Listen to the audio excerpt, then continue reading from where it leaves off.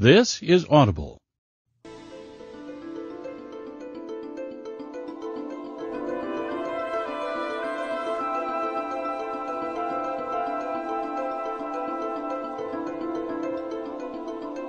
Audible Inc.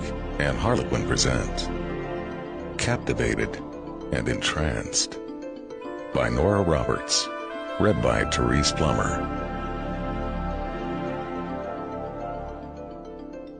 Prologue. She was born the night the witch tree fell. With the first breath she drew, she tasted the power, the richness of it, and the bitterness. Her birth was one more link in a chain that had spanned centuries. A chain that was often gilded with the sheen of folklore and legend. But when the chain was rubbed clean, it held fast, tempered by the strength of truth. There were other worlds, other places, where those first cries of birth were celebrated. Far beyond the sweeping vistas of the Monterey coast, where the child's lusty cry echoed through the old stone house, the new life was celebrated.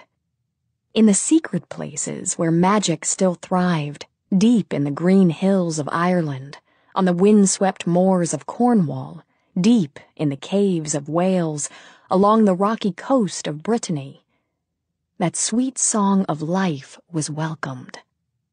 And the old tree, hunched and gnarled by its age and its marriage to the wind, was a quiet sacrifice.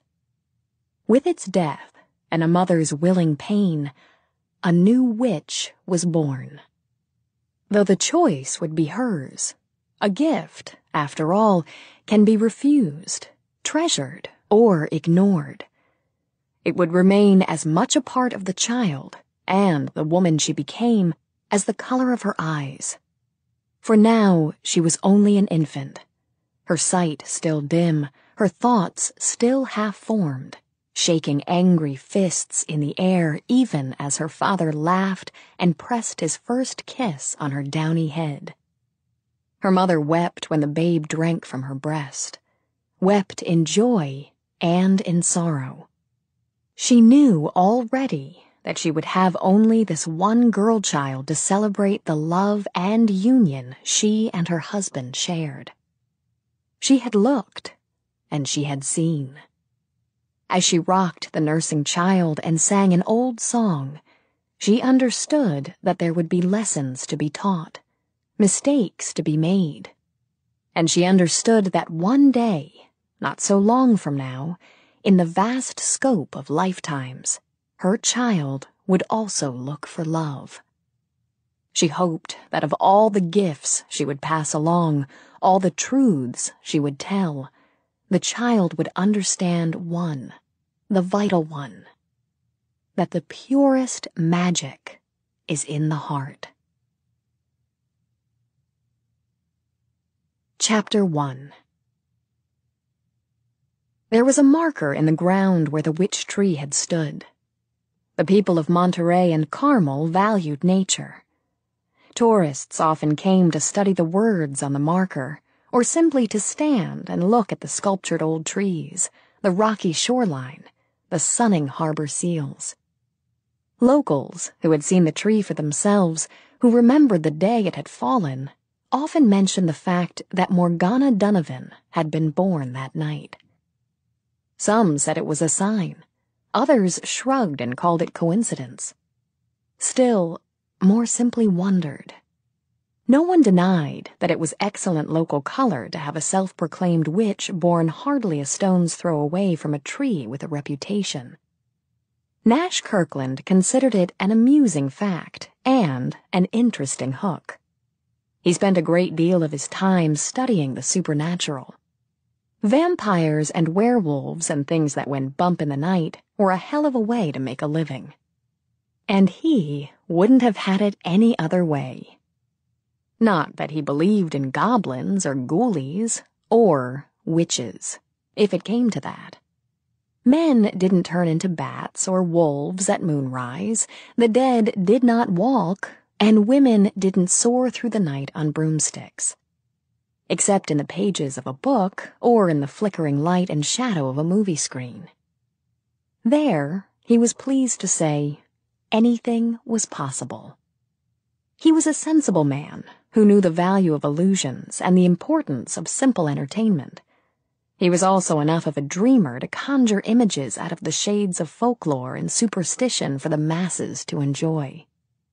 He'd fascinated the horror film buff for 7 years, starting with his first and surprisingly successful screenplay, Shapeshifter. The fact was, Nash loved seeing his imagination come to life on screen.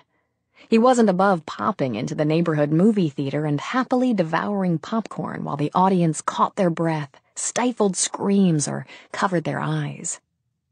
He delighted in knowing that the people who plunked down the price of a ticket to see one of his movies were going to get their money's worth of chills. He always researched carefully. While writing the gruesome and amusing Midnight Blood, he'd spent a week in Romania interviewing a man who swore he was a direct descendant of Vlad the Impaler, Count Dracula. Unfortunately, the Count's descendant hadn't grown fangs or turned into a bat, but he had proven to possess a wealth of vampire lore and legend. It was such folk tales that inspired Nash to spin a story, particularly when they were related by someone whose belief gave them punch. And people considered him weird, he thought, grinning to himself as he passed the entrance to 17 Mile Drive. Nash knew he was an ordinary grounded-to-earth type, at least by California standards. He just made his living from illusion, from playing on basic fears and superstitions, and the pleasure people took in being scared silly. He figured his value to society was his ability to take the monster out of the closet and flash it on the silver screen in Technicolor, usually adding a few dashes of unapologetic sex and sly humor. Nash Kirkland could bring the boogeyman to life, turn the gentle Dr. Jekyll into the evil Mr. Hyde, or invoke the mummy's curse. All by putting words on paper. Maybe that was why he was a cynic. Oh, he enjoyed stories about the supernatural, but he, of all people, knew that was all they were. Stories. And he had 1,000,000 of them.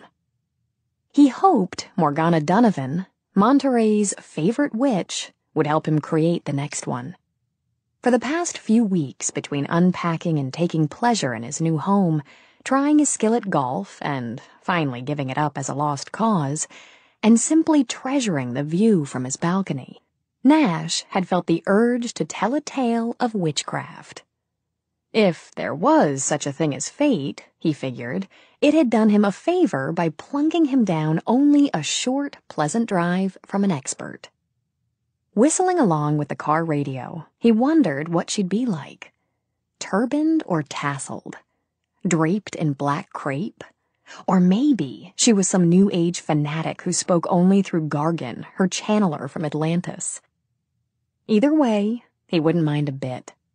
It was the loonies in the world that gave life its flavor. He'd purposely avoided doing any extensive research on the witch.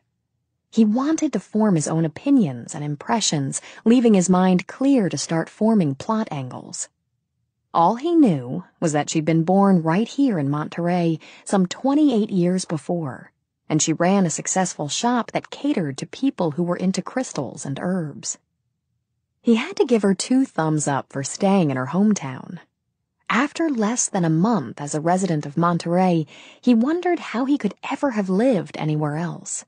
And God knew, he thought as his angular face creased in a grimace, he'd already lived just about everywhere. Again, he had to thank his luck for making his scripts appealing to the masses. His imagination had made it possible for him to move away from the traffic and smog of L.A. to this priceless spot in Northern California. It was barely March, but he had the top down on his Jag, and the bright, brisk breeze whipped through his dark blonde hair. There was the smell of water. It was never far away here, of grass neatly clipped, of the flowers that thrived in the mild climate. The sky was cloudless, a beautiful blue. His car was purring like a big, lean cat. He'd recently disentangled himself from a relationship that had been rushing downhill, and he was about to start a new project. As far as Nash was concerned, life was perfect. He spotted the shop. As he'd been told, it stood neatly on the corner, flanked by a boutique and a restaurant. The businesses were obviously doing well, as he had to park more than a block away. He didn't mind the walk. His long jeans-clad legs ate up the sidewalk. He passed a group of tourists who were arguing over where to have lunch, a pencil-slim woman in fuchsia silk leading 2 Afghan hounds, and a businessman who strolled along chatting on his cell phone. Nash loved California. He stopped outside the shop. The sign painted on the window simply read, Wicca. He nodded, smiling to himself. He liked it. The old English word for witch. It brought to mind images of bent old women trundling through the villages to cast spells and remove warts. Exterior scene, day, he thought. The sky is murky with clouds. The wind rushes and howls. In a small, run-down village with broken fences and shuttered windows, a wrinkled old woman hurries down a dirt road, a heavy covered basket in her arms. A huge black raven screams as it glides by. With a flutter of wings, it stops to perch on a rusted gatepost. Bird and woman stare at each other. From somewhere in the distance comes a long, desperate scream. Nash lost the image when someone came out of the shop, turned, and bumped into him. Sorry, came the muffled apology. He simply nodded. Just as well, Nash thought. It wouldn't do to take the story too far until he'd talked to the expert. For now, what he wanted was to take a good look at her wares. The window display was impressive, he noted, and showed a flair for the dramatic. Deep blue velvet was draped over stands of various heights and widths, so that it resembled a wide river with dark waterfalls. Floating over it were clusters of crystals, sparkling like magic in the morning sun. Some were as clear as glass, while others were of almost heartbreaking hues. Rose and aqua, royal purple, ink black. They were shaped like wands or castles or small, surrealistic cities. Lips pursed, he rocked back on his heels. He could see how they would appeal to people. The colors, the shapes, the sparkle. That anybody could actually believe a hunk of rock held any kind of power was one more reason to marvel at the human brain. Still, they were certainly pretty enough. Above the clusters, faceted drops hung from thin wires and tossed rainbows everywhere. Maybe she kept the cauldrons in the back. The idea made him chuckle to himself. Still, he took a last look at the display before pushing open the door. It was tempting to pick up a few pieces for himself. A paperweight or a sun catcher. He might just settle for that, if she wasn't selling any dragon scales or wolf's teeth. The shop was crowded with people. His own fault, Nash reminded himself, for dropping in on a Saturday. Still, it would give him time to poke around and see just how a witch ran a business in the 20th century. The displays inside were just as dramatic as those glistening in the window. Huge chunks of rock, some sliced open to reveal hundreds of crystal teeth. Dainty little bottles filled with colored liquid. Nash was slightly disappointed when he read one label and discovered that it was a rosemary bath balm for relaxing the senses. He'd hoped for at least one love potion. There were more herbs, packaged for potpourri, for tea, and for culinary uses, as well as candles in soft colors and crystals in all shapes and sizes. Some interesting jewelry, again leaning heavily on crystals, was sparkling behind glass. artwork, paintings, statues, sculpture, all so cleverly placed that the shop might more accurately have been termed a gallery. Nash, always interested in the unusual, took a fancy to a pewter lamp fashioned in the shape of a winged dragon with glowing red eyes. Then he spotted her. One look had him certain that this was the very image of the modern witch. The sulky-looking blonde was holding a discussion with two customers over a table of tumbling stones. She had a luscious little body poured into a sleek black jumpsuit. Glittery earrings hung to her shoulders, and rings adorned every finger. The fingers ended in long, lethal-looking red nails. Attractive, isn't he? The smoke-edged voice had Nash turning away from the dragon. This time, one look had him forgetting the stacked young witch in the corner.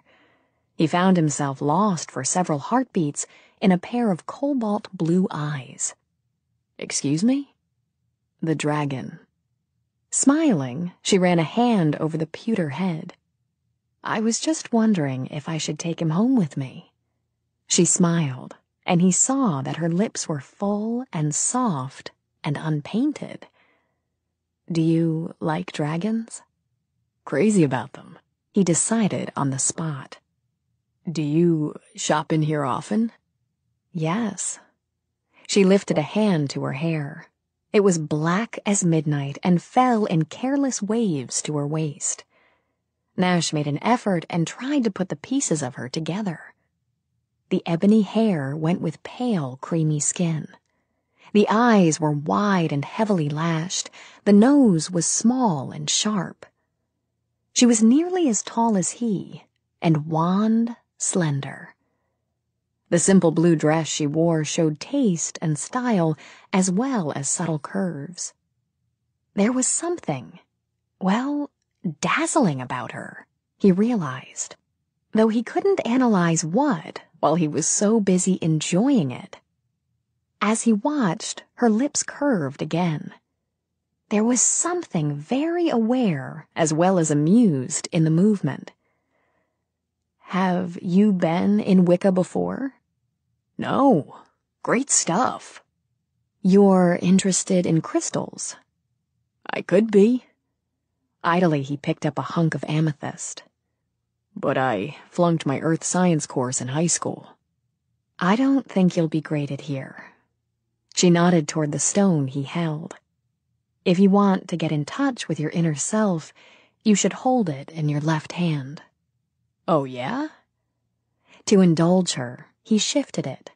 He hated to tell her he didn't feel a thing, other than a shaft of pleasure at the way the dress skimmed around her knees.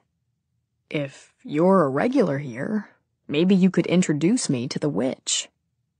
Brow lifted, she followed his look as he glanced at the blonde, who was finishing up her sail. Do you need a witch? I guess you could say that. She turned those wonderful blue eyes on him again. You don't look like the type who'd come looking for a love spell. He grinned. Thanks, I think. Actually, I'm doing some research. I write movies. I want to do a story on witchcraft in the 90s. You know, secret covens, sex, and sacrifices. Ah. When she inclined her head, clear crystal drops swung at her ears. Nubile women doing ring dances sky-clad, naked, she explained. Mixing potions by the dark of the moon to seduce their hapless victims into orgies of prurient delights. More or less. He leaned closer and discovered that she smelled as cool and dark as a forest in moonlight. Does this Morgana really believe she's a witch? She knows what she is. Mr. Kirkland. Nash Kirkland. Her laugh was low and pleased. Of course. I've enjoyed your work. I particularly liked Midnight Blood. You gave your vampire a great deal of wit and sensuality without trampling on tradition. There's more to being undead than graveyard dirt and coffins. I suppose. And there's more to being a witch than stirring a cauldron. Exactly. That's why I want to interview her. I figure she's got to be a pretty sharp lady to pull all this off. Pull off? She repeated as she bent to pick up a huge white cat that had sauntered over to flow around her legs. The reputation, he explained. I heard about her in L.A. People bring me weird stories. I'm sure they do. She stroked the cat's massive head. Now Nash had 2 pair of eyes trained on him. 1 pair of cobalt and 1 of amber. But you don't believe in the craft or the power. I believe I can make it into a hell of a good story. He smiled, putting considerable charm into it. So how about it? Put in a good word for me with the witch? She studied him. A cynic, she decided, and one entirely too sure of himself. Life, she thought, was obviously one big bed of roses for Nash Kirkland. Maybe it was time he felt a few thorns. I don't think that'll be necessary. She offered him a hand, long and slender and adorned with a single ring of hammered silver. He took it automatically, then hissed out a breath as a jolt of electricity zinged up to his shoulder. She just smiled. I'm your witch, she said. Static electricity, Nash told himself a moment later, after Morgana had turned away to answer a question from a customer about St. John's wort. She'd been holding that giant cat, rubbing the fur. That was where the shock had come from. But he flexed his fingers unconsciously. Your witch, she'd said. He wasn't sure he liked her use of that particular pronoun. It made things a bit too uncomfortably intimate. Not that she wasn't a stunner, but the way she'd smiled at him when he jolted had been more than a little unnerving. It had also told him just why he'd found her dazzling. Power. Oh, not that kind of power, Nash assured himself as he watched her handle a bundle of dried herbs. But the power some beautiful women seem to be born with. Innate sexuality and a terrifying self-confidence. He didn't like to think of himself as the kind of man who was intimidated by a woman's strength of will, yet there was no denying that the soft, yielding sort was easier to deal with. In any case, his interest in her was professional. Not purely, he amended. A man would have to have been dead a decade to look at Morgana Donovan and keep his thoughts on a straight professional plane. But Nash figured he could keep his priorities in order.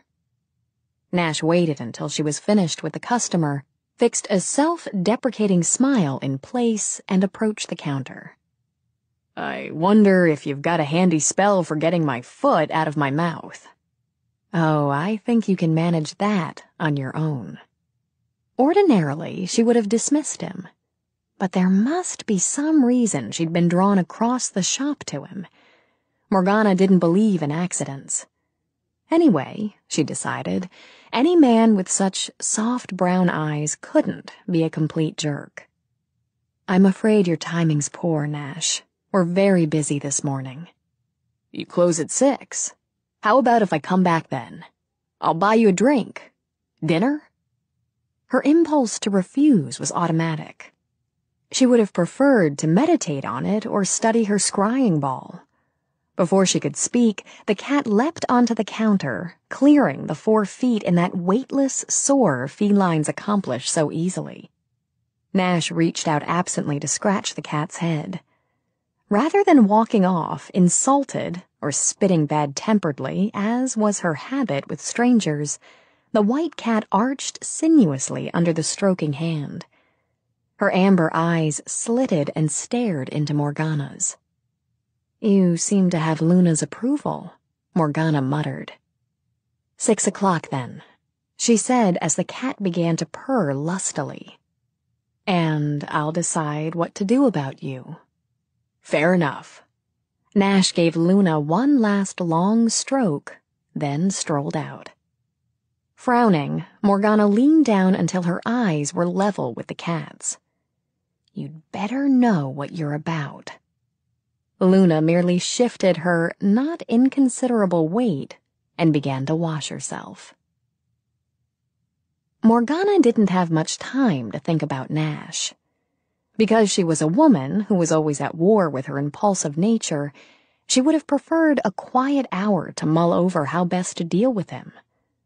With her hands and mind busy with a flood of customers, Morgana reminded herself that she would have no trouble handling a cocksure storyteller with puppy dog eyes. Wow. Mindy, the lavishly built blonde Nash had admired, plopped down on a stool behind the counter. We haven't seen a crowd like that since before Christmas. I think we're going to have full Saturdays throughout the month. Grinning, Mindy pulled a stick of gum out of the hip pocket of her snug jumpsuit. Did you cast a money spell?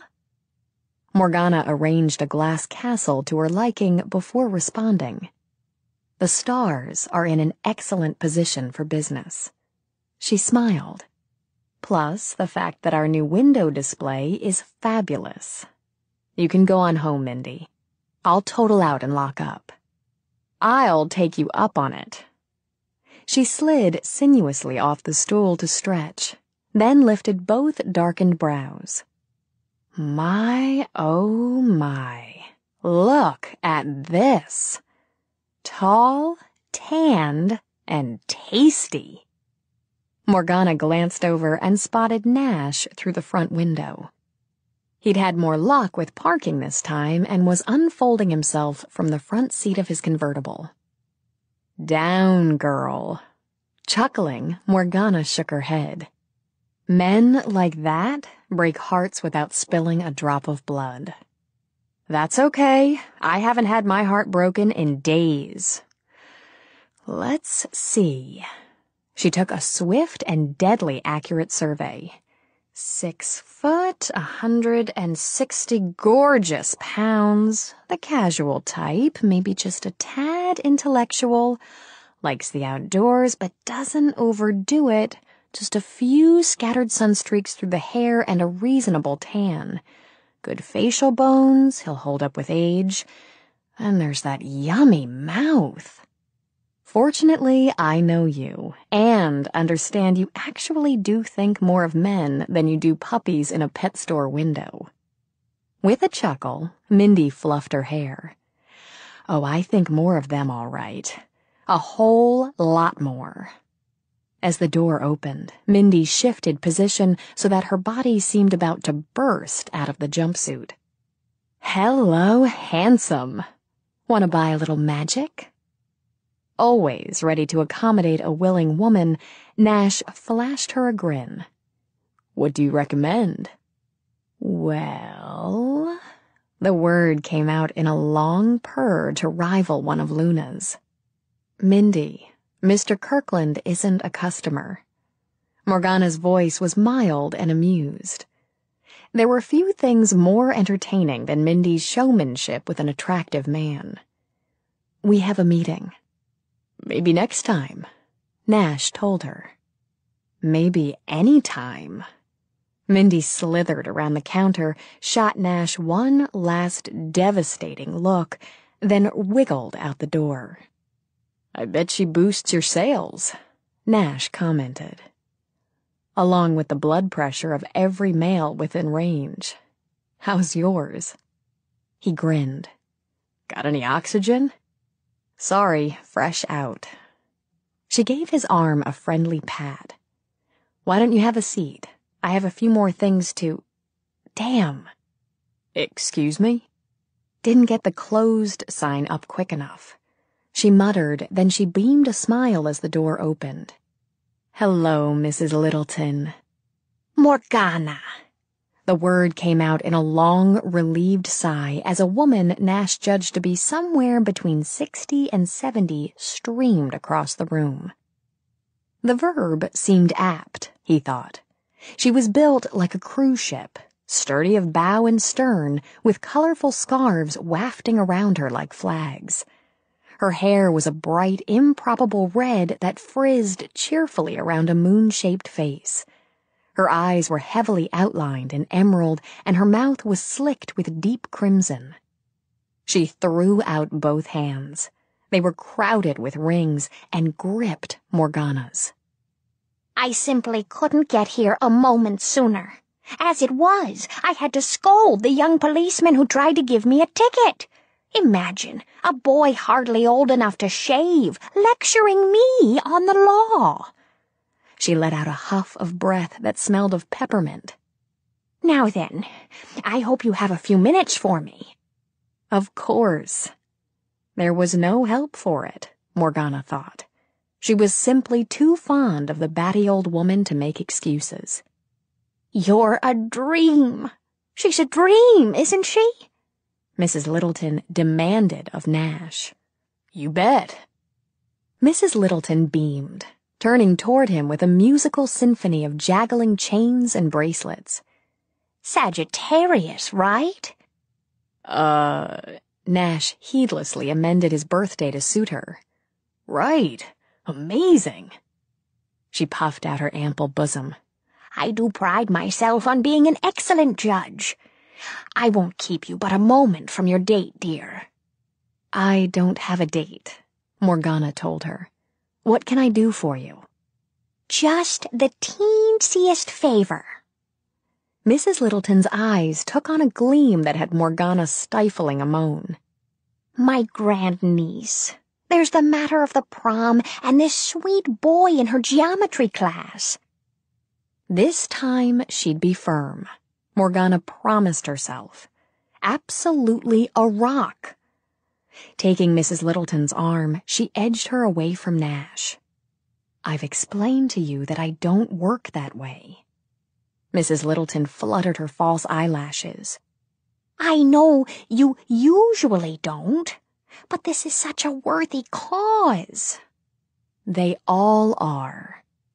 Narrowing her eyes at Nash, who'd shifted closer, Morgana pulled Mrs. Littleton across the room.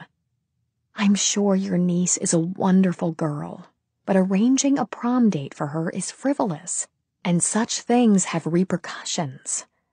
No, she said, when Mrs. Littleton began to protest. If I did arrange it, changing something that shouldn't be changed, it could affect her life. It's only one night. Altering fate one night potentially alters it for centuries. Mrs. Littleton's downcast look had Morgana feeling like a miser, refusing a starving man a crust of bread. I know you only want her to have a special night, but I just can't play games with destiny. She's so shy, you see, Mrs. Littleton said with a sigh. Her ears were sharp enough to have heard the faint weakening in Morgana's resolve.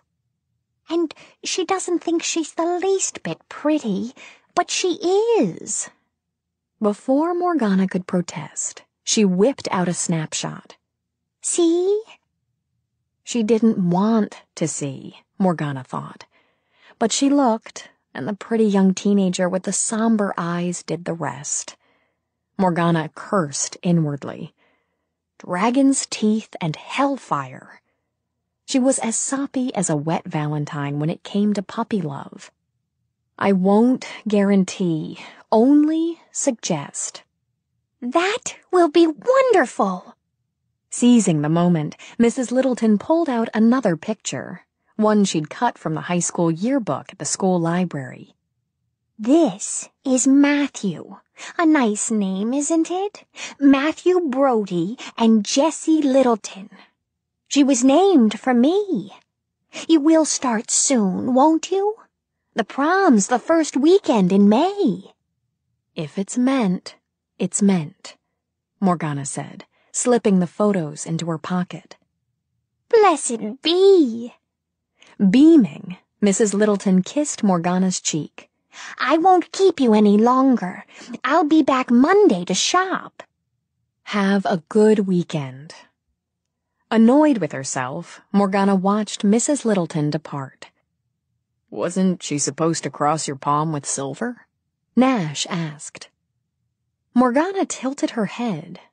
The anger that had been directed solely at herself shot out of her eyes. "I don't profit from power." He shrugged, then walked toward her. "I hate to point it out, but she twisted you around her finger." A faint flush crept into her cheeks. If there was anything she hated more than being weak, it was being weak in public. "I'm aware of that." Lifting a hand, he rubbed his thumb over her cheek to wipe away the faint smear of crimson Mrs. Littleton had left there. "I figured witches would be tough."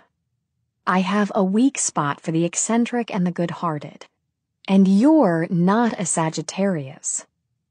He was sorry he had to remove his thumb from her cheek. Her skin was as cool and smooth as milk. "No? What then?" "Gemini." His brow lifted, and he stuck his hand in his pocket. "Good guess." His discomfort made her feel a little better. "I rarely guess. Since you were nice enough not to hurt her feelings, I won't take out my annoyance on you. Why don't you come in the back? I'll brew us some tea." She laughed when she saw his expression. "All right, I'll pour us some wine." "Better." He followed her through a door behind the counter into a room that served as storage, office, and kitchenette. Though it was a small area, it didn't seem overly crowded. Shelves lined 2 walls and were stacked with boxes, uncrated stock, and books. A curvy cherry desk held a brass lamp shaped like a mermaid, an efficient-looking 2-line phone, and a pile of paperwork held in place by a flat-bottomed glass that tossed out color and reflection. Beyond that was a child-size refrigerator, a 2-burner stove, and a drop-leaf table with 2 chairs.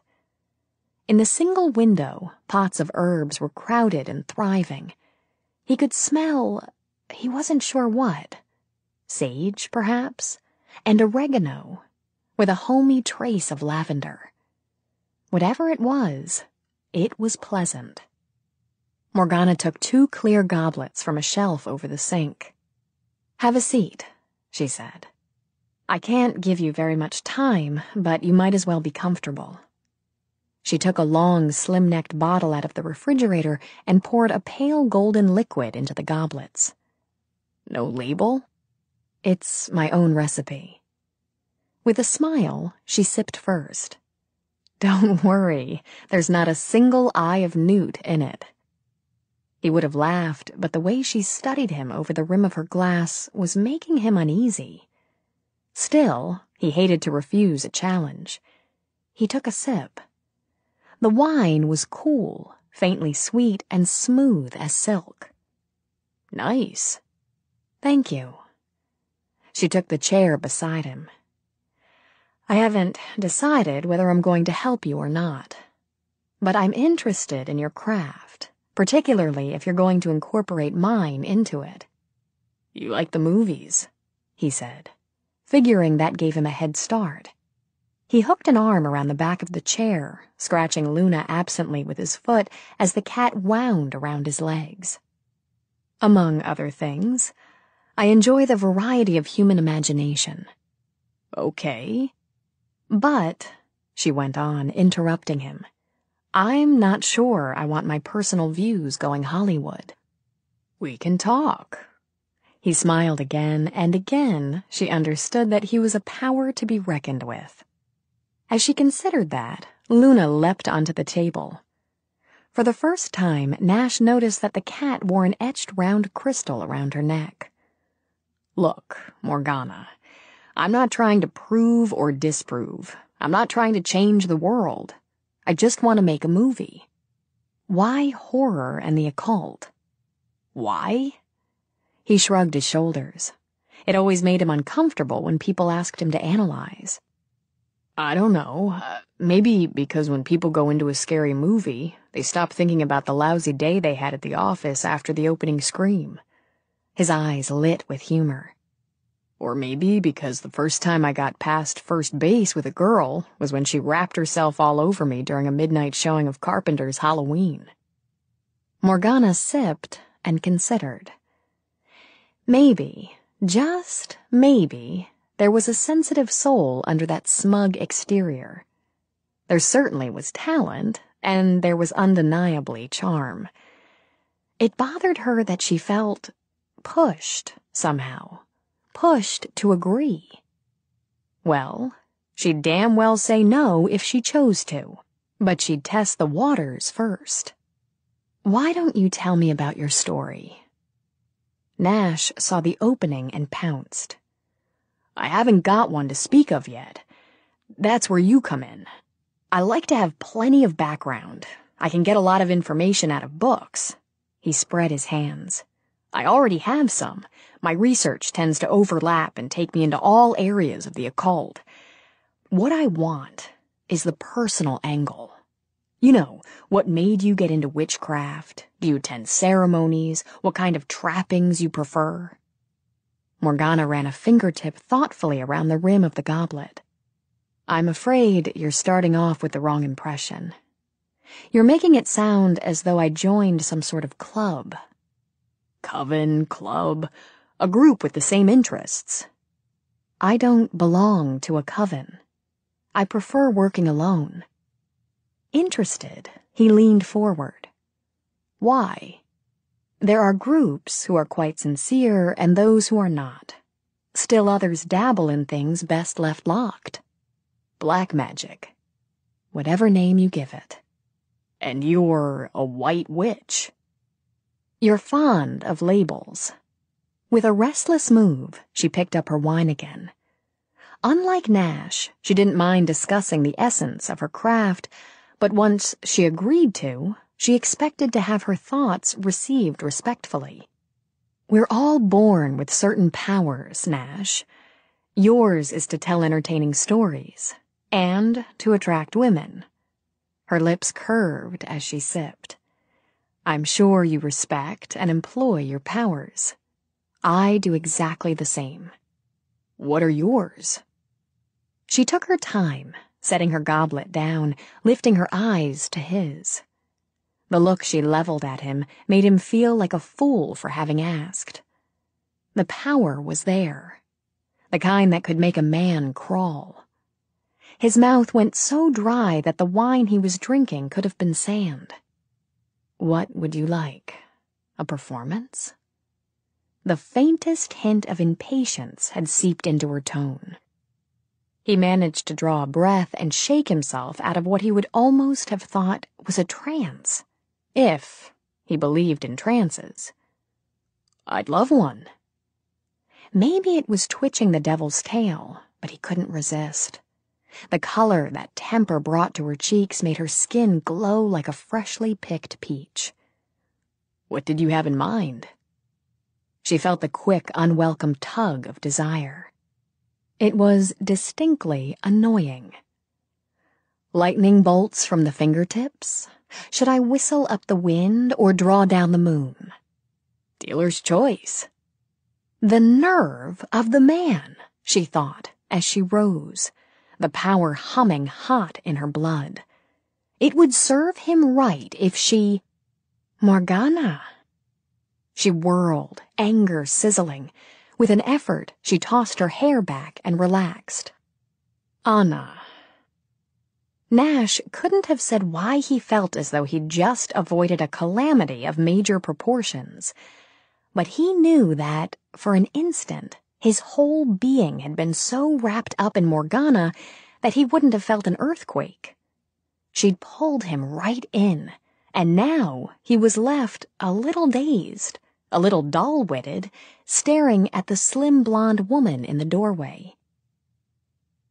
She was lovely, and, though a head shorter than Morgana, she exuded an odd kind of soothing strength. Her eyes were a soft, calm gray, and they were focused on Morgana. In her arms, she carried a box that was overflowing with flowering herbs. You didn't have the sign up, Anastasia said. So I came in the front. Let me take that. Messages passed between the two women. Nash didn't have to hear them to know it. Anna, this is Nash Kirkland. Nash, my cousin, Anastasia. I'm sorry to interrupt. Her voice, low and warm, was as soothing as her eyes. You're not, Morgana said as Nash got to his feet. Nash and I were just finished. Just beginning, he told her. But we can pick it up later. Nice to meet you, he said to Anastasia. Then he smiled at Morgana and tucked her hair behind her ear. Till next time. Nash. Morgana set the box down and took out a small pot of blooms. A gift. She offered it and her sweetest smile. Sweet peas, she explained, to symbolize departure. He couldn't resist. Leaning over the box, he touched his lips to hers. For the hell of it. He sauntered out. In spite of herself, Morgana chuckled. Anastasia settled into a chair with a contented sigh. Want to tell me about it? Nothing to tell. He's a charming annoyance. A writer with very typical views on witches. Oh, that Nash Kirkland. To please herself, Anastasia picked up Morgana's half-full goblet and sipped. The one who wrote that gory movie you and Sebastian dragged me to. It was really quite intelligent and sly. Anastasia drank again. And gory. Then again, you've always enjoyed that kind of thing. Watching evil is an entertaining way to reaffirm good. She frowned. Unfortunately, Nash Kirkland does very superior work. That may be. I'd rather watch the Marx Brothers. Automatically, she walked over to check the herbs in Morgana's window. I couldn't help but notice the tension. You looked as if you were about to turn him into a toad when I walked in. The thought gave Morgana a moment of sterling pleasure. I was tempted. Something about that smugness set me off. You're too easily set off. You did say you were going to work on control, didn't you, love? Scowling, Morgana snatched up Nash's glass.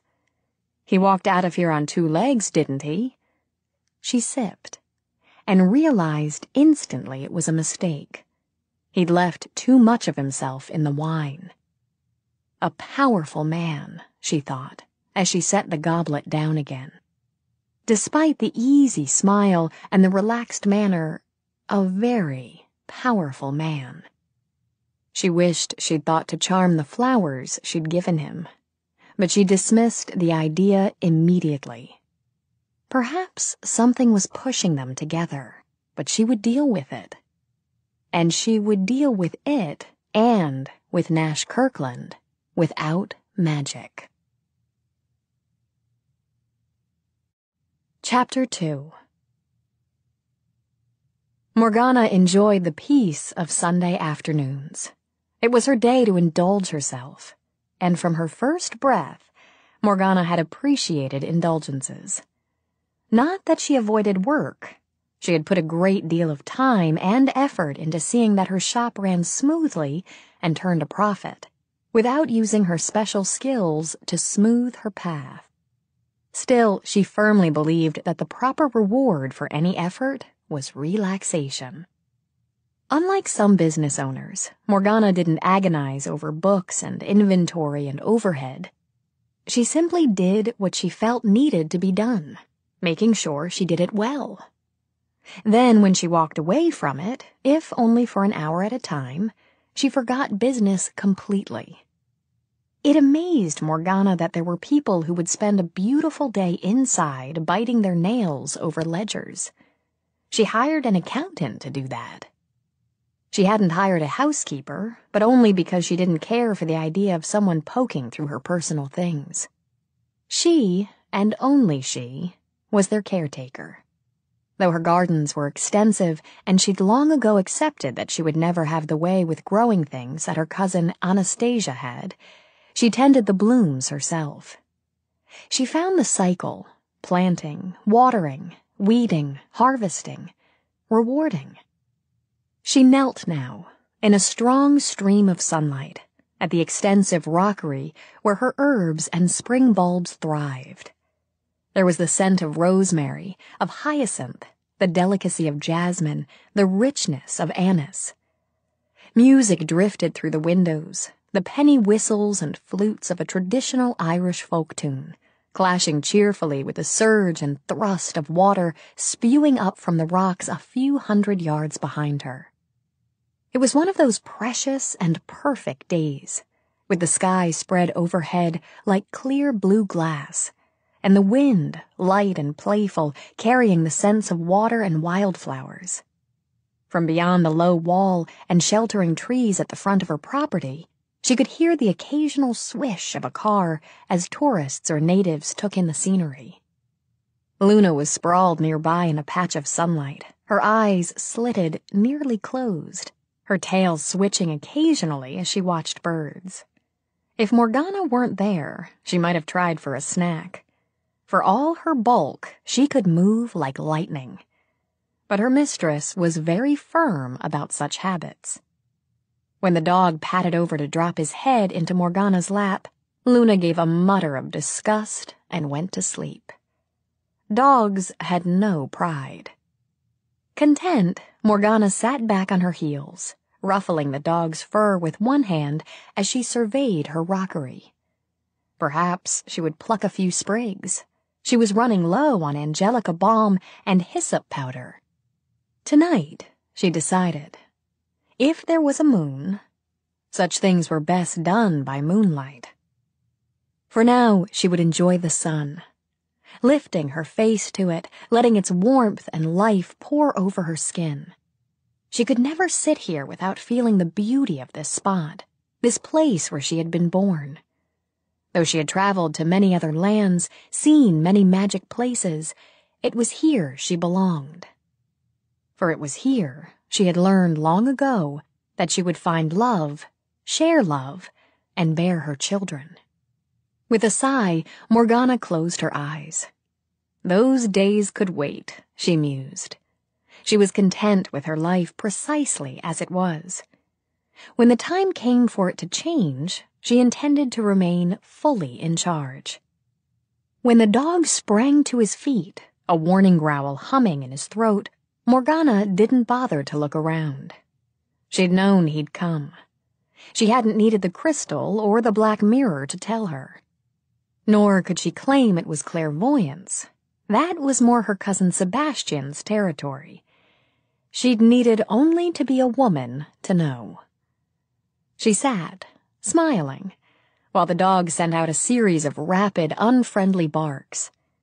She would see just how Nash Kirkland handled the situation. How was a man supposed to react when the woman he'd come to see was being guarded by he was sure it couldn't really be a wolf, but it sure as hell looked like one. He was doubly sure that if she gave the word, the sleek silver beast would take one long leap and go for his throat. Nash cleared his throat, then jolted when something brushed his leg. Glancing down, he noted that Luna, at least, had decided to be friendly. "Nice dog you got there," he said cautiously. "Nice, big dog." Morgana deigned to glance over her shoulder. "Out for a Sunday drive?" "More or less." The dog had subsided into those low, dangerous growls again. Nash felt a bead of sweat slide down his back as the mass of muscle and teeth stalked toward him to sniff at his shoes. Then the dog looked up, and Nash was struck by the gleam of deep blue eyes against that silver fur. "God, you're a beauty, aren't you?" He held out a hand, sincerely hoping the dog would let him keep it. It was sniffed thoroughly, then rewarded with a lick. Lips pursed, Morgana studied them. Pan had never so much as nipped anyone's ankle, but neither was he given to making friends so quickly. You have a way with animals. Nash was already crouched down to give the dog a brisk scratching. All throughout his childhood, he'd yearned for a dog. It surprised him to realize that his boyhood desire had never quite faded. They know I'm just a kid at heart. What breed is he? Pan? Her smile was slow and secret. We'll just say he's a Donovan. What can I do for you, Nash? He looked over. She was in the sunlight, her hair bundled under a wide-brimmed straw hat. Her jeans were too tight and her t-shirt was too baggy. Because she hadn't used gardening gloves, her hands were smeared with rich, dark earth. Her feet were bare. It hadn't occurred to him that bare feet could be sexy. Until now.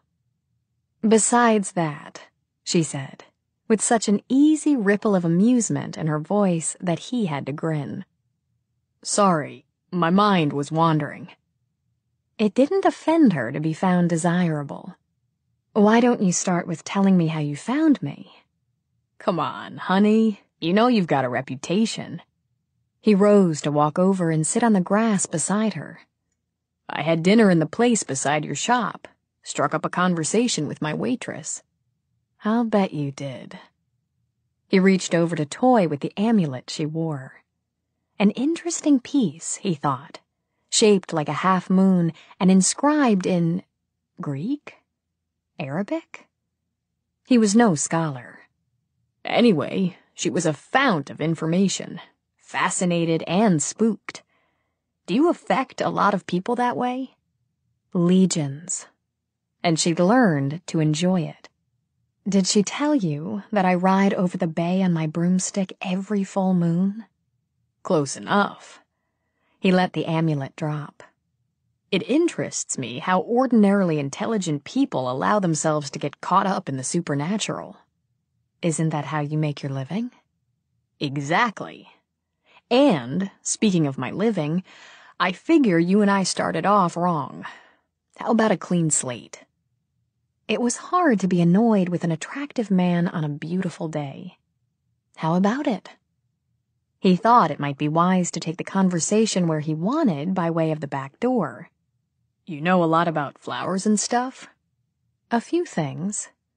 She shifted to finish planting a fresh pot of lemon balm.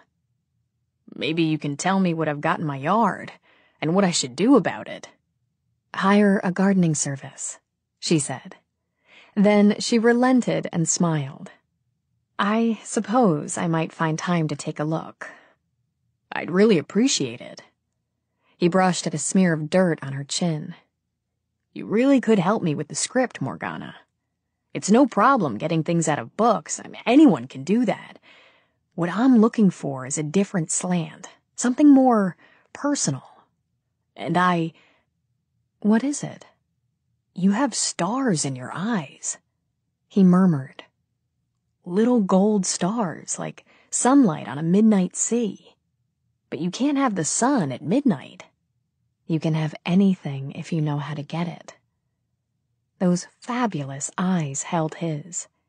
He couldn't have looked away to save his soul. Tell me what you want, Nash. To give people a couple of enjoyable hours. To know they'll forget problems, reality, everything when they step into my world. A good story's like a door, and you can go through it whenever you need to. After you've read it or seen it or heard it, you can still go back through it. Once it's yours, it's always yours. He broke off, startled and embarrassed. This kind of philosophizing didn't fit in with his carefree image. He'd had expert interviewers dig at him for hours without unearthing a statement as simple and genuine as that. And all she'd done was ask. And, of course, I want to make pots of money, he added, trying to grin. His head felt light, his skin too warm. I don't see that one desire has to be exclusive of the other. There have been storytellers in my family from the fairy days down to my mother. We understand the value of stories. Perhaps that was why she hadn't dismissed him from the outset. She respected what he did. That, too, was in her blood. Consider this. She leaned forward, and he felt the punch of something in his gut, something that went beyond her beauty. If I agreed to help you, I refused to let you fall back on the lowest common denominator. The old crone, cackling as she mixes henbane in the cauldron. He smiled. Convince me. Be careful what you dare, Nash. She murmured, rising. Come inside. I'm thirsty. Since he was no longer worried about being chewed up by her guard dog, who was now strolling contentedly beside them, Nash took time to admire her house. He already knew that many of the homes along the Monterey Peninsula were extraordinary and unique. He'd bought one himself. Morgana's had the added allure of age and grace. It was 3 stories of stone, turreted and towered, to suit a witch, he supposed. But it was neither Gothic nor grim. Tall, graceful windows flashed in the sunlight, and climbing flowers crept up the walls to twine and tangle in lacy ironwork. Carved into the stone were winged fairies and mermaids, adding charm. Lovely robed figures served as rainspouts. Interior scene night, he mused. Inside the topmost tower of the old stone house by the sea, the beautiful young witch sits in a ring of candles. The room is shadowy, with the light fluttering over the faces of statues, the stems of silver goblets, a clear orb of crystal. She wears a sheer white robe open to the waist. A heavy carved amulet hangs between the swell of her breasts.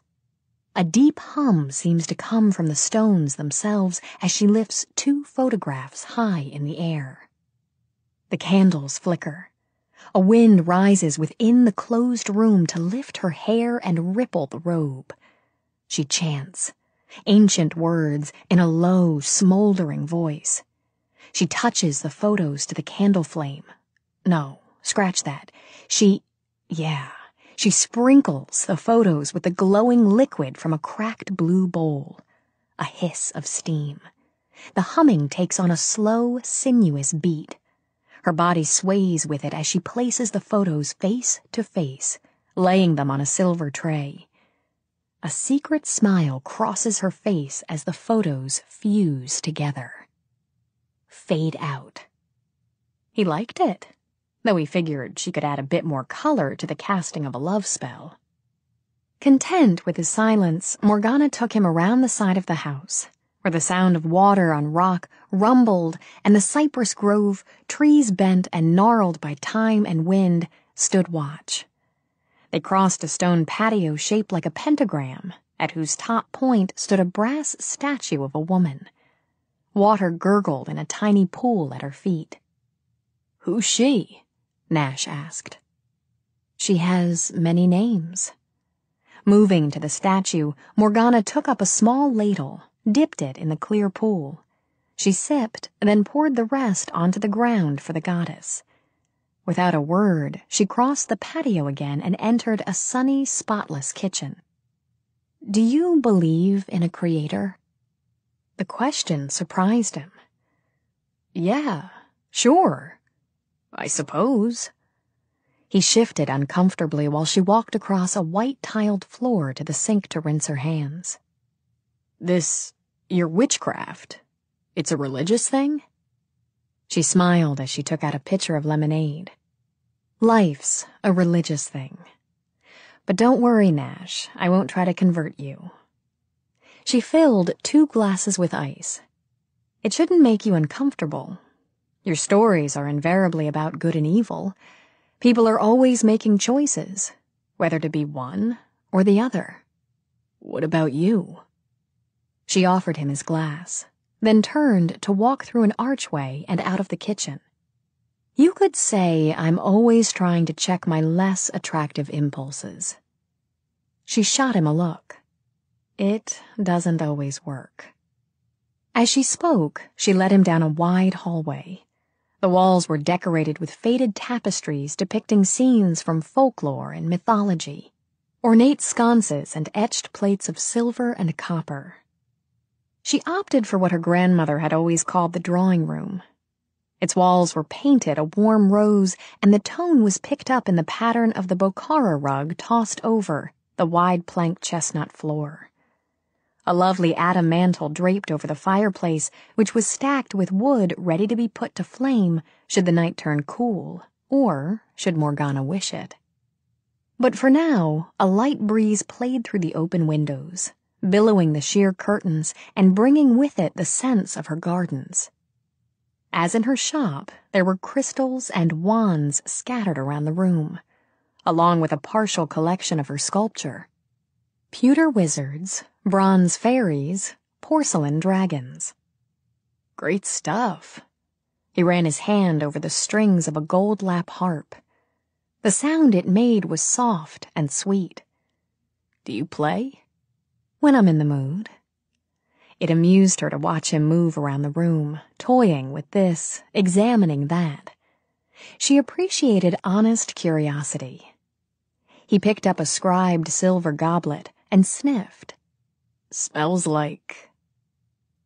Hellfire? She suggested. He set it down again, preferring a slender amethyst wand crusted with stones and twined with silver threads. Magic wand? Naturally. Be careful what you wish for, she told him, taking it delicately from his hand. He shrugged and turned away, missing the way the wand glowed before Morgana put it aside. I've collected a lot of this kind of thing myself. You might like to see. He bent over a clear glass ball and saw his own reflection. I picked up a shaman's mask at an auction last month and a scrying mirror. Looks like we have something in common. A taste in art. She sat on the arm of the couch. And literature. He was poking through a bookshelf. Lovecraft? Bradbury? I've got this edition of The Golden Dawn. Stephen King, Hunter Brown, McCaffrey. Hey, is this? He pulled out the volume and opened it reverently. It's a first edition of Bram Stoker's Dracula. He looked over at her. Will you take my right arm for it? I'll have to get back to you on that. I always hoped he'd have approved of Midnight Blood. As he slipped the book back into place, another caught his eyes. 4 golden balls, the Fairy King. He skimmed a finger over the slim volumes. Whistle Up the Wind. You've got her entire collection. Envy stirred in his blood. And in first editions. You read, Bryna? Are you kidding? It was too much like meeting an old friend. He had to touch, to look, even to sniff. I've read everything she's written a dozen times. Anyone who thinks they're just for kids is nuts. It's like poetry and magic and morality all rolled into one. And of course, the illustrations are fabulous. I'd kill for a piece of the original artwork, but she just won't sell. Interested, Morgana tilted her head. Have you asked? I filtered some pitiful pleas through her agent. No dice. She lives in some castle in Ireland, and probably papers the walls with her sketches. I wish... He turned at Morgana's quiet laugh. Actually, she keeps them in thick albums, waiting for the grandchildren she hopes for. Donovan. He tucked his thumbs into his pockets. Bryna Donovan. That's your mother. Yes, and she'd be delighted to know you approve of her work. She lifted her glass. From one storyteller to another. My parents lived in this house off and on for several years. Actually, she wrote her first published work upstairs while she was pregnant with me. She always says I insisted she write the story down. Does your mother believe you're a witch? It would be better to ask her that yourself, if you get the opportunity. You're being evasive again. He walked over to sprawl comfortably on the couch beside her. It was impossible not to be comfortable with a woman who surrounded herself with things he himself loved. Let's put it this way. Does your family have any problem with your interests? She appreciated the way he relaxed, legs stretched, body at ease, as if he'd been making himself at home on her couch for years. My family has always understood the need to focus energies in an individual direction. Do your parents have a problem with your interests? I never knew them. My parents. I'm sorry. The mocking light in her eyes turned instantly to sympathy. Her family had always been her center. She could hardly imagine living without them. It wasn't a big deal. But he rose again, uneasy with the way she'd laid a comforting hand on his shoulder. He'd come too far from the bad old days to want any sympathy. I'm interested in your family's reactions. I mean, how would most parents feel? What would they do if they found their kid casting spells? Did you decide to start dabbling as a child? Sympathy vanished like a puff of smoke. Dabbling? She repeated, eyes slitted. I may want to have a prologue, showing how the main character got involved. He was paying less attention to her than to the room itself, the atmosphere. As he worked out his thoughts, he paced. Not nervously, not even restlessly, but in a way that made it obvious that he was taking stock of everything he could see. Maybe she gets pushed around by the kid next door and turns him into a frog. He continued, oblivious to the fact that Morgana's jaw had tensed. Or she runs into some mysterious woman who passes on the power. I kinda like that. As he roamed, he played with the ideas, slender threads that could be woven into whole cloth for a story. I'm just not sure of the angle I want to use, so I figured we'd start by playing it straight. You tell me what started you off, books you read, whatever, then I can twist it to work as fiction. She was going to have to watch her temper, and watch it carefully. When she spoke, her voice was soft and carried a ring that made him stop in the center of the rug. I was born with elvish blood. I am a hereditary witch, and my heritage traces back to Finn of the Celts. My power is a gift passed on from generation to generation. When I find a man of strength, we'll make children between us, and they will carry it beyond me. He nodded, impressed. That's great. So she didn't want to play it straight, he thought. He'd humor her. The stuff about elvish blood had terrific possibilities. So, when did you first realize you were a witch? The tone of his voice had her temper slipping a notch. The room shook as she fought it back. Nash snatched her off the couch so quickly that she didn't have time to protest. He'd pulled her toward the doorway when the shaking stopped. Just a tremor, he said, but he kept his arms around her. I was in San Francisco during the last big one. Because he felt like an idiot, he gave her a lopsided grin. I haven't been able to be casual about a shake since. So, he thought it was an earth tremor. Just as well, Morgana decided. There was absolutely no reason for her to lose her temper or to expect him to accept her for what she was. In any case, it was sweet, the way he jumped to protect her. You could move to the Midwest. Tornadoes. Since he was here, and so was she, he saw no reason to resist running his hands up her back. He enjoyed the way she leaned into the stroke like a cat. Morgana tilted her head back. Staying angry seemed a waste of time when her heart gave such an eager leap. It was perhaps unwise of them to test each other this way, but wisdom was often bland. The East Coast, she said, letting her own hands skim up his chest. Blizzards. He nudged her closer, wondering for just an instant why she seemed to meld with him so perfectly, body to body. The South. She twined her arms around his neck, watching him steadily through a fringe of dark lashes. Hurricanes. He tipped the hat off her head so that her hair tumbled down to fill his hands like warm silk. Disasters are everywhere, he murmured. Might as well stay put and deal with the one that's yours. You won't deal with me, Nash. She brushed her lips teasingly over his. But you're welcome to try. He took her mouth confidently. He didn't consider women a disaster. Perhaps he should have. It was more turbulent than any earthquake, more devastating than any storm. He didn't feel the ground tremble or hear the wind roar, but he knew the moment her lips parted beneath his that he was being pulled in by some irresistible force that man had yet to put a name to. She was molded against him, soft and warm as melted wax.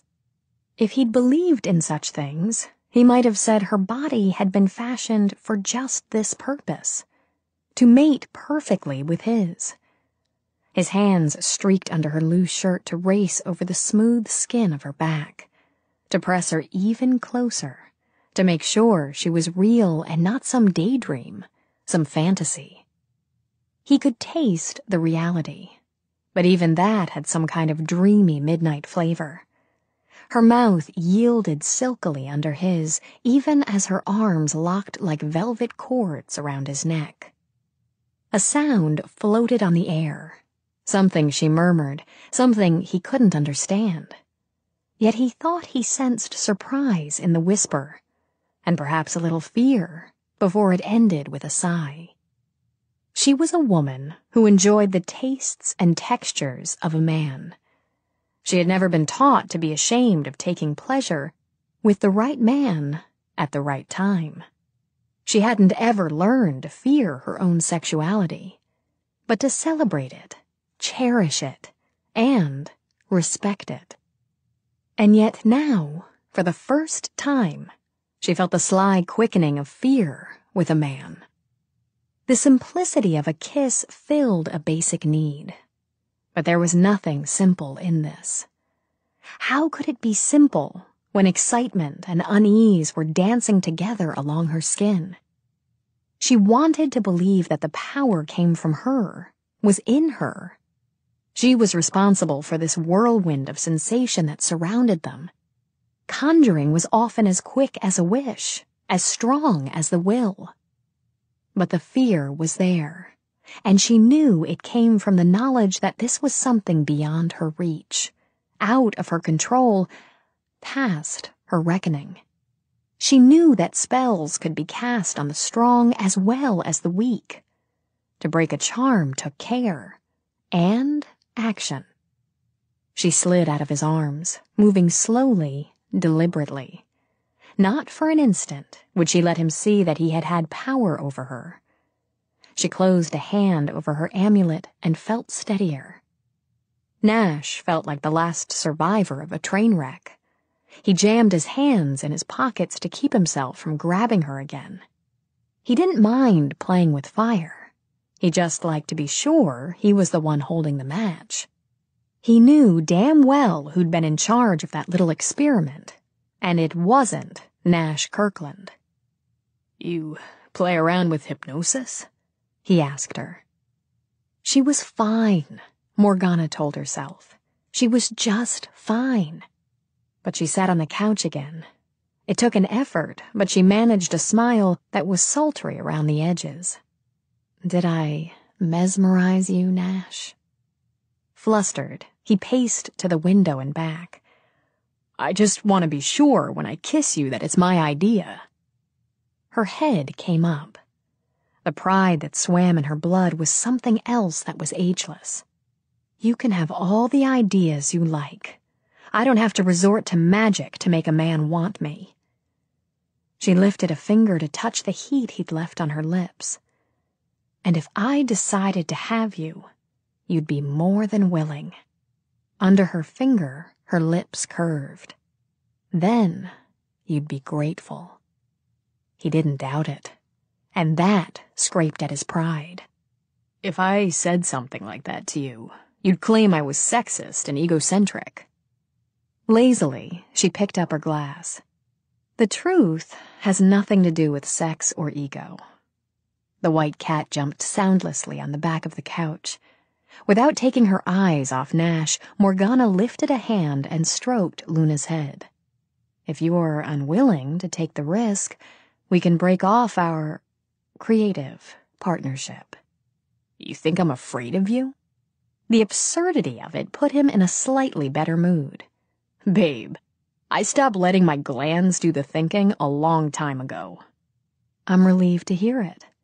I'd hate to think of you as some calculating woman's love slave. The point is, he said between his teeth, if we're going to work this out, we'd better have some rules. He had to be out of his mind, Nash decided. 5 minutes ago, he had a gorgeous, sexy, incredibly delicious woman in his arms, and now he was trying to think up ways to keep her from seducing him. No. Lips pursed, Morgana considered. I'm not very good with rules. You'll just have to take your chances. But I'll make a deal with you. I won't lure you into any compromising situations if you'll stop taking smug little potshots at witchcraft. She combed her hair back with her fingers. It irritates me, and I sometimes do things I regret when I'm irritated. I have to ask questions, then learn to accept the answers. Calm but determined, she rose. I don't lie, or at least I rarely do. I'm not sure why I've decided to share my business with you.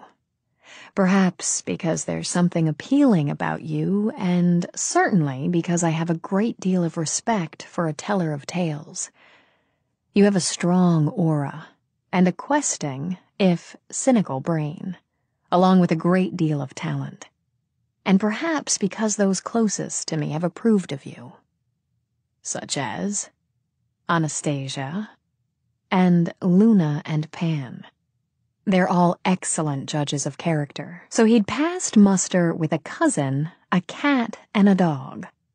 Is Anastasia also a witch? Her eyes remained steady. We'll discuss me, and the craft in general. Anna's business is her own. All right. When do we start? They already had, she thought, and nearly sighed. I don't work on Sundays. You can come by tomorrow night, at 9. Not midnight? Sorry, he said quickly. Force of habit. I'd like to use a tape recorder if that's all right. Of course. Should I bring anything else? Tongue of bat and some wolfbane. She smiled. Sorry, force of habit. He laughed and kissed her chastely on the cheek. I like your style, Morgana. We'll see. She waited until sundown, then dressed in a thin white robe.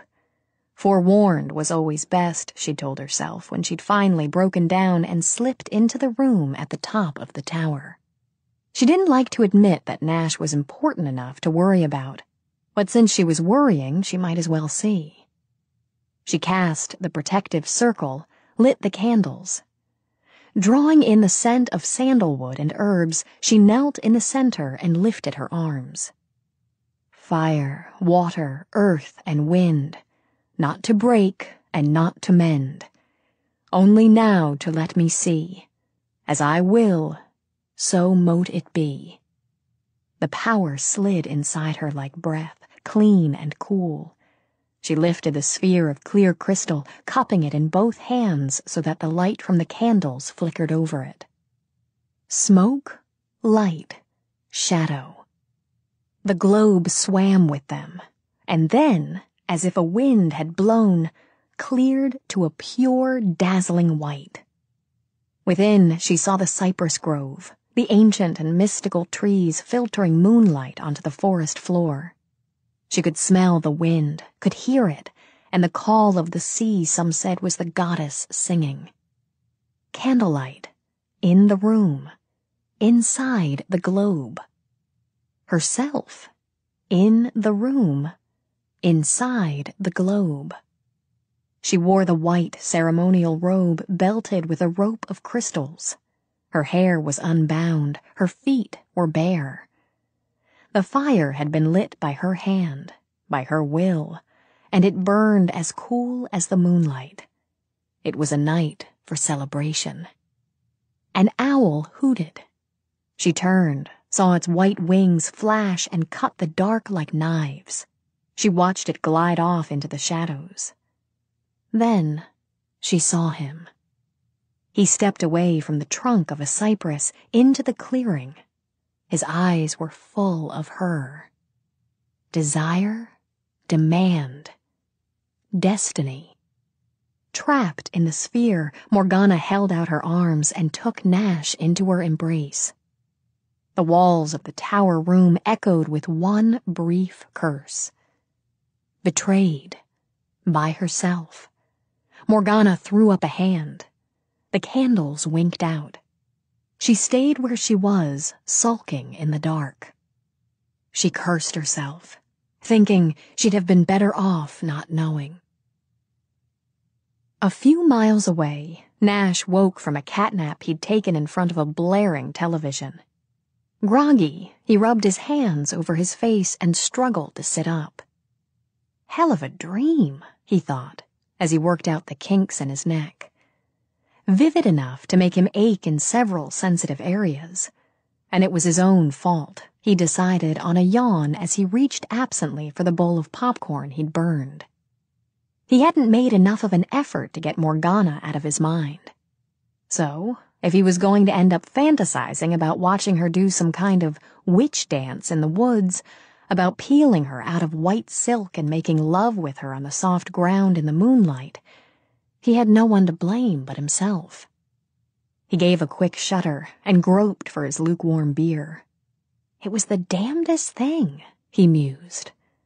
He could have sworn he smelled candles burning. Chapter 3. Morgana was already annoyed when she turned into her driveway Monday evening. An expected shipment had been delayed in Chicago, and she'd spent the last hour on the phone trying to track it down. She was tempted to deal with the matter her own way. Nothing irked her more than ineptitude. But she was fully aware that such impulses often caused complications. As it was, she'd lost valuable time, and it was nearly dusk before she parked her car. She'd hoped for a quiet walk among the trees to clear her mind. And yes, damn it, to settle her nerves before she dealt with Nash. But that wasn't to be. She sat for a moment, scowling at the gleaming black and chrome motorcycle in front of her car. Sebastian. Perfect. Just what she didn't need. Luna slid out of the car ahead of her to pad up the drive and rub herself against the Harley's back wheel. You would, Morgana said in disgust as she slammed the door. As long as it's a man. Luna muttered something that sounded uncomplimentary and stalked on ahead. Pan greeted them both at the front door with his wise eyes and his loving tongue. While Luna moved on, ignoring him, Morgana took a moment to stroke his fur before tossing her purse aside. She could hear the soft strains of Beethoven drifting from her stereo. She found Sebastian exactly where she'd expected. He was sprawled on her couch, booted feet comfortably crossed on her coffee table, his eyes half closed and a glass of wine in his hand. His smile might have devastated an ordinary woman, with the way it shifted the planes and angles of his dusky face, curved those sculptured, sensuous lips, deepened the color of the heavy-lidded eyes that were as tawny and sharp as Luna's. Lazily, he lifted a long, lean-fingered hand in an ancient sign of greeting. Morgana, my own true love. He'd always been too handsome for his own good, she thought, even as a boy. Make yourself at home, cousin. Thank you, darling. He raised his glass to her. The wine's excellent. Yours or Anna's? Mine. My compliments. He rose, graceful as a dancer. It always irritated her that she had to tilt her head to keep her eyes level with his. At 6'3", he had 5 full inches on her. Here you go. He passed her the glass. You look like you could use it. I've had an annoying day. He grinned. I know. She would have sipped, but her teeth had clenched. You know I hate it when you poke into my mind. I didn't have to. In a gesture of truce, he spread his hands. A ring with a square amethyst and intricately twisted gold winked on his little finger. You were sending out signals. You know how loud you get when you're annoyed. Then I must be screaming now. Since she wasn't drinking the wine, he took it back. Darling, I haven't seen you since Candlemas. His eyes were laughing at her. Haven't you missed me? The hell of it was, she had. No matter how often Sebastian teased her, and he'd been doing it since she was in the cradle, she enjoyed him. But that wasn't any reason to be too friendly too soon. I've been busy. So I hear. He chucked her under the chin because he knew it annoyed her. Tell me about Nash Kirkland. Fury snapped into her eyes. Damn you, Sebastian. You keep your psychic fingers out of my brain. I didn't peek. He made a good show of looking offended. I'm a seer, an artist, not a voyeur.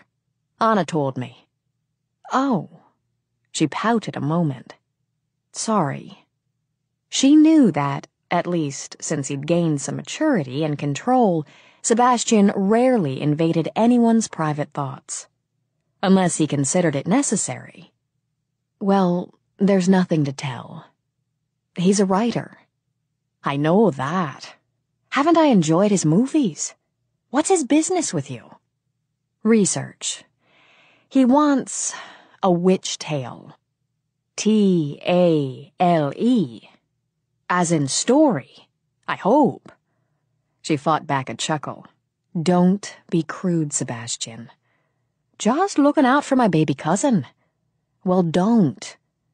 She tugged hard on a lock of his hair that lay over his collar. I can look after myself. And he's going to be here in a couple of hours, so... Good. That'll give you time to feed me. He swung a friendly arm over her shoulders. He'd decided she'd have to blast him out of the house to make him leave before meeting the writer. I talked to my parents over the weekend. By phone? His eyes widened in shock. When he spoke, the faint wisps of Ireland that occasionally surfaced in his voice enlivened his tone. Really, Morgana? You know how much they charge you for overseas calls? They positively soak you. Laughing, she slipped an arm around his waist. All right, I'll give you some dinner and you can catch me up. She could never stay annoyed with him. After all, he was family. When one was different, family was sometimes all that could be relied on. They ate in the kitchen while he told her of the latest exploits of her parents, her aunts, and uncles. By the end of an hour, she was completely relaxed again. It's been years since I've seen Ireland by moonlight, Morgana murmured. Take a trip. You know they'd all love to see ya. Maybe I will, for the summer solstice. We could all go. You, Anastasia, and me. Maybe. Sighing, she pushed her plate aside. The problem is, summer's my busiest time. You're the one who tied yourself up with free enterprise. There was the better part of a pork chop on her plate. Sebastian stabbed it and ate it himself. I like it, really, meeting people, even though some of them are weird. He topped off their wine glasses. Such as? She smiled and leaned forward on her elbows. There was this little pest. He came around day after day for weeks. He claimed that he recognized me from another incarnation. A pathetic line. Yes. Fortunately, he was wrong.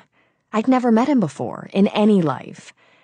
One night, a couple of weeks ago, when I was closing up, he burst in and made a very strong sloppy pass. Sebastian finished off the last bite of pork. He was well aware that his cousin could take care of herself. That didn't stop him from being annoyed that some pseudo-new ager had put the moves on her. What do you do?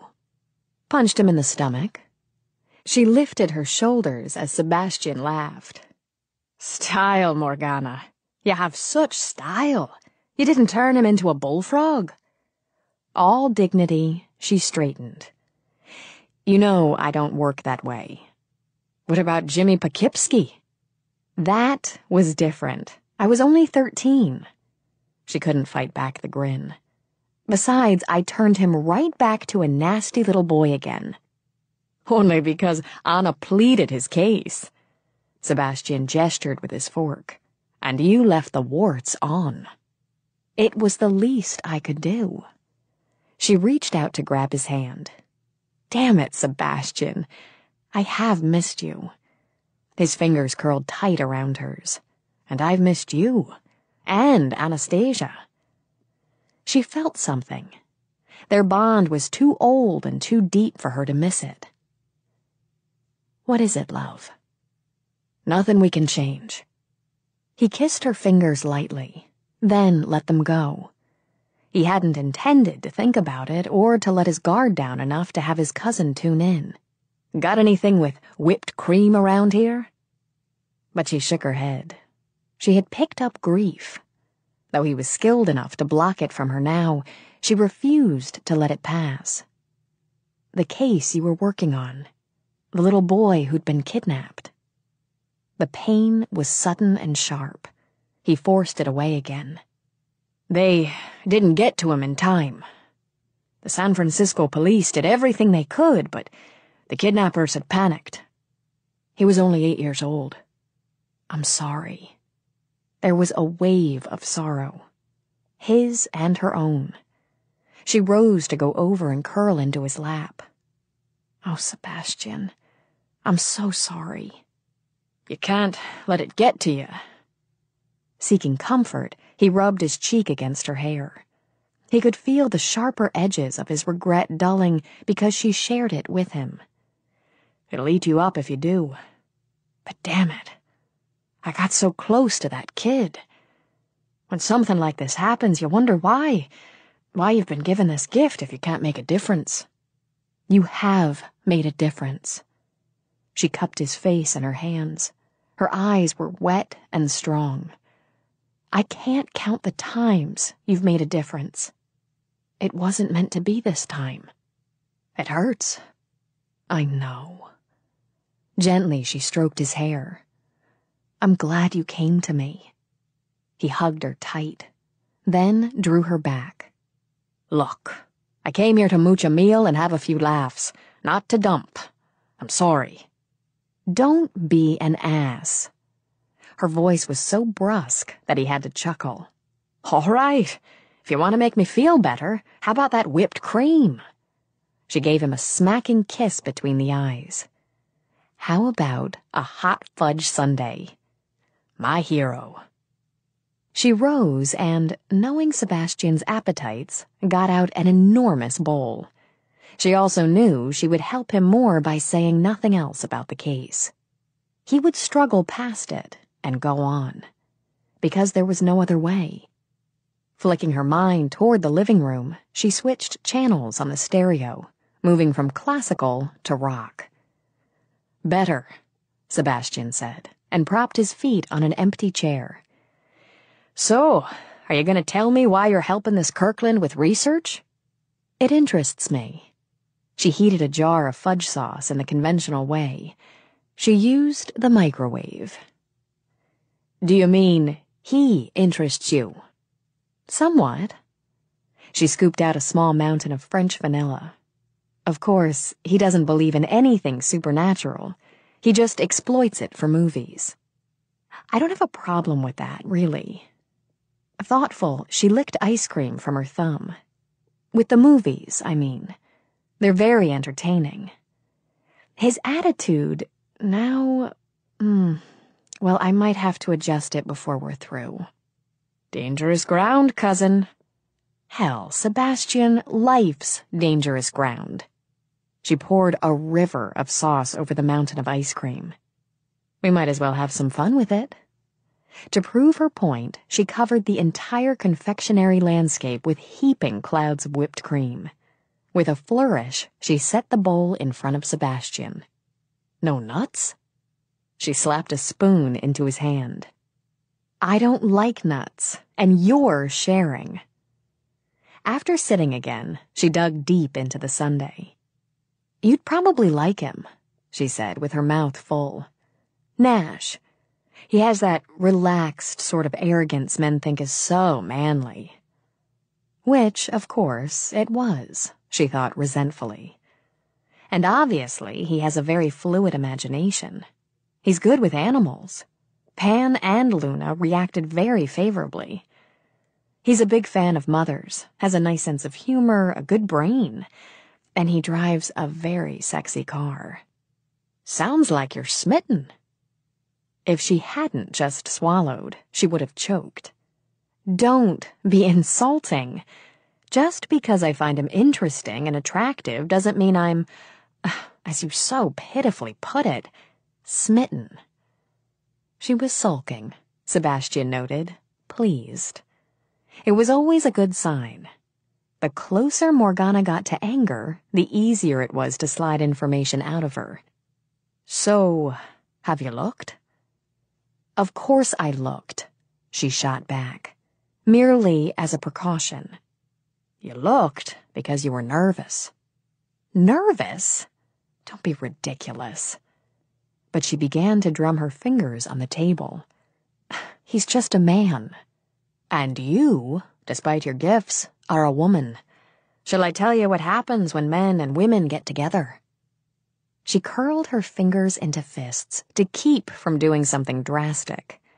I know the facts of life, thank you. If I do take him as a lover, it's my business. And perhaps my pleasure. Happy that she'd lost interest in the ice cream, Sebastian nodded as he ate. Trouble is, there's always a risk of falling in love with a lover. Tread carefully, Morgana. There's a difference between love and lust, she replied primly. From his spot under the table, Pan lifted his head and gave a soft woof. Speaking of which... Eyes full of warning, Morgana rose. Behave yourself, Sebastian. I mean it. Don't worry about me. Go answer the door. The bell rang a heartbeat later. Chuckling to himself, Sebastian watched her stalk off. Damn it, Morgana thought, when she'd opened the front door. He looked so cute. His hair was tumbled by the wind. He carried a battered knapsack over one shoulder and had a hole in the knee of his jeans. Hi. I guess I'm a little early. It's all right. Come in and sit down. I just have a little mess to clear up in the kitchen. What a way to speak about your cousin. Sebastian strolled down the hall, carrying the bowl of rapidly depleting ice cream. Hello. He gave Nash a friendly nod. You must be Kirkland. Morgana narrowed her eyes, but spoke pleasantly enough. Nash, my cousin Sebastian. He was just leaving. Oh, I can stay for a minute. I've enjoyed your work. Thank you. Don't I know you? His gaze changed from mild to shrewd as he studied Sebastian. The psychic, right? Sebastian's lips quirked. Guilty. I followed some of your cases. Even some hard-boiled cops give you the credit for the arrest of the yuppie killer up in Seattle. Maybe you could... Sebastian hates to talk shop, Morgana told him. There were dire threats in her eyes when she turned them on her cousin. Don't you? Actually, I'm so glad you could stop by, darling. A quick jolt of power passed as she snatched the bowl out of his hands. Don't be a stranger. He gave in, thinking it was still early enough to stop by Anastasia's and discuss Morgana's current situation in depth. Take care, love. He gave her a kiss, lingering over it until he felt Nash's thoughts darken. Blessed be. Bless be. Morgana returned automatically, and all but shoved him out the door. Now, if you'll just give me a minute, we can get started. She tossed her hair back, pleased when she heard him gun the engine of his motorcycle. Would you like some tea? His brows were knitted, and his hands in his pockets. I'd rather have coffee. He trailed after her as she walked toward the kitchen. What kind of, cousin is he? Sebastian? Often an annoying one. No, I mean... In the kitchen, he frowned at the remnants of their cozy dinner for two. Is he a first cousin or one of the 3 times removed sort? She set an old-fashioned iron kettle on the stove to heat, then started to load a very modern dishwasher. Our fathers are brothers. Catching Nash's look of relief nearly had her chuckling. In this life, she couldn't help but add.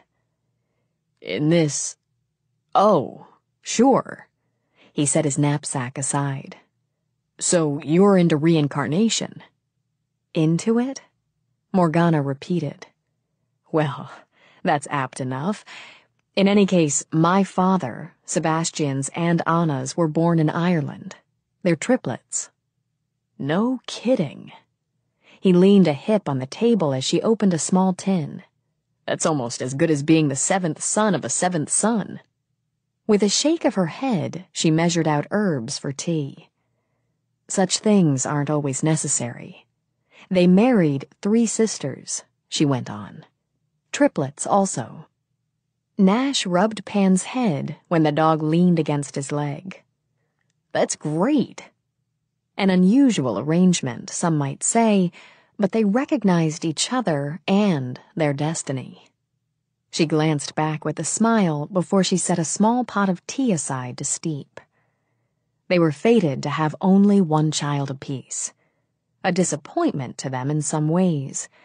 Between the 6 of them, they had a great deal of love, and would have showered it over quantities of children. But it wasn't meant. She added a pot of coffee to a silver tray where she'd arranged delicate china cups along with a creamer and sugar bowl, both in the shape of grinning skulls. I'll carry it in, Nash told her. As he hefted the tray, he glanced down. Heirlooms? Novelty shop. I thought they'd amuse you. She led the way into the drawing room, where Luna was curled in the center of the sofa.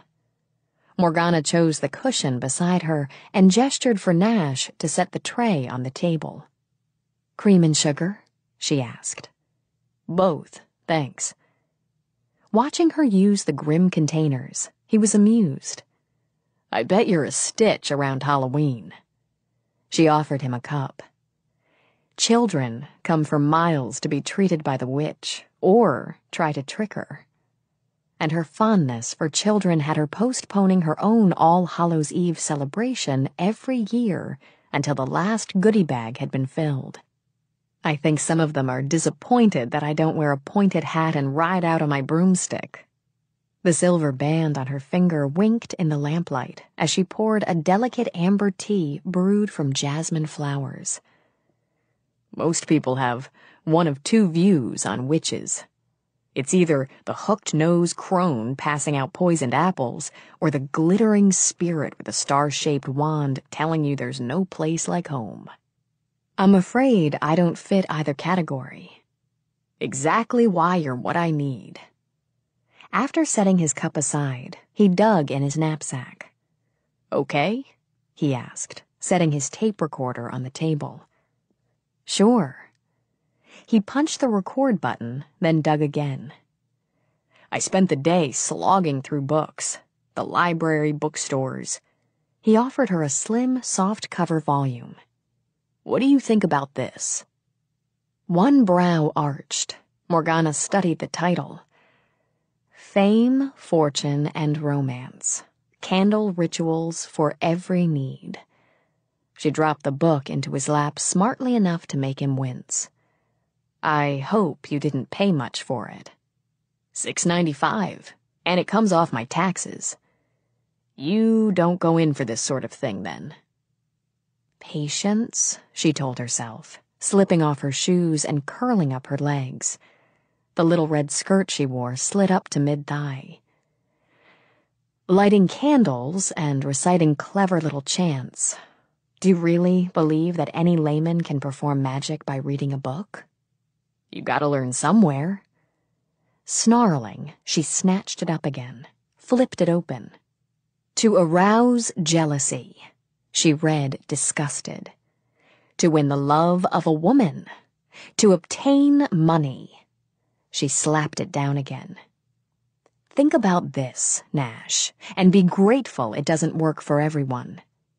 You're a little strapped for cash. Bills are piling up. You'd really like to have that new car, but the credit's exhausted. So light a few candles, make a wish, maybe dance naked for effect. Abracadabra. She spread her hands. You find yourself getting a check for $10,000.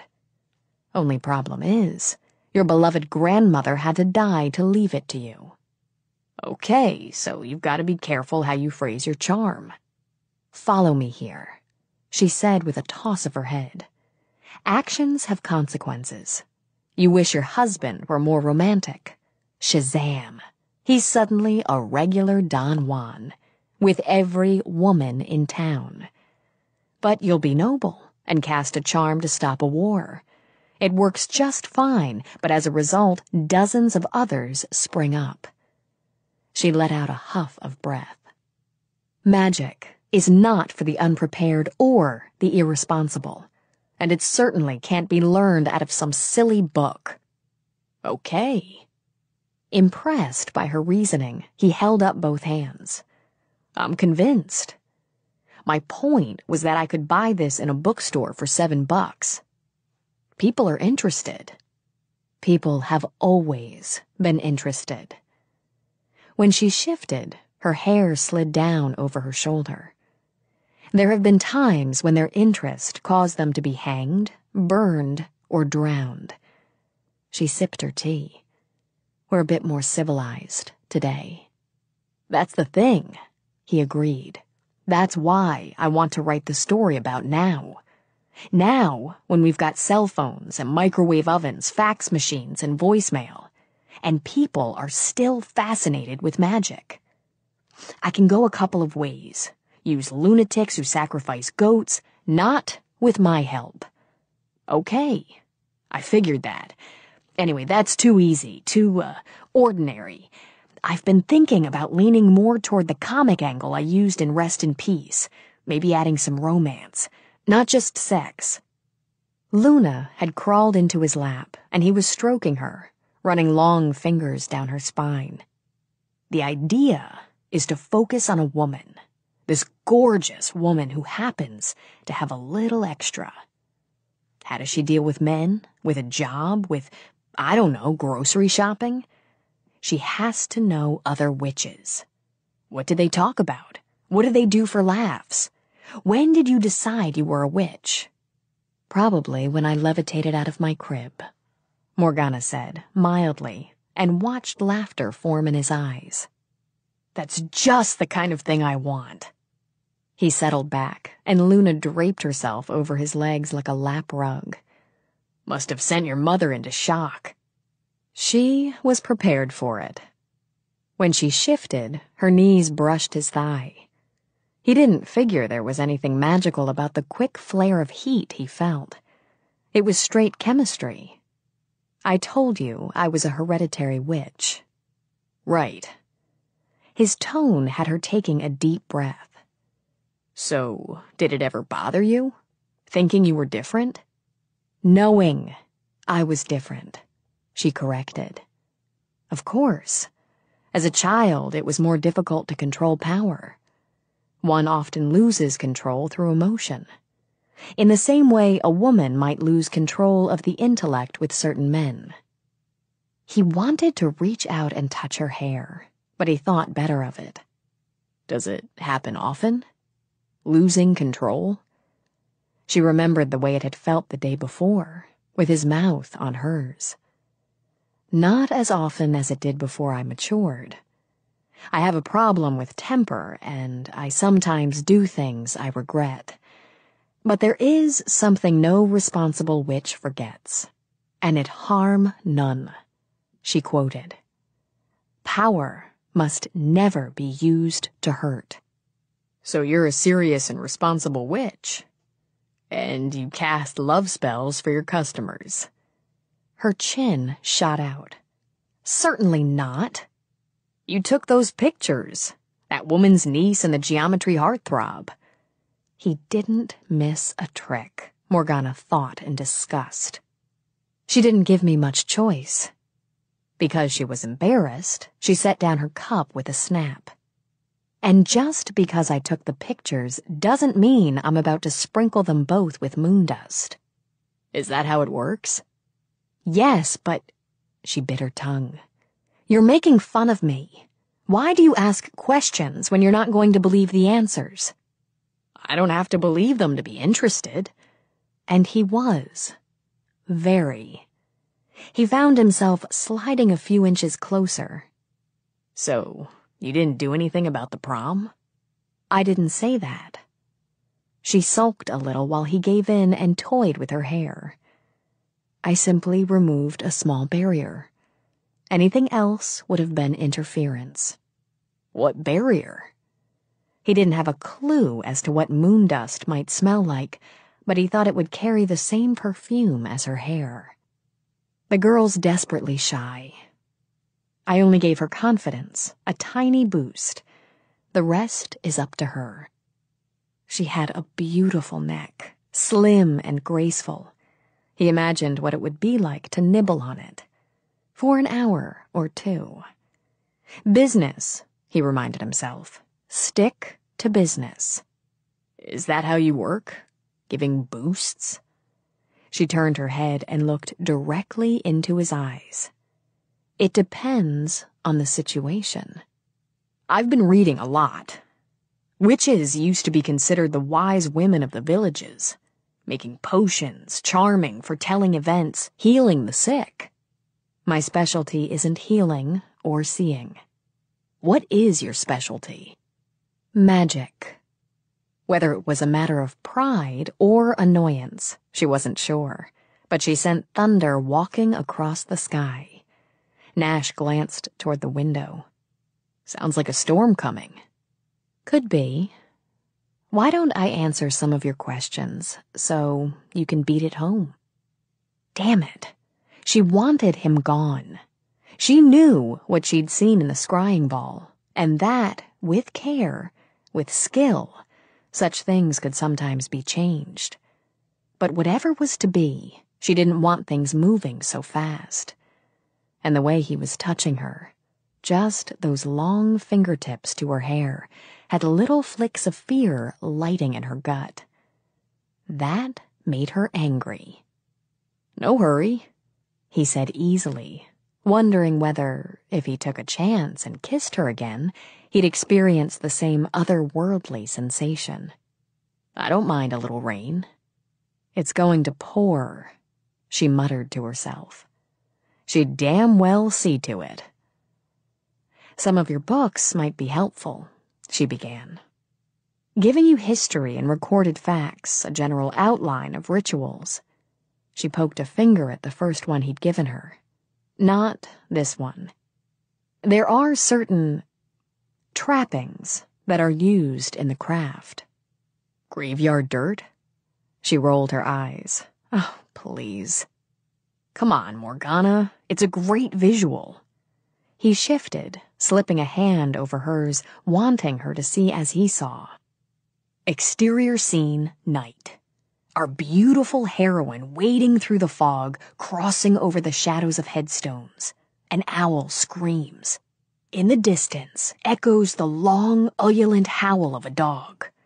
Close-up of that pale, perfect face, framed by a dark hood. She stops by a fresh grave and, chanting, sifts a handful of newly turned earth into her magic pouch. Thunder claps. Fade out. She tried, really tried, not to be offended. Imagine anyone thinking she skulked around graveyards.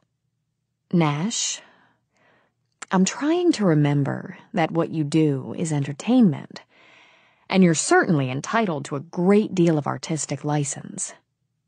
He had to kiss her fingers, really had to. So, you don't spend much time in cemeteries. She snagged her temper and a bolt of desire. I'll accept the fact that you don't believe what I am. But I will not, I absolutely will not tolerate being laughed at. Don't be so intense. He brushed the hair off her shoulder and gave the back of her neck a quick massage. I admit, I usually do a better job at this. Hell, I did 12 hours of interviews with this whacked-out Romanian who swore he was a vampire. Didn't have a mirror in the house. He made me wear a cross the whole time, not to mention the garlic. Nash remembered with a grimace. Anyway, I didn't have a problem humoring him, and he was a treasure chest of information. But you... But me, she prompted, doing her best to ignore the fact that he was trailing a finger up her arm with the same skill and sensuousness he had used to stroke Luna. I just can't buy it, Morgana. You're a strong, intelligent woman. You've got style, taste, not to mention the fact that you smell terrific. I just can't pretend to believe that you believe all this. Her blood was starting to boil. She would not, simply could not, tolerate the fact that he could infuriate her and seduce her at the same time. Is that what you do to get what you want? Pretend? When some 90-year-old woman tells me her lover was shot as a werewolf in 1922, I'm not going to call her a liar. I figure either she's a hell of a storyteller or she believes it. Either way, it's fine with me. As long as you get the angle for your movie. That's my living. Illusion. And it doesn't hurt anyone. Oh, I'm sure it doesn't. Not when you walk away. Then have a few drinks with the boys, and laugh about the lunatic you interviewed. Her eyes were flaming. Try it with me, Nash, and you'll get warts on your tongue. Because he could see that she was really angry, he swallowed his grin. All I'm saying is I know you've got a lot of data, a lot of facts and fantasy, which is exactly what I'm looking for. I figure building a reputation as a witch probably adds 50% to your sales annually. It's a great hook. You just don't have to play the game with me. You think I pretend to be a witch to increase sales. She was getting slowly to her feet, afraid that if she stayed too close, she might do him bodily harm. Hey! He jumped when Luna dug her claws into his thighs. Morgana and her cat exchanged looks of approval. You sit in my home and call me a charlatan, a liar, and a thief. No! He unhooked himself from the cat and stood. That's not what I meant at all. I just meant that you can be straight with me. Straight with you. She began to pace the room, trying and failing to regain control. On one hand, he was seducing her without her willing it, and on the other, he was sneering at her. He thought she was a fraud. Why, the insolent jackass was lucky she didn't have him braying and twitching 12-inch ears. Smiling wickedly, she turned. You want me to be straight with you? The smile relieved him, a little. He'd been afraid she'd start throwing things. I just want you to know you can relax. You give me the facts, and I'll take care of the fiction." "Relax," she said with a nod. "That's a good idea. We should both relax." Her eyes glowed as she stepped toward him. "Why don't we have a fire? Nothing like a cozy fire to help you relax." "Good idea. And definitely a sexy one. I'll light it." "Oh, no." She laid a hand on his arm. "Allow me." She whirled away, flung out both arms toward the hearth. She felt the cool, clear knowledge whip through her blood. It was an ancient skill, one of the first mastered, one of the last to be lost with age. Her eyes, then her mind, focused on the dry wood. In the next moment, flames erupted with a roar. Logs snapped. Smoke billowed. Pleased, she banked it so that the hearth glowed with the cheerful blaze. Lowering her arms, she turned back. It delighted her to see not only that Nash was white as a sheet, but also that his mouth had yet to close. "Better?" she asked sweetly. He sat on the cat. Luna howled her disapproval and stalked off, despite his muttered apology. "I think you look like you could use a drink." On a roll now, Morgana held out a hand. A decanter hopped off a table 5 feet away and landed on her palm. "Brandy?" "No." He let out a deep breath. "Thanks." "I believe I will." She snapped her fingers. A snifter drifted over and hung suspended in midair while she poured. It was showing off, she knew, but it was immensely satisfying. "Sure you don't want some?" "Yeah." With a shrug, she sent the decanter back. Glass clinked lightly against wood as it landed. "Now," she said, curling on the couch beside him. "Where were we?" Hallucination, he thought. Hypnosis. He opened his mouth, but all he could manage was a stutter. Morgana was still smiling that sleek cat smile at him. Special effects. It was suddenly so clear. He laughed at his own stupidity. "Gotta be a wire," he said, and rose to look for himself. "Hell of a trick, babe. Absolutely first rate. You had me for a minute." "Did I really?" she murmured. "I hired some of the FX guys to help me with this party last year. You should have seen some of the stuff we pulled off." He picked up the decanter, looking for trips and levers.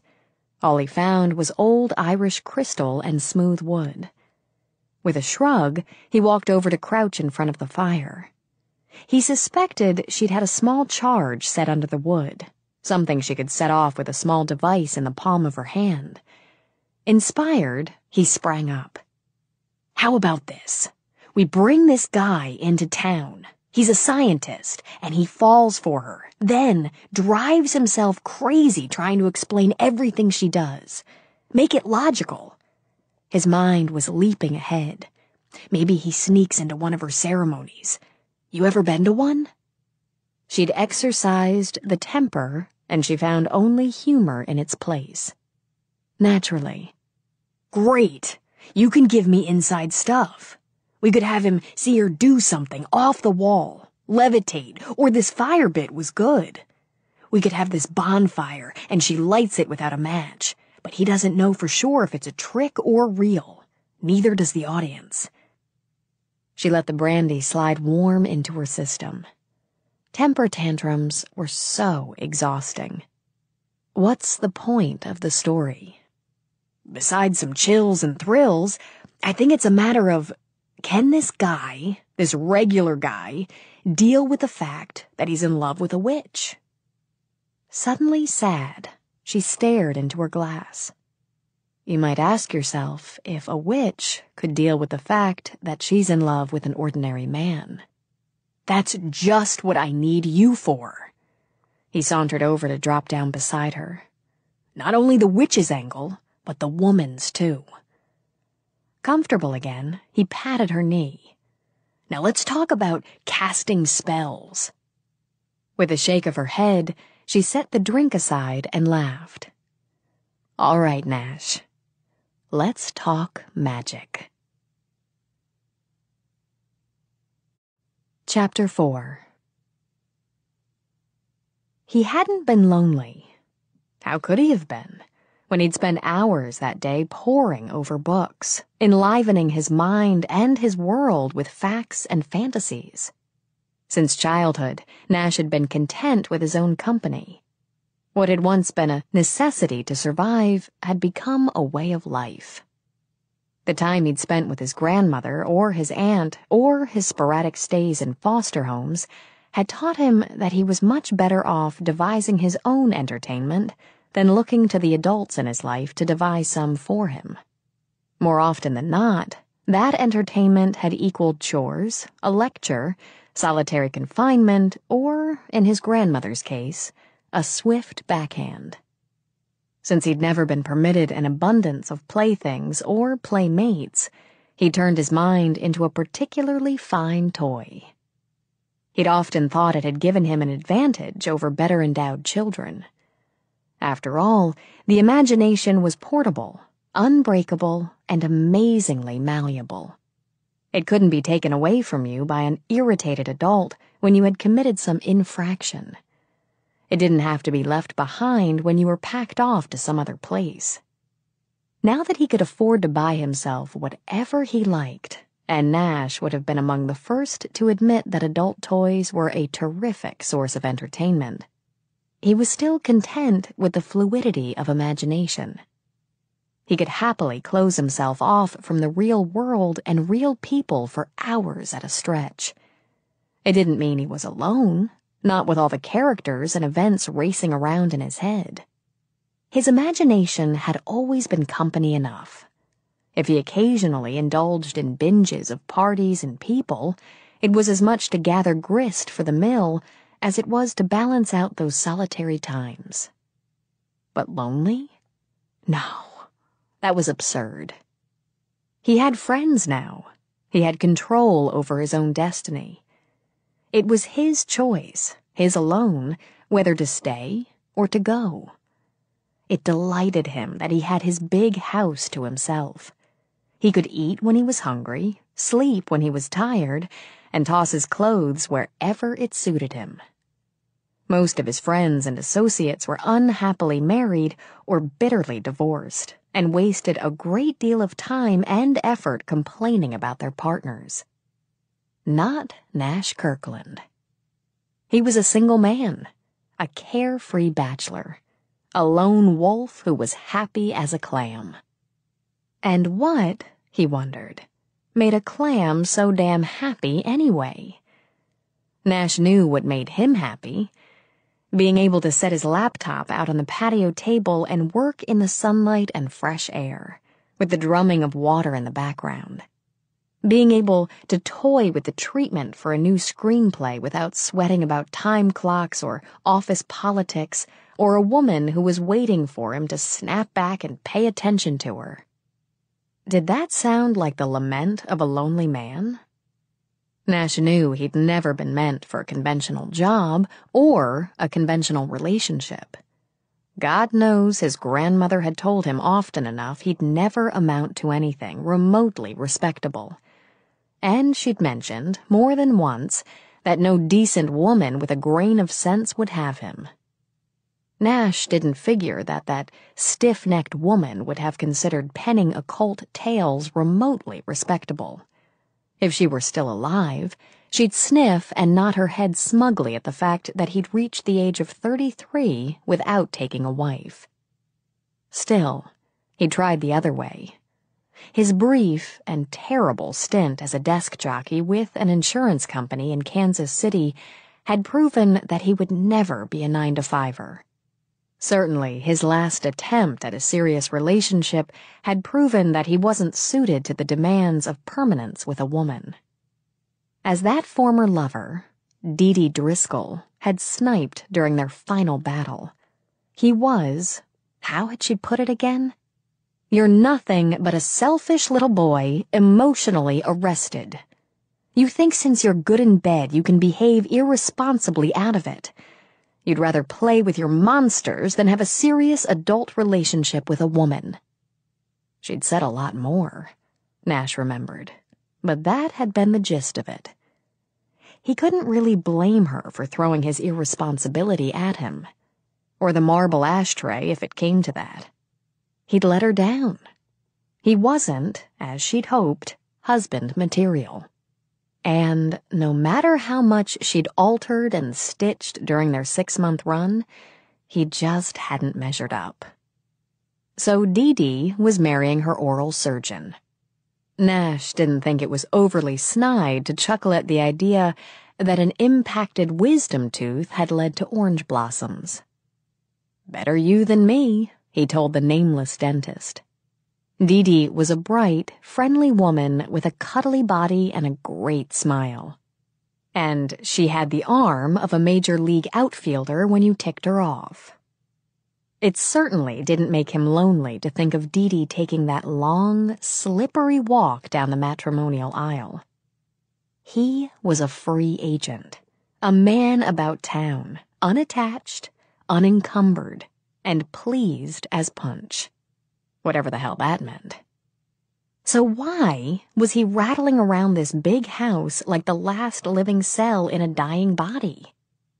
And much more important, why had he started to pick up the phone a dozen times to call Morgana? It wasn't their night to work. She'd been very firm about giving him only 2 evenings a week. And, he had to admit, once they'd gotten past those initial rough spots, they'd cruised along together smoothly enough. As long as he watched the sarcasm. She had a nice sense of humor, and a nice sense of drama, which was great, since he wanted both for the story. It wasn't exactly a sacrifice to spend a few hours a week in her company. True, she was adamant about insisting she was a witch, but that only made the whole business more interesting. He was almost disappointed that she hadn't set up any more special effects. He'd exercised admirable control in keeping his hands off her. Mostly, Nash didn't figure touching her fingers or playing with her hair really counted. Not when he'd resisted that soft, sulky mouth, that long white throat, those high, lovely breasts. Nash cut himself off, wishing he had something more satisfying to kick than the side of the sofa. It was perfectly normal to want a woman. Hell, it was even enjoyable to imagine what it would be like to tangle up the sheets with her. But the way his mind kept veering toward Morgana at all hours of the day and night, making his work suffer in the process, was close to becoming an obsession. It was time to get it under control. Not that he'd lost control, he reminded himself. He'd been a saint, even when she'd answered the door wearing those faded, raggedy cutoffs, a personal weakness of his. He'd slapped back his baser instincts. It was a bit lowering to admit that his reasoning had had less to do with altruism than with self-preservation. A personal entanglement with her would mess up the professional one. In any case, a woman who could knock him sideways with a single kiss was best treated with caution. He had a feeling that that kind of punch would be a lot more lethal than Dee Dee's deadly aim. But he wanted to call her, to hear her voice, to ask if he could see her for just an hour or two. Damn it, he was not lonely. Or at least he hadn't been until he'd shut off his machine and his tired brain to go for a walk on the beach. All those people he'd seen, the families, the couples, those tight little groups of belonging. And he'd been alone, watching the sun slide down into the water, longing for something he was sure he didn't really want. Something he certainly wouldn't know what to do with if he had it. Some people weren't made to have families. That much Nash knew from first-hand experience. He'd decided long ago to avoid the mistake and save some nameless, faceless child from being saddled with a lousy father. But standing alone and watching those families had made him restless, had made the house he'd come home to seem too big and much too empty. It made him wish he'd had Morgana with him, so that they could have strolled along, hand in hand by the water, or sat on an old bleached log, his arm tucked around her shoulders, as they watched the first stars come out. On an oath, he yanked up the phone and punched out her number. His lips curved when he heard her voice, but the smile faded the moment he realized it was a recording, informing him that she was unavailable. He thought about leaving a message, but hung up instead. What was he supposed to say? He asked himself. I just wanted to talk to you. I need to see you. I can't get you out of my mind. Shaking his head, he paced the room again. Grim, beautiful masks from Oceania stared down at him from their place on the wall. In low cases, keen-edged knives with ornate handles glinted in the lamplight. To relieve some tension, Nash scooped up a voodoo doll and jammed a pin through its heart. See how you like it, bub. He tossed it aside, jammed his hands in his pockets, and decided it was time to get out of the house. What the hell? He'd go to the movies. It's your turn to buy the tickets, Morgana told Sebastian patiently. Mine to spring for popcorn, and Anna's to choose the movie. Sebastian scowled as they walked down Cannery Row. I bought the tickets last time. No, you didn't. Anastasia smiled when Sebastian appealed to her, but shook her head. I bought them last time, she confirmed. You're just trying to weasel out again. Weasel? Insulted, he stopped in the middle of the sidewalk. What a disgusting word. And I distinctly remember what you want to remember. Anastasia finished for him, tucking her arm through his. Give it up, cousin. I'm not passing on my turn. He muttered something but started walking again. Morgana on one arm, Anastasia on the other. He really wanted to catch the new Schwarzenegger flick, and he was very much afraid that Anna was going to opt for the fluffy romantic comedy in Theater 2. Not that he minded romance, but he'd heard that Arnold had outdone himself this time, saving the entire planet from a group of evil, shape-shifting extraterrestrials. Don't sulk, Morgana said lightly. You get to pick next time.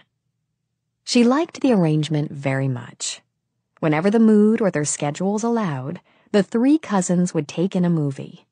Years of bickering, seething tempers, and ruined evenings had resulted in the current system. It wasn't without its flaws, but it usually prevented a heated argument at the ticket booth. And no fair trying to influence, Anastasia added when she felt Sebastian pushing at her mind. I've already decided. Just trying to keep you from wasting my money. Resigned, Sebastian glanced down at the smattering of people forming in line. His spirits lifted when he spotted the man who was strolling up from the opposite direction. Well, well, he said. Isn't this cozy? Morgana had already seen Nash, and wasn't sure whether she was annoyed or pleased. She'd managed to keep everything on an even keel during their meetings. No mean trick, she decided, considering the sexual sparks that crackled through the air whenever they got within 2 feet of each other. She could handle it, she reminded herself, and offered Nash a smile. Busman's holiday? His gloomy mood vanished. She looked like a dark angel, her hair flowing around her shoulders, the short red dress clinging to each curve. More or less. I always like falling into someone else's movie when I'm struggling with one of my own. Though it took an effort to tear his eyes from Morgana's, He glanced at Sebastian and Anastasia. "Hi." "It's nice to see you again." Anastasia stepped into line. "It's funny. The last time the three of us hit the movies, we saw your Play Dead." "Oh, yeah?" "It was very good." "She'd know," Sebastian put in. "Anna watched the last 30 minutes with her eyes closed." The highest of compliments. Nash shuffled his way down the line with them. "So, what are you going to see?" Anastasia shot Sebastian a look as he pulled out his wallet. "The Schwarzenegger movie." "Really?" Nash hadn't a clue why Sebastian was chuckling, but he smiled at Morgana. "Me too." Nash figured his luck was in when he settled down in the theater beside Morgana. It hardly mattered that he'd already seen the movie at its Hollywood premiere. He'd probably have ended up choosing it anyway. It was a hell of a show, as he recalled. Fast-paced, with plenty of humor to leaven the violence, along with a nicely twisted coil of suspense. And there was a particular scene that had the celebrity audience on the edge of their seats. If his luck held, Morgana would be cuddled up against him by the second reel. As the lights dimmed, Morgana turned her head and smiled at him. Nash felt several of his brain cells melt and wished they still ran double features. In the normal scheme of things, Nash took the long step out of reality the moment a movie caught his imagination. There was nothing he liked better than diving into the action. It rarely mattered whether it was his first shot at a film or he was visiting an old friend for the 20th time. He was always at home in a movie. But tonight, he kept losing track of the adventure on the screen. He was much too aware of the woman beside him to click off reality. Theaters had their own smell. The oily, not unpleasant aroma of what the concessions jokingly called butter over the warm fragrance of popcorn. The sweet tang of candies.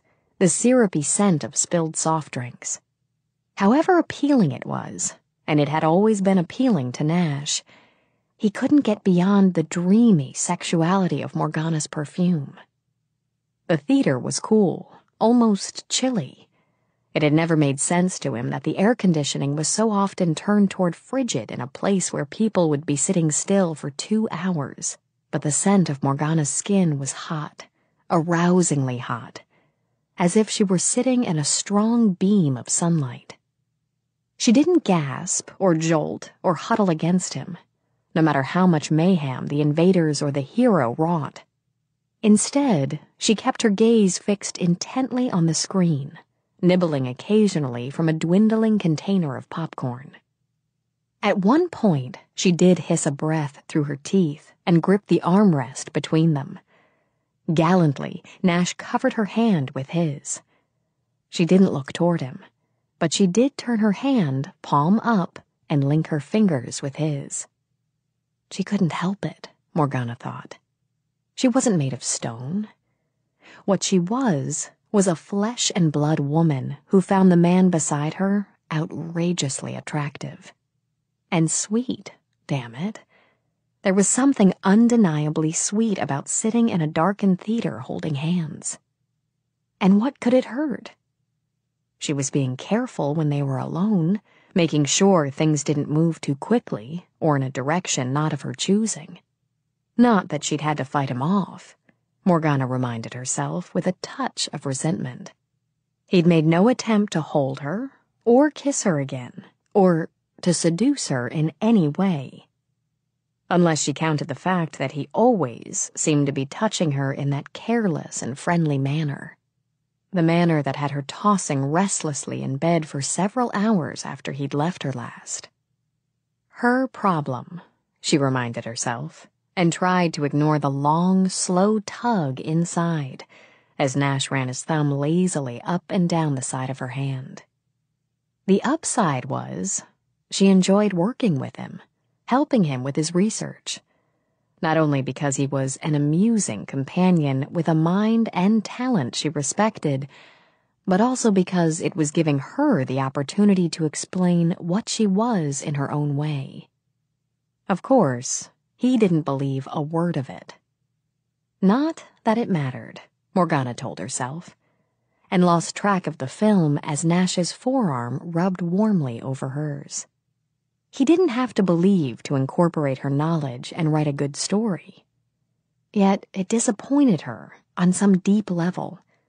Having him believe and accept would have been so soothing. When the world was saved and the lights came up, she slipped her hand from Nash's.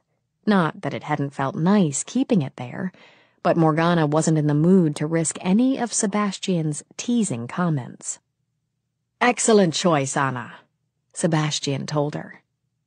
"Say that again when my heart rate's normal." Her cousin slipped an arm over her shoulders as they shuffled up the aisle. "Scare you?" Of course not. She refused to admit it this time. Seeing that incredible body stripped to the waist for the best part of 2 hours is enough to give any woman a rush. They moved into the brightly lit, noisy lobby. "Pizza," Sebastian decided. He glanced back at Nash. "You up for food?" "I'm always up for food." "Great." Sebastian pushed open the door and led them into the night. "You're buying." They were quite a trio, Nash decided, as the four of them devoured slices of pizza dripping with cheese. They argued about everything from what kind of pizza to buy to which alien demise had been the most effective in the movie they'd just seen. He decided that Morgana and Sebastian enjoyed sniping at each other as much as they enjoyed the meal, with Anastasia slipping in and out of the role of referee. It was obvious that the bond ran deep, for under the bickering and complaining was an inescapable stream of affection. When Morgana said to Sebastian, "Don't be such a jerk, love," Nash sensed that she meant jerk and love in equal measure.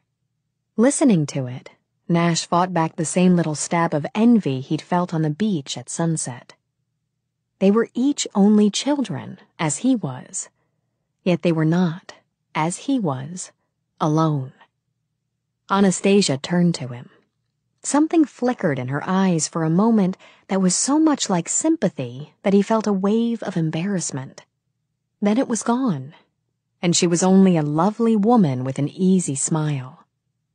"They don't mean to be rude," she said lightly.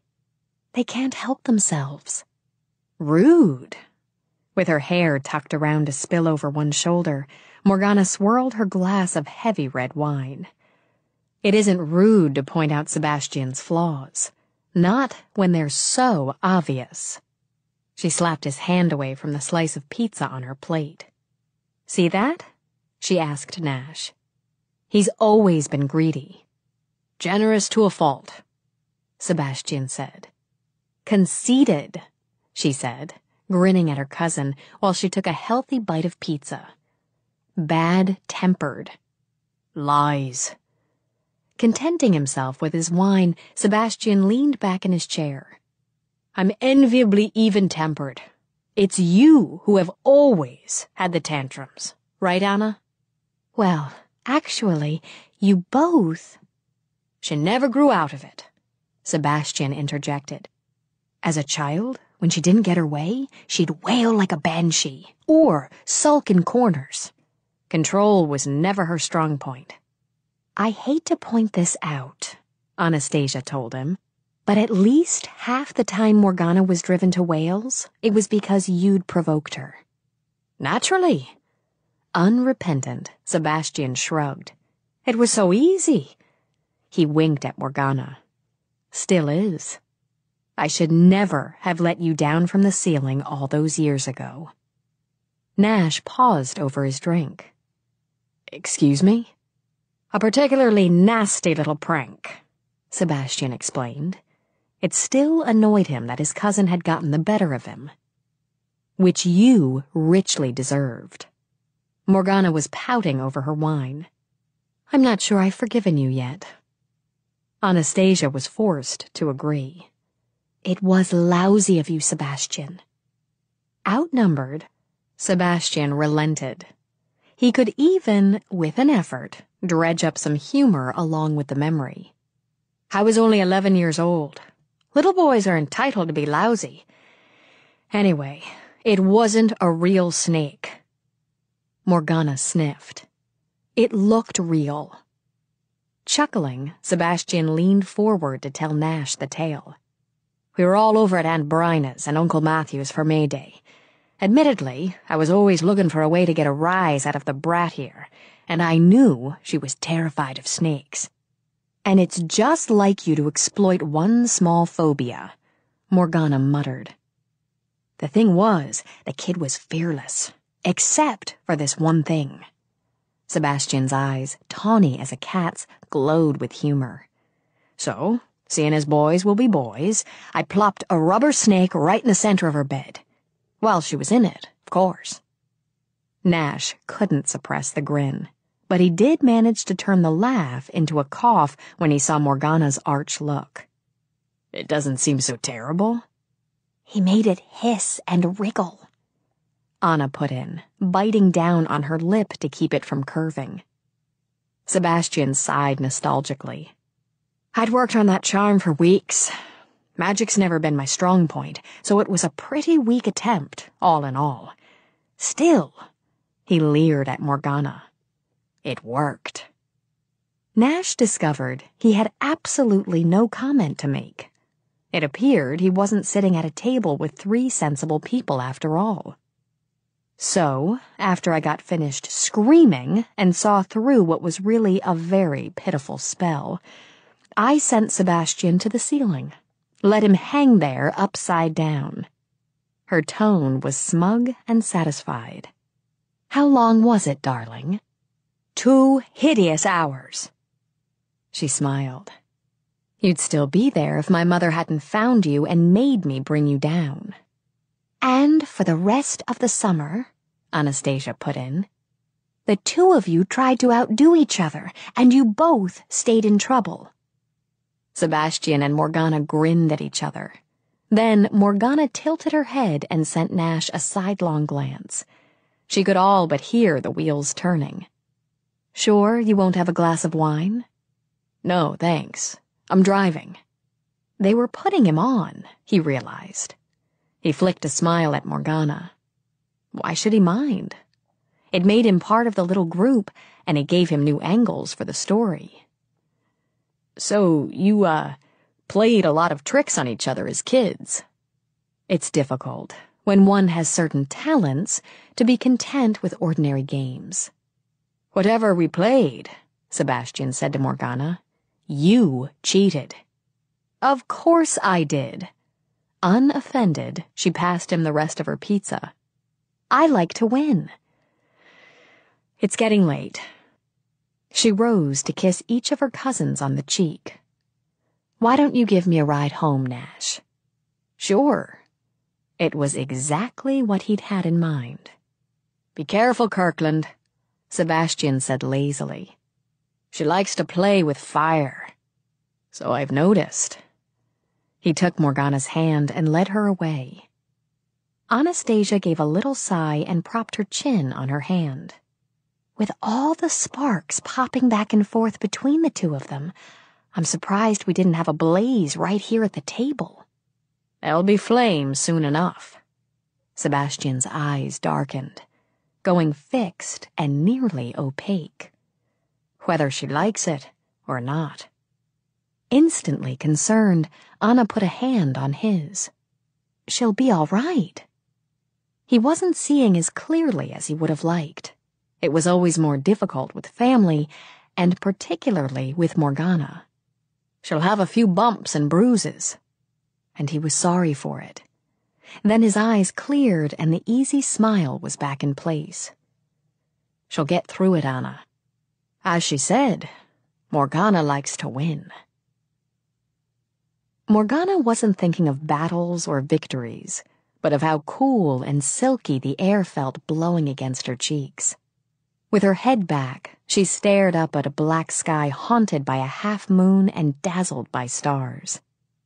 It was easy to enjoy.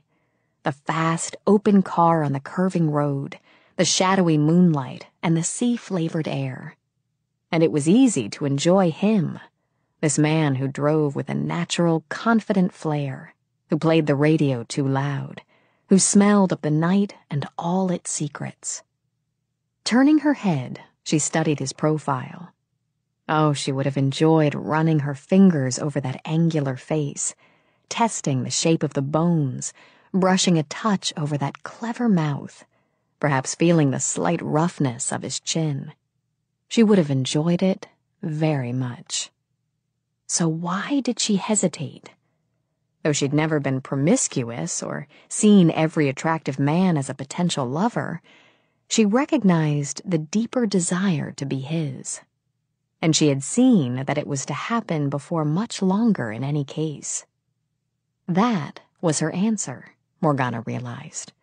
She would always rebel against being Destiny's puppet. But surely, if she chose him for herself, if she kept the power in her own hands, it was not the same as being led by fate. She was, after all, her own mistress. "Why did you go into town tonight?" she asked him. "I was restless, tired of myself." She understood the feeling. It didn't spring up in her often, but when it did, it was unbearable. "The script is going well?" "Pretty well. I should have a treatment to send to my agent in a few days." He glanced toward her, then immediately wished he hadn't. She looked so beautiful, so alluring, with the wind in her hair and the moonlight sprinkling over her skin, that he didn't want to look away again. It wasn't a wise way to operate a moving vehicle. "You've been a lot of help." "Does that mean you're through with me?" "No. Morgana, He stopped and swore, catching himself a moment after he passed her driveway. He backed up and turned in, but left the motor running. For a moment, he sat brooding in silence, looking at the house where only a single window glowed gold and the rest were black as pitch. If she asked him in, he would go with her, would have to go. Something was happening tonight. Something had been happening since the moment he turned and looked into her eyes. It gave him the unsettling feeling that he was walking through someone else's script, and the ending had yet to be written. "You are restless," she murmured. "Out of character for you." On impulse, she reached over and switched off the ignition. The absence of the engine's purr had the silence roaring in his head. Their bodies brushed, and the promise of more sizzled hot in his gut. "Do you know what I like to do when I'm restless?" Her voice had lowered, and it seemed liquid enough now to slide over his skin like mulled wine. He turned to see those vivid blue eyes glowing with moonlight, and his hands were already reaching for her. "What?" She eased away, slipping from his hands like a ghost. After opening her door, she walked slowly around to his side, leaned down until their lips nearly touched. "I take a walk." With her eyes still on his, she straightened and offered a hand. "Come with me. I'll show you a magic place." He could have refused, but he knew if there was a man who wouldn't have stepped from the car and taken that offered hand, he had yet to be born. They crossed the lawn, walking away from the house where the single light glowed, and entered the mystic shadows and whispering silence of the cypress grove. Moonlight flickered down, casting eerie silhouettes of the twisted branches on the soft forest floor. The faintest of breezes hummed through the leaves and made him think of the harp she kept in her drawing room. Her hand was warm and firm in his as she moved forward, not with hurry, but with purpose. "I like the night." She took a deep breath of it. The scent and the flavor of night. "Sometimes I'll wake in the dark and come to walk here." He could hear water on rock, a steady heartbeat of sound. For reasons he couldn't fathom, his own heart was thudding relentlessly in his chest. Something was happening. The trees. The sound of his own voice seemed odd and secretive in the shadowy grove. I fell in love with them. She stopped walking to eye him curiously. Did you? I was up here on vacation last year. Wanted to get out of the heat. I couldn't get enough of the trees. He laid a hand on one, feeling the rough bark of a trunk that bent dramatically away. I'd never been much of the nature type. I'd always lived in cities or just outside them. But I knew I had to live somewhere where I could look out of my window and see these trees. Sometimes we come back where we belong. She began to walk again, her footsteps silent on the soft earth. Some ancient cults worshipped trees like these. She smiled. I think it's enough to love them, appreciate them for their age, their beauty, their tenacity. Here. She stopped again and turned to him. This is the center, the heart. The purest magic is always in the heart. He couldn't have said why he understood or why he believed. Perhaps it was the moon or the moment. He knew only that he felt a stirring along the skin, a fluttering in his mind. And from somewhere deep in memory, he knew he'd been here before.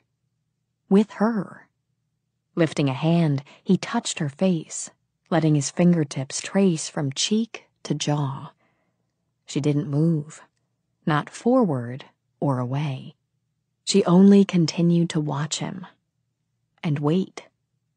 I don't know if I like what's happening to me, he said quietly. What is happening to you? You are. Unable to resist, he lifted his other hand so that her face was framed, a captive of his tensed fingers. I dream about you. Even in the middle of the day, I dream about you. I can't turn it off or switch the scene around as I'd like. It just happens. She lifted a hand to his wrist, wanting to feel the good, strong beat of his pulse.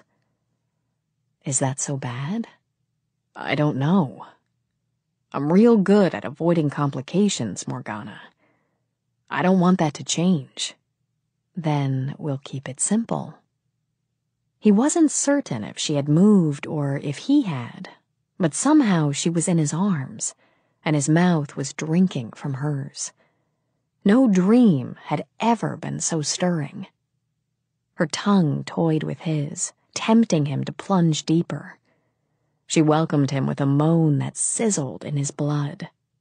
At last, he pleasured himself by tasting the long line of her throat, sliding his tongue over the pulse that hammered there, nibbling the sensitive flesh under her jaw, until he felt the first quick, helpless shudder pass through her.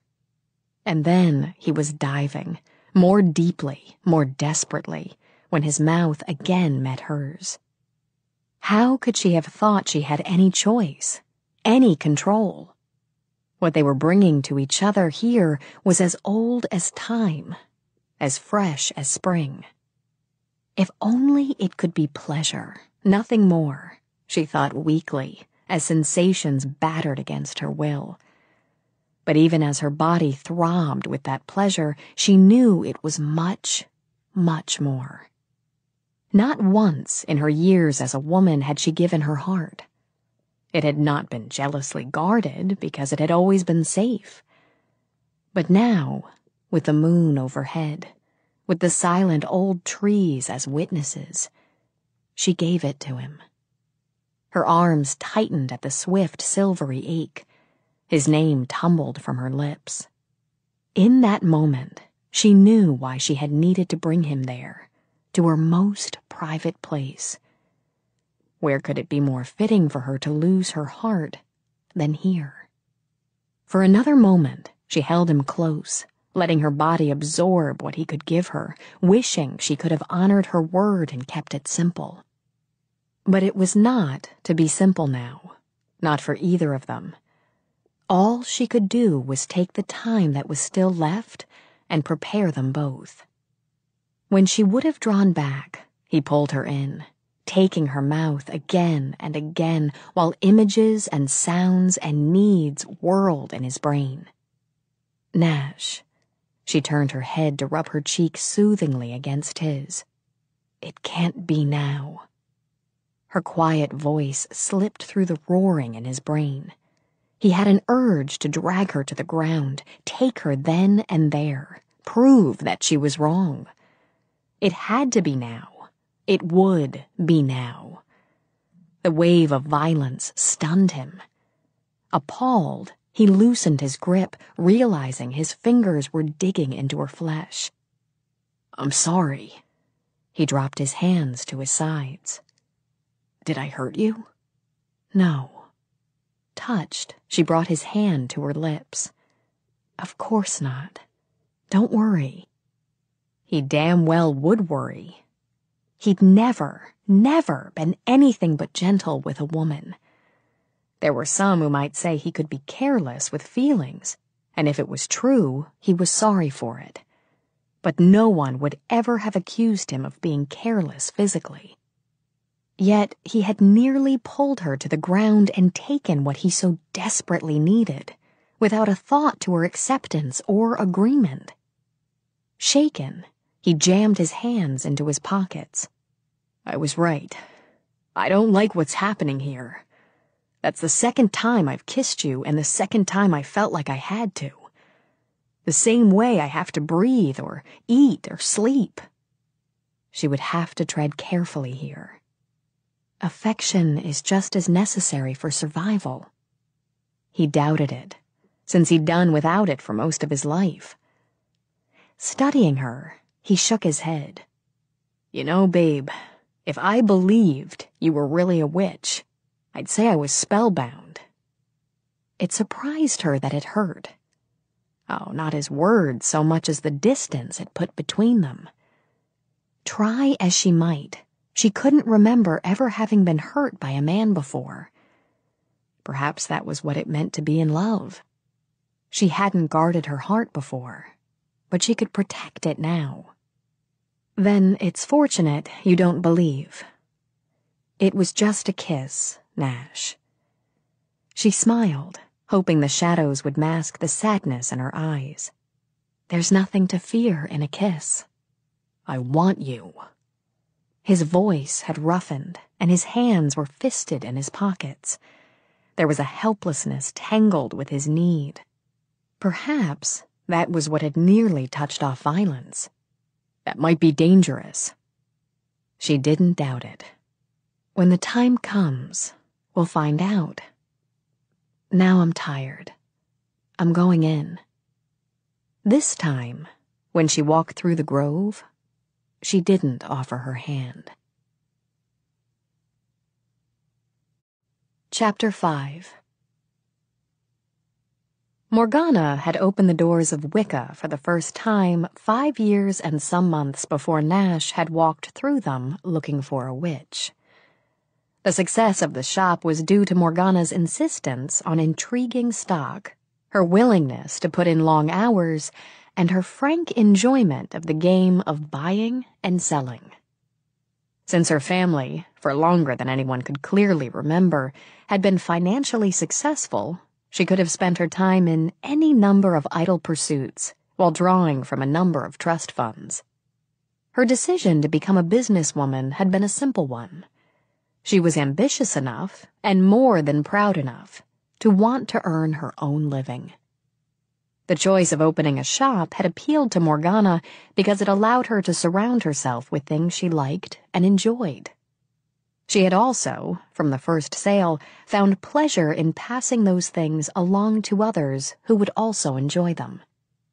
There were definite advantages to owning your own business: a sense of accomplishment, the basic pride of ownership, the constant variety of people who walked in and out of your life. But whenever there was an upside, there was also a down. If you were blessed with a sense of responsibility, it wasn't possible to simply shut the doors and pull down the shades when you were in the mood to be alone. Among Morgana's many gifts was an undeniable sense of responsibility.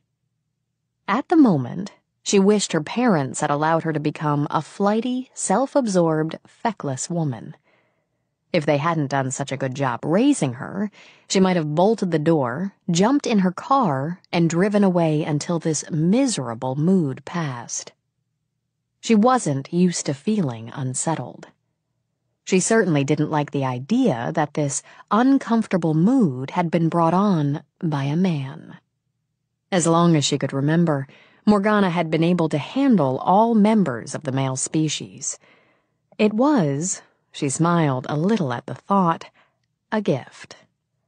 Even as a child, she'd been able to dance her way around her father and her uncles, getting her own way with a combination of charm, guilt, and obstinacy.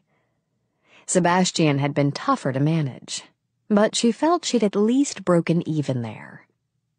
Once she'd reached adolescence, she'd learned quickly how to deal with boys. What moves to make if she was interested, what moves to make if she was not.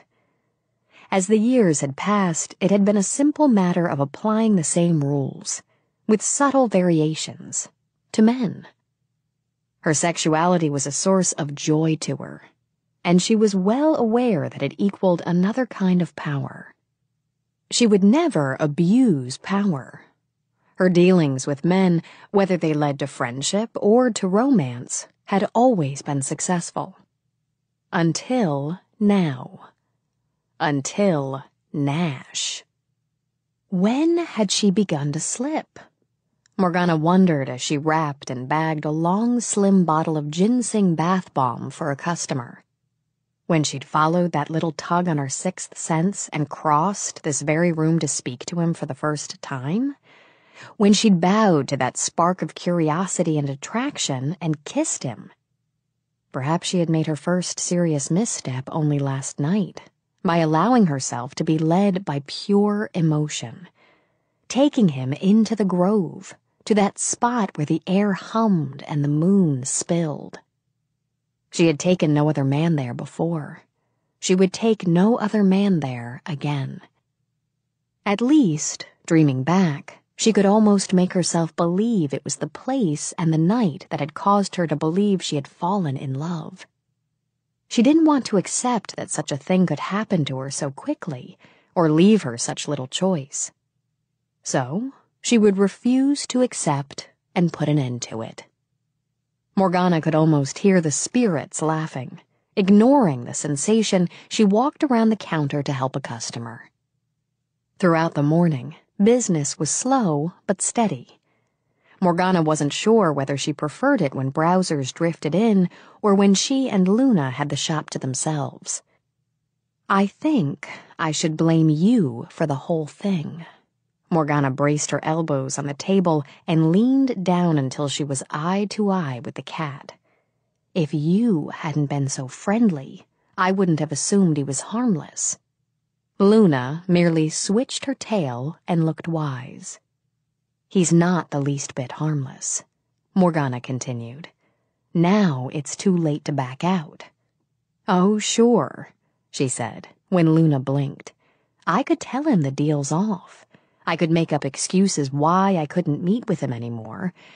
If I wanted to admit I was a coward." She drew in a deep breath and rested her brow on the cat's. "I am not a coward." Luna gave Morgana's cheek a playful pat. "Don't try to make up. If this business gets any farther out of hand, it's on your head." Morgana glanced up when the shop door opened. Her lips curved in relief when she spotted Mindy. "Hi, is it 2 already?" "Just about." Mindy tucked her purse behind the counter, then gave Luna a quick scratch between the ears. "So, how's it going?" "Well enough."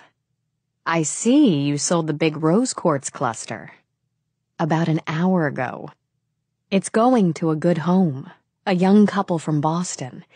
I've got it in the back ready to pack for shipping." Want me to take care of it now? No, actually, I could use a little break from retail. I'll do it while you mind the shop.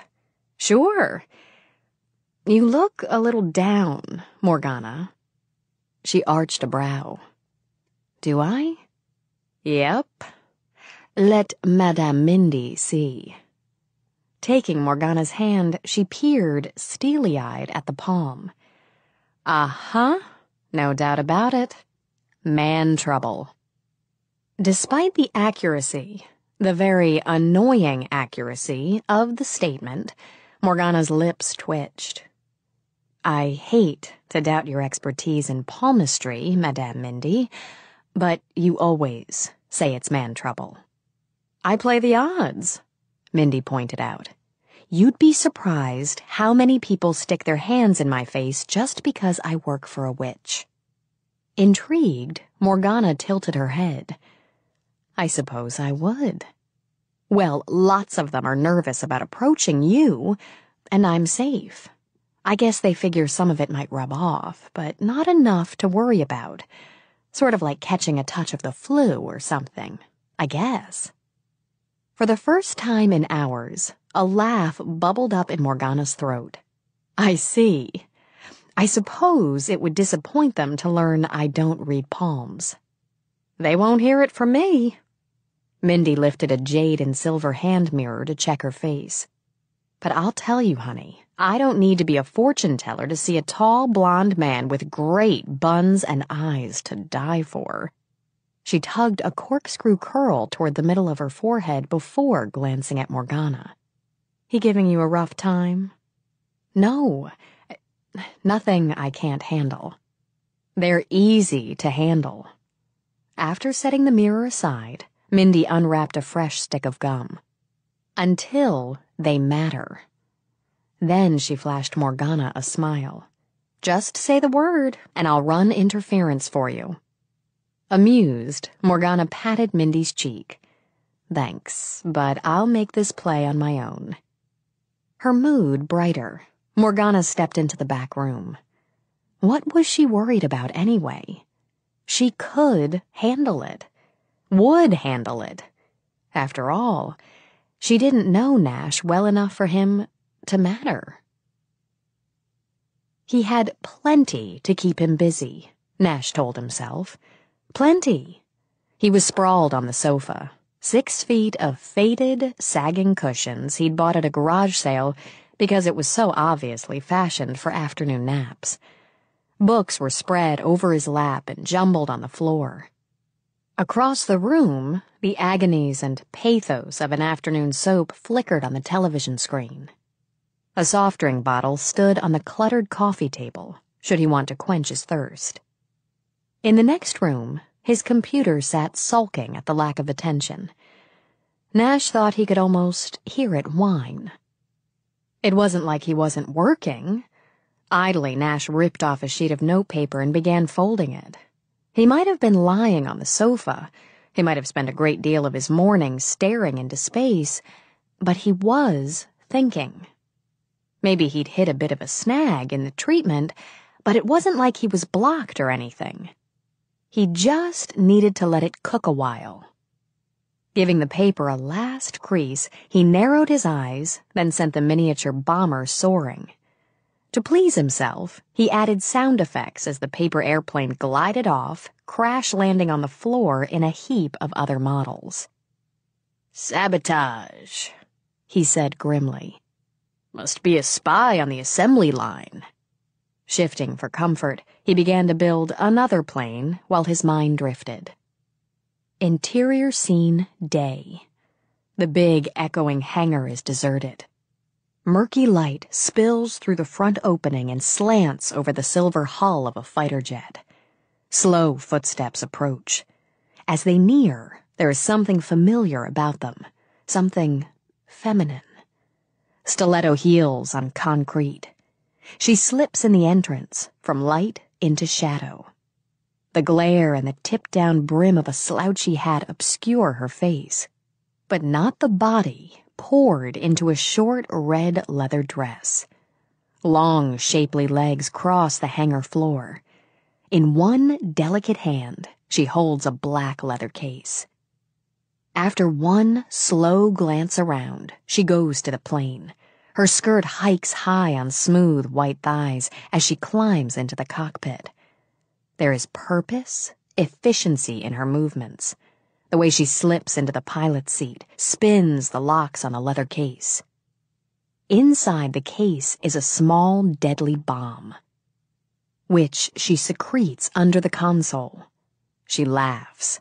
The sound is sultry, seductive. The camera moves in on her face. Morgana's face. Swearing, Nash tossed the plane in the air. It did an immediate nosedive. What was he doing? He asked himself. Making up stories about her, indulging in bad symbolism. So, sure, she'd climbed into his cockpit and set off an explosion. That was no reason to daydream about her. He had work to do, didn't he? Determined to do it, Nash shifted, sending books sliding to the floor. Using the remote, he switched off the television, then took up what was left of his notebook. He punched the play button on his recorder. It took less than 5 seconds for him to realize his mistake and turn it off again. He wasn't in any frame of mind to listen to Morgana's voice. He rose, scattering books, then stepping over them. He was thinking, all right. He was thinking he had to get the hell out of the house, and he knew exactly where he wanted to go. It was his choice, he assured himself as he snagged his keys.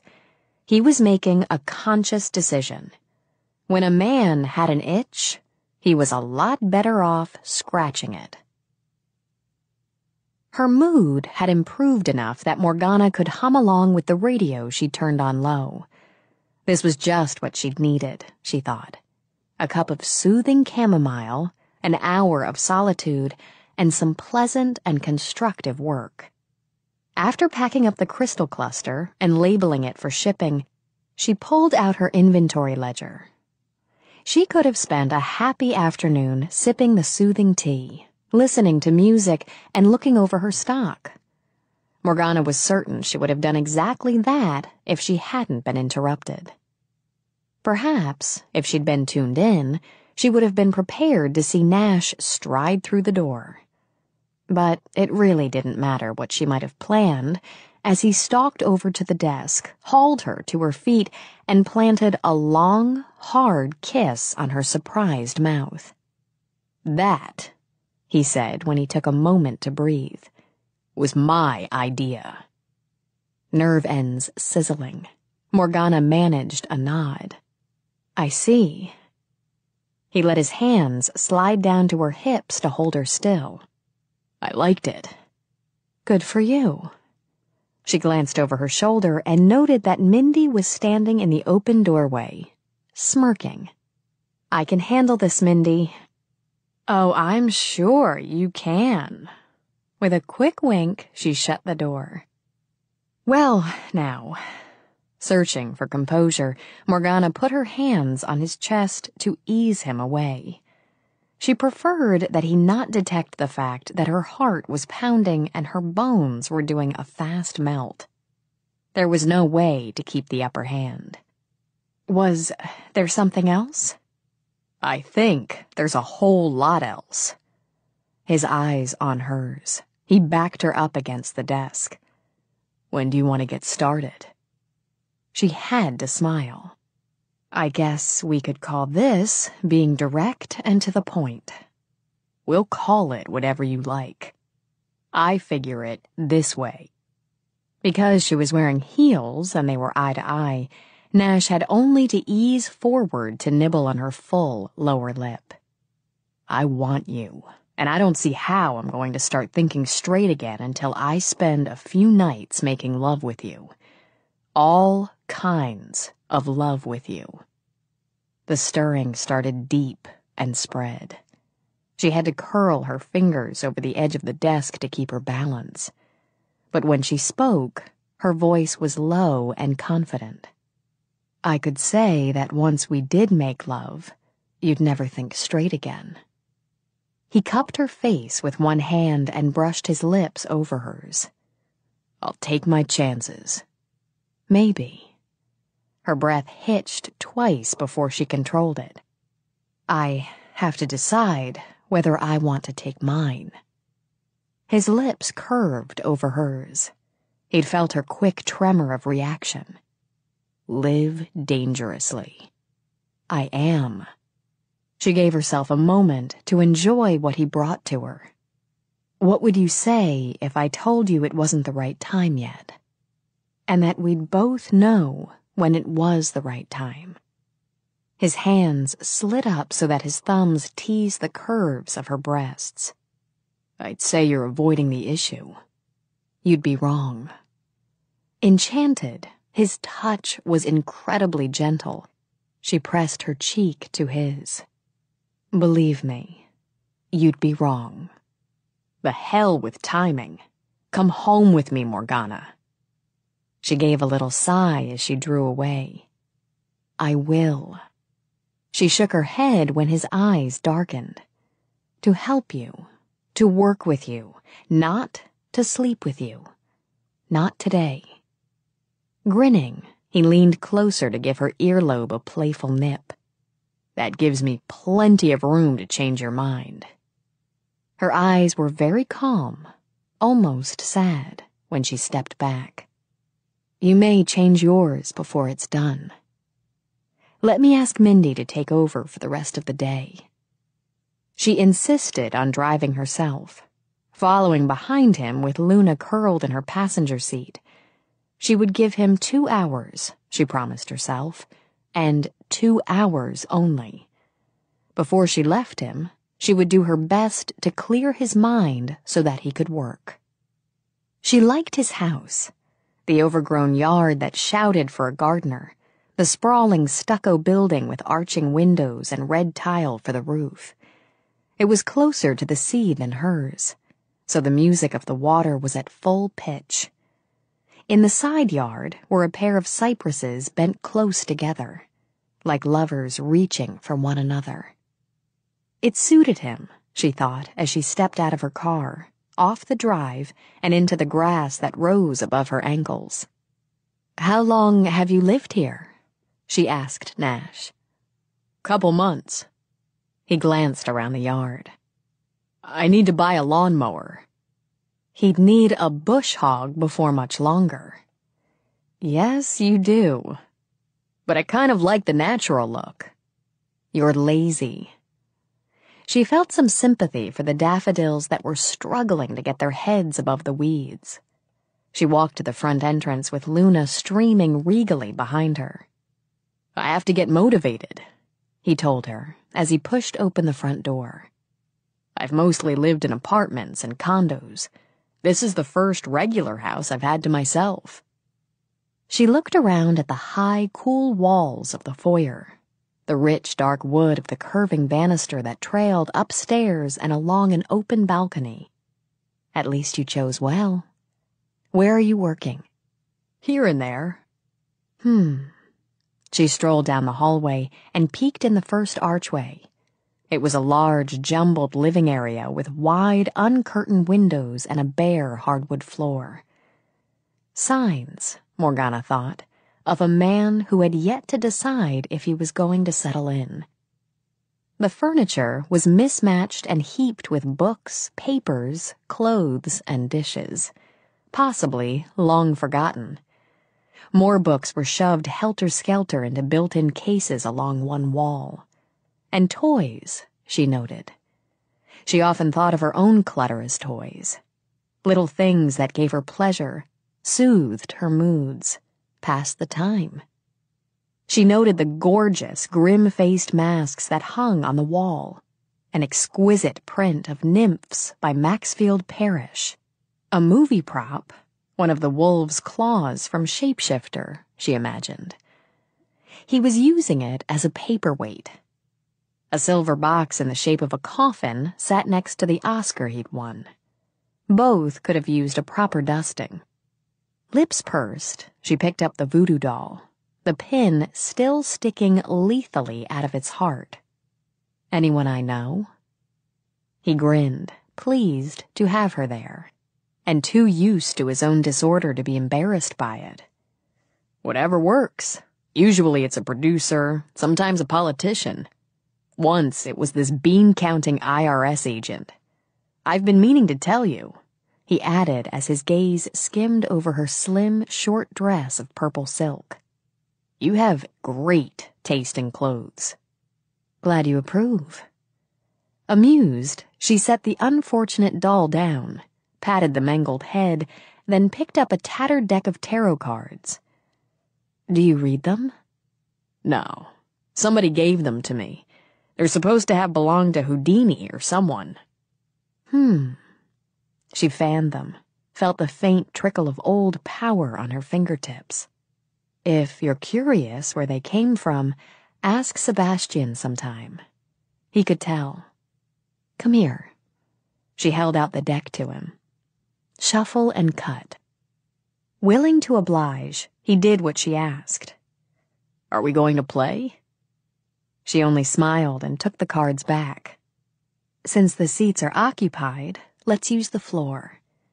She knelt, gesturing for him to join her. After tossing her hair behind her back, she dealt out a Celtic cross. You're preoccupied, she said, but your creative juices aren't dried up or blocked. There are changes coming. Her eyes lifted to his. They were that dazzling Irish blue that tempted even a sane man to believe anything. Perhaps the biggest of your life, and they won't be easy to accept. It was no longer the cards she read, but rather the pale light of the seer, which burned so much more brightly in Sebastian. You need to remember that some things are passed through the blood, and some are washed out. We aren't always the total of the people who made us. Her eyes changed, softened, as she laid a hand on his.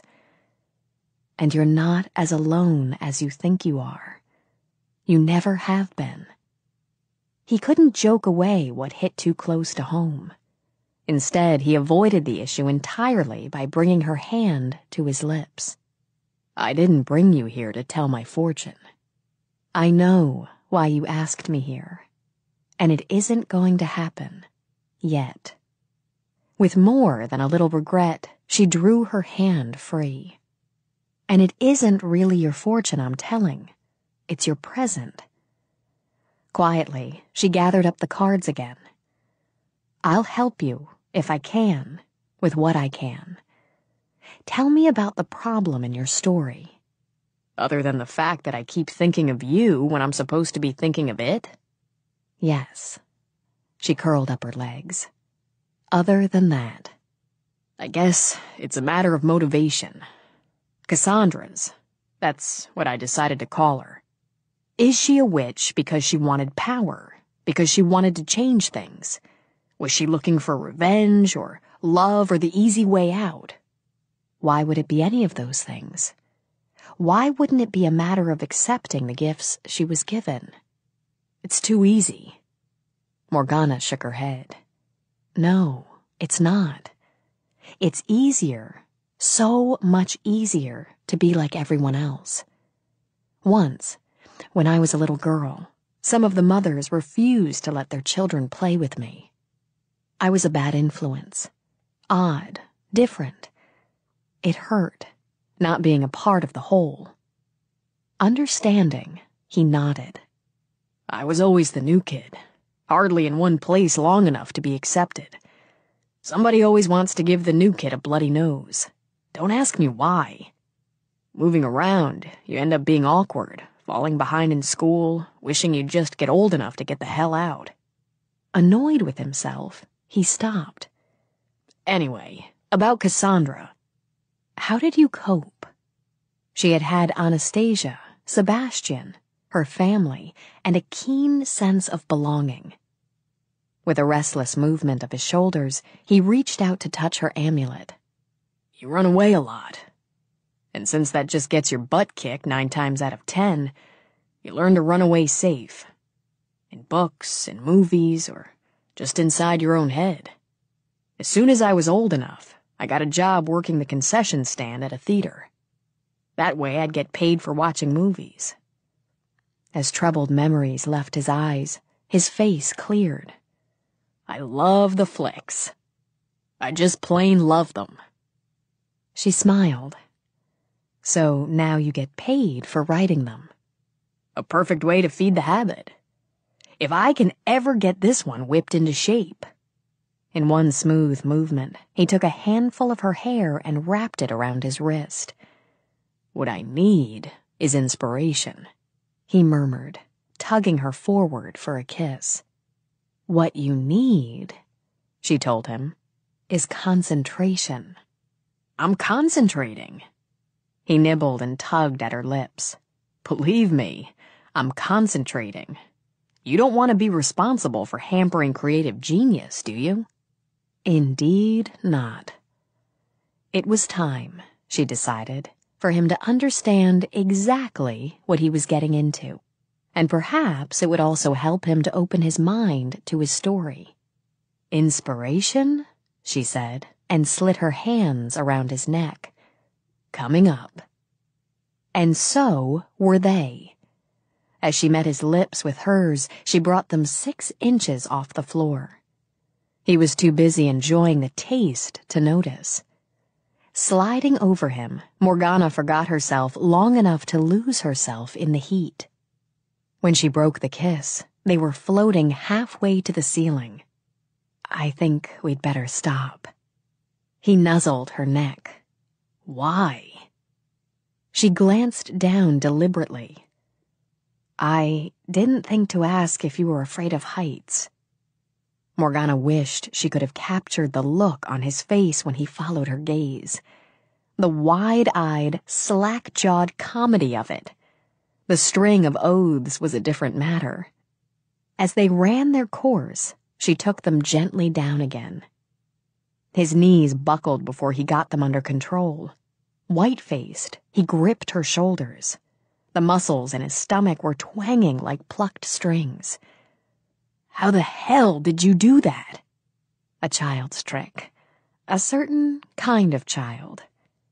She was sympathetic enough to stroke his cheek. Remember the boy who cried wolf, Nash? One day the wolf was real. Well, you've been playing with, let's say, the paranormal for years. This time, you've got yourself a real witch. Very slowly, very sure, he shook his head from side to side. But the fingers on her shoulders trembled lightly. That's bull. She indulged in a windy sigh. All right, let me think. Something simple but elegant. She closed her eyes, lifted her hands. For a moment, she was simply a woman. A beautiful woman standing in the center of a disordered room with her arms lifted gracefully, her palms gently cupped. Then she changed.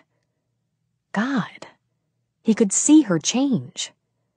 The beauty deepened. A trick of the light, he told himself. The way she was smiling, with those full, unpainted lips curved, her lashes shadowing her cheeks, her hair tumbling wildly to her waist. But her hair was moving, fluttering gently at first as though teased by a playful breeze. Then it was flying around her face, back from her face, in one long, gorgeous stream. He had an impossible image of a stunning wooden maiden carved on the bow of an ancient ship. But there was no wind to blow. Yet he felt it. It chilled along his skin, whisked along his cheeks. He could hear it whistle as it streaked into the room. When he swallowed, he heard a click in his throat as well. She stood straight and still. A faint gold light shivered around her as she began to chant. As the sun poured through the high windows, soft flakes of snow began to fall. From Nash's ceiling. They swirled around his head, danced over his skin as he gaped, frozen in shock. Cut it out," he ordered in a ragged voice before he sank to a chair. Morgana let her arms drop, opened her eyes. The miniature blizzard stopped as if it had never been. The wind silenced and died. As she'd expected, Nash was staring at her as if she'd grown 3 heads. "That might have been a bit overdone," she allowed. You... He fought to gain control over his tongue. "What the hell did you do?" A very basic call to the elements. He wasn't as pale as he had been, she decided, but his eyes still looked too big for the rest of his face. "I didn't mean to frighten you." "You're not frightening me." "Baffling, yes," he admitted. He shook himself like a wet dog and ordered his brain to engage. If he had seen what he had seen, there was a reason. There was no way she could have gotten inside his house to set up the trick. But there had to be. He pushed out of the chair and began to search through the room. Maybe his movements were a bit jerky. Maybe his joints felt as though they'd rusted over. But he was moving. "Okay, babe. How'd you pull it off?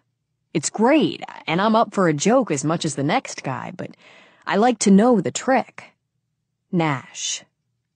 Her voice was quiet and utterly compelling. "Stop. Look at me." He turned and he looked, and he knew. Though it wasn't possible, wasn't reasonable, he knew. He let out a long, careful breath. "My God.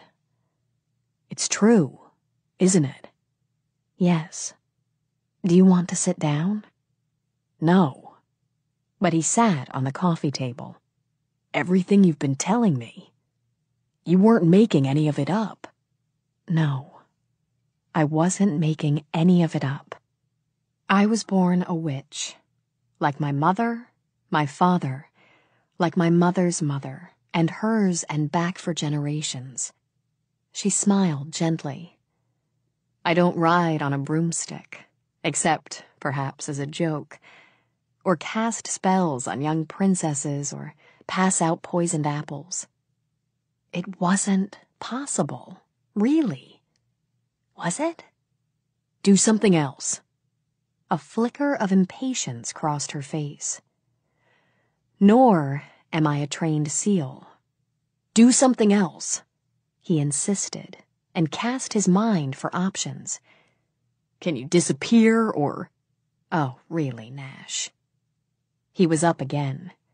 "Look, give me a break. I'm trying to help you out here. Maybe you could—" A book flew off the shelf and bopped him smartly in the head. Wincing, he rubbed the spot. Okay, never mind. "This isn't a sideshow," she said primly. "I only demonstrated so obviously in the first place because you're so thick-headed.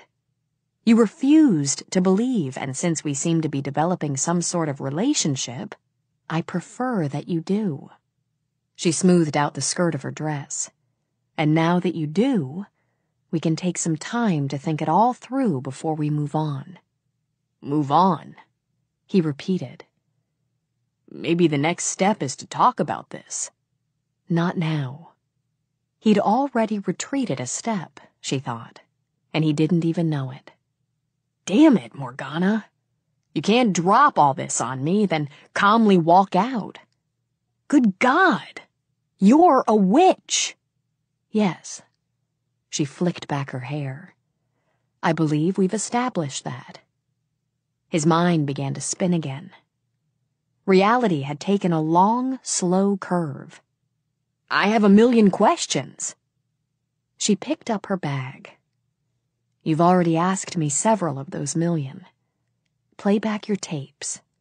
All of the answers I gave you were true ones." "I don't want to listen to tapes. I want to talk to you." "For now, it's what I want that matters." She opened her bag and took out a small, wand-shaped emerald on a silver chain. She should have known there was a reason she'd felt compelled to put it there that morning. Here. Moving forward, she slipped the chain over his head. Thanks, but I'm not much on jewelry. Think of it as a charm, then. She kissed both of his cheeks. Warily, he eyed it. What kind of a charm? It's for clearing the mind, promoting creativity, and... See the small purple stone above the emerald? Yeah. Amethyst. Her lips curved as they brushed his. For protection against witchcraft. With the cat already at her heels, Morgana moved to the archway. Go sleep for an hour, Nash. Your brain is tired. When you wake, you'll work. And when the time is right, you'll find me. She slipped out the door. Frowning, Nash tilted the slender green stone up to examine it. Clear thinking. Okay, he could use some of that. At the moment, his thoughts were as clear as smoke. He ran a thumb over the companion stone of amethyst. Protection against witchcraft. He glanced up through the window to see Morgana drive away. He was pretty sure he could use that as well. Chapter 6. What he needed to do was think, not sleep, though he wondered that any man could think after what had happened in the last 15 minutes. Why, any of the parapsychologists he'd interviewed over the years would have been wild to have a taste of what Morgana had given him. But wasn't the first rational step to attempt to disprove what he had seen? He wandered back into the living room to squint at the ceiling for a while.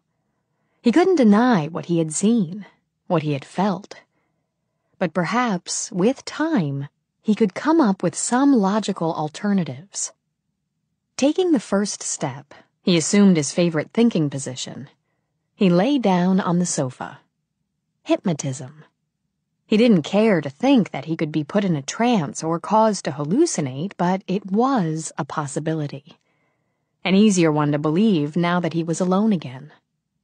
If he didn't believe that, or some other logical explanation, he would have to accept that Morgana was exactly what she had said she was all along. A hereditary witch, possessing elvish blood. Nash toed off his shoes and tried to think. His mind was full of her, the way she looked, the way she tasted, the dark, uncanny light that had been in her eyes before she'd closed them and lifted her arms to the ceiling. The same light, he recalled now, that had come into her eyes when she'd done the trick with the brandy decanter. Trick, he reminded himself, as his heart gave a single unpleasant thud. It was wiser to assume they were tricks and try to logic out how she had produced them. Just how did a woman lift a 165-pound man 6 feet off the floor? Telekinesis? Nash had always thought there were real possibilities there. After his preliminary work on his script, The Dark Gift, he'd come to believe there were certain people who were able to use their minds, or their emotions, to move objects. A more logical explanation than the existence of poltergeists, to Nash's way of thinking. And scientists had done exhaustive studies of pictures flying across the room, books leaping off shelves, and so forth. Young girls were often thought to possess this particular talent. Girls became women. Morgana was definitely a woman. Nash figured a research scientist would need a lot more than his word that Morgana had lifted him and herself off the ground. Still, maybe he could... He stopped, realizing he was thinking, reacting, the same way the fictional Jonathan McGillis thought and reacted in his story. Was that what Morgana wanted? He wondered. Listen to the tapes, she'd told him. All right then, that was what he'd do. Shifting, he punched buttons on his recorder until he'd reversed the tape inside and pushed play. Morgana's smoky voice flowed from the tiny machine.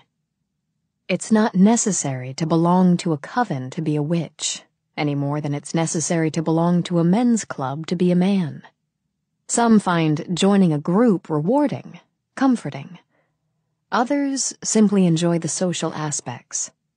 There was a slight pause, then a rustling of silks as she shifted. Are you a joiner, Nash? Nope. Groups usually have rules somebody else made up. And they like to assign chores. Her light laugh drifted into the room. And there are those of us who prefer our own company and our own way. The history of covens, however, is ancient. My great-great-grandmother was high priestess of her coven in Ireland, and her daughter after her. A sabbat cup, a keppen rod, and a few other ceremonial items were passed down to me. You might have noticed the ritual dish on the wall in the hallway. It dates back to before the burning time. Burning time? The active persecution of witches. It began in the 14th century and continued for the next 300 years. History shows that mankind usually feels the need to persecute someone. I suppose it was our turn. She continued to speak, he to question. But Nash was having a hard time listening to words. Her voice itself was so alluring. It was a voice meant for moonlight, for secrets, for hot midnight promises. If he closed his eyes, he could almost believe she was there with him, curled up on the couch beside him, those long, luscious legs tangled with his, her breath warm on his cheek. He drifted off to sleep with a smile on his face. When he awakened, nearly 2 hours had passed. Heavy-eyed and groggy, he scrubbed his hands over his face, then swore at the crick in his neck. He blinked at his watch as he pushed himself to a half-sitting, half-slouching position. It shouldn't be a surprise he'd slept so heavily, he thought. He'd been burning energy on nothing but catnaps for the last few days. Automatically, he reached out for the liter bottle and gulped down warm soda. Maybe it had all been a dream. Nash sat back, surprised at how quickly those afternoon nap fuzzies lifted from his brain. It could have all been a dream. Except... He fingered the stones resting against his chest. She'd left those behind, as well as a faint, lingering scent that was exclusively hers. All right then, he decided. He was going to stop backtracking and doubting his own sanity. She had done what she had done. He had seen what he had seen. It wasn't so complicated, really, Nash thought. More a matter of adjusting your thinking and accepting something new. At one time, people had believed that space travel was the stuff of fantasy. On the other hand, a few centuries back, witchcraft had been accepted without question. Maybe reality had a lot to do with what century you happened to live in. It was a possibility that started his brain ticking. He took another swallow, grimacing as he capped the bottle again. He wasn't just thirsty, he realized. He was hungry, famished. And more, much more important than his stomach, was his mind. The entire story seemed to roll out inside it, reel by reel. He could see it, really see it clearly for the first time. With the quick thrum of excitement that always came when a story unfolded for him, he sprang up and headed for the kitchen. He was going to fix himself one monster sandwich, brew the strongest pot of coffee on the planet, and then get to work. Morgana sat on Anastasia's sunny terrace, envying and admiring her cousin's lush gardens and drinking an excellent glass of iced julep tea. From this spot on Pescadero Point, she could look out over the rich blue water of Carmel Bay, and watch the boats bob and glide in a light spring breeze. Here, she was tucked away from the tourist track, seemingly a world away from the bustle of Cannery Row, the crowds and scents of Fisherman's Wharf. Sheltered on the terrace by trees and flowers, she couldn't hear the rumble of a single car. Only birds, bees, water, and wind. She understood why Anastasia lived here. There was the serenity and the seclusion her younger cousin craved. Oh, there was drama in the meeting of land and sea, the twisted trees, the high call of the gulls. But there was also peace within the tumbling walls that surrounded the estate. Silent and steady ivy climbed the house. Splashy flowers and sweet-smelling herbs crowded the beds Anna tended so gently. Morgana never failed to feel at ease here, and she was unfailingly drawn here whenever her heart was troubled. The spot, she thought, not for the first time, was so much like Anastasia. Lovely, welcoming, without guile. "Fresh from the oven," Anna announced as she carried a tray through the open French doors. "Oh, God, Anna, fudge cookies, my favorite." With a chuckle, Anastasia set the tray on the glass table. "I had an urge to bake some this morning. Now I know why." More than willing, Morgana took the first bite. Her eyes drifted closed as the smooth chocolate melted on her tongue. "Bless you." "So." Anna took her seat so that she could look out over the gardens and grass to the bay. "I was surprised to see you out here in the middle of the day." "I'm indulging in a long lunch break." She took another bite of cookie. "Mindy's got everything under control." "Do you? Don't I always?" Anna laid a hand over Morgana's. Before Morgana could attempt to close them off, Anna felt the little wisps of sadness. "I can't help feeling how unsettled you are. We're too close." "Of course you can't. Just as I couldn't help coming out here today, even though I knew I was bringing you problems." "I'd like to help." "Well, you're the herbalist," Morgana said lightly. "How about some essence of Helleborus niger?" Anna smiled.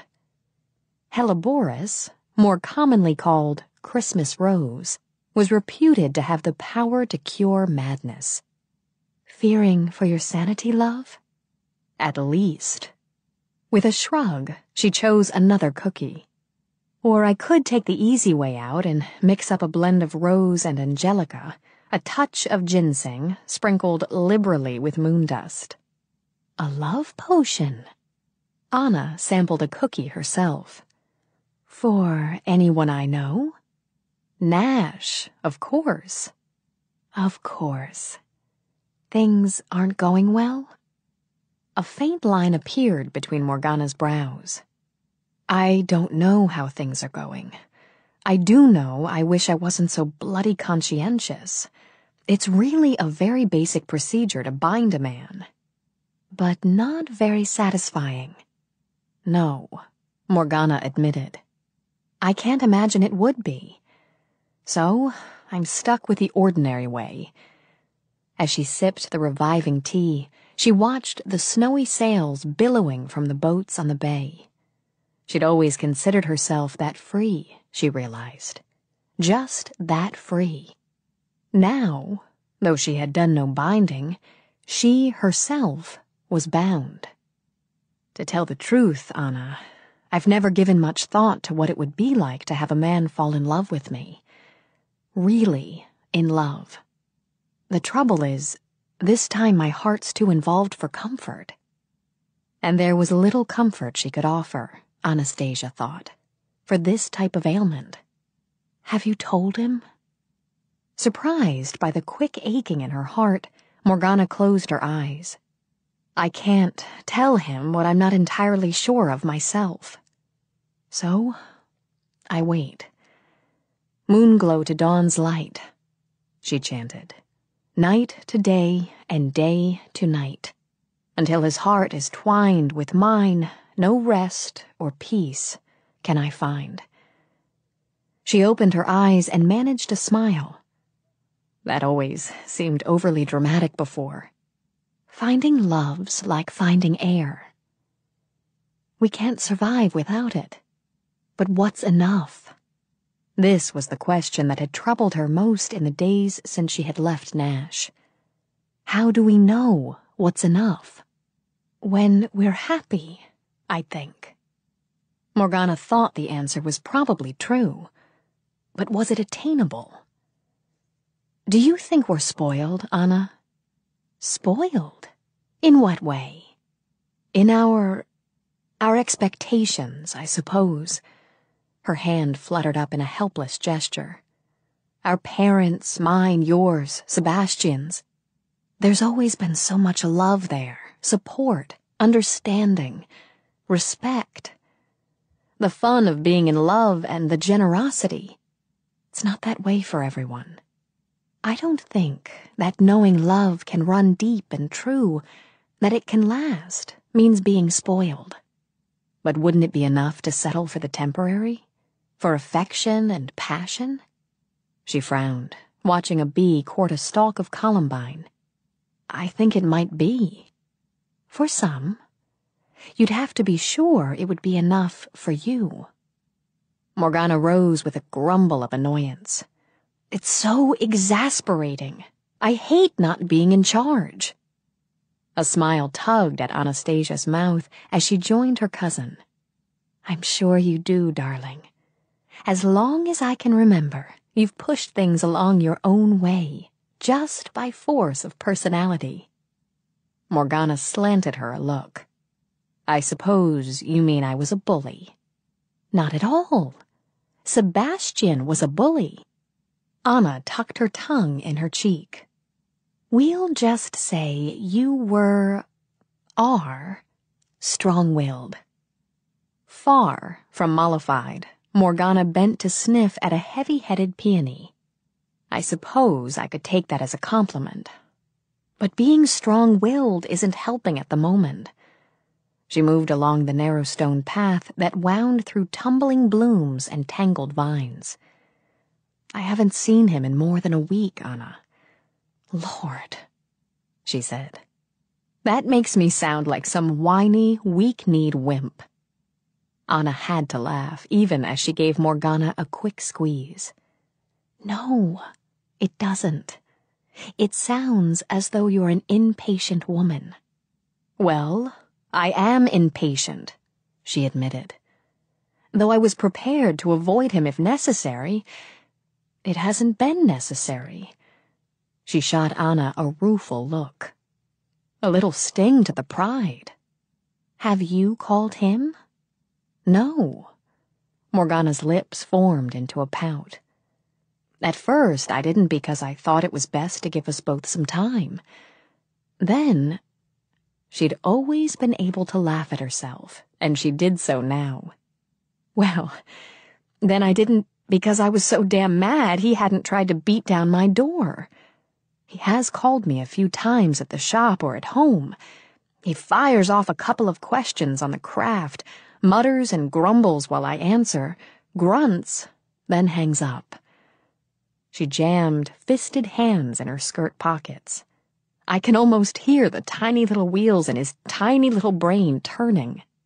So he's working. I'd imagine a writer could become pretty self-absorbed during a story. Anna, Morgana said patiently, try to keep with the program. You're supposed to feel sorry for me, not make excuses for him. Anna dutifully smothered a grin.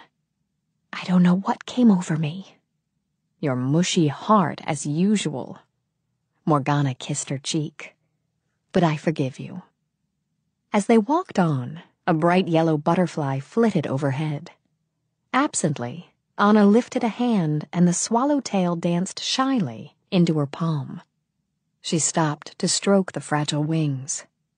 Why don't you tell me what you intend to do about this self-absorbed writer who makes you so damn mad?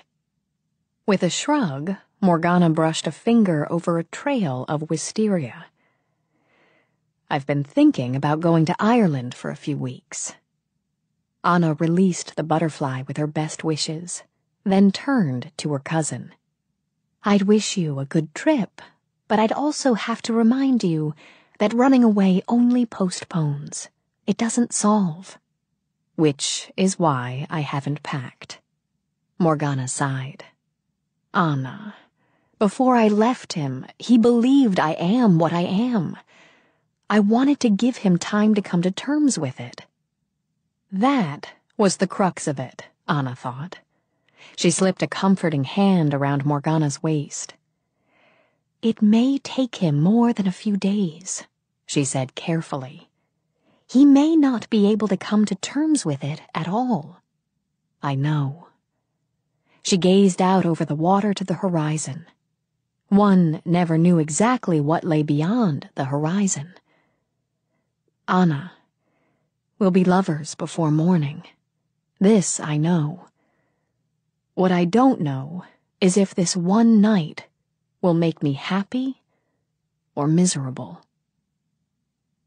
Nash was ecstatic. As far as he could remember, he'd never had a story flow out of his mind with the speed and clarity of this one. The treatment, which he'd finished in one dazzling all-nighter, was already on his agent's desk. With his track record, Nash wasn't worried about a sale, which, in a gleeful phone call, his agent had told him was imminent. The fact was, for the first time, Nash wasn't even thinking about the sale, the production, the ultimate filming. He was too absorbed in the story. He wrote at all hours, bounding awake at 3 a.m. to attack the keyboard, slurping coffee in the middle of the afternoon with the story still humming like a hive of bees in his head.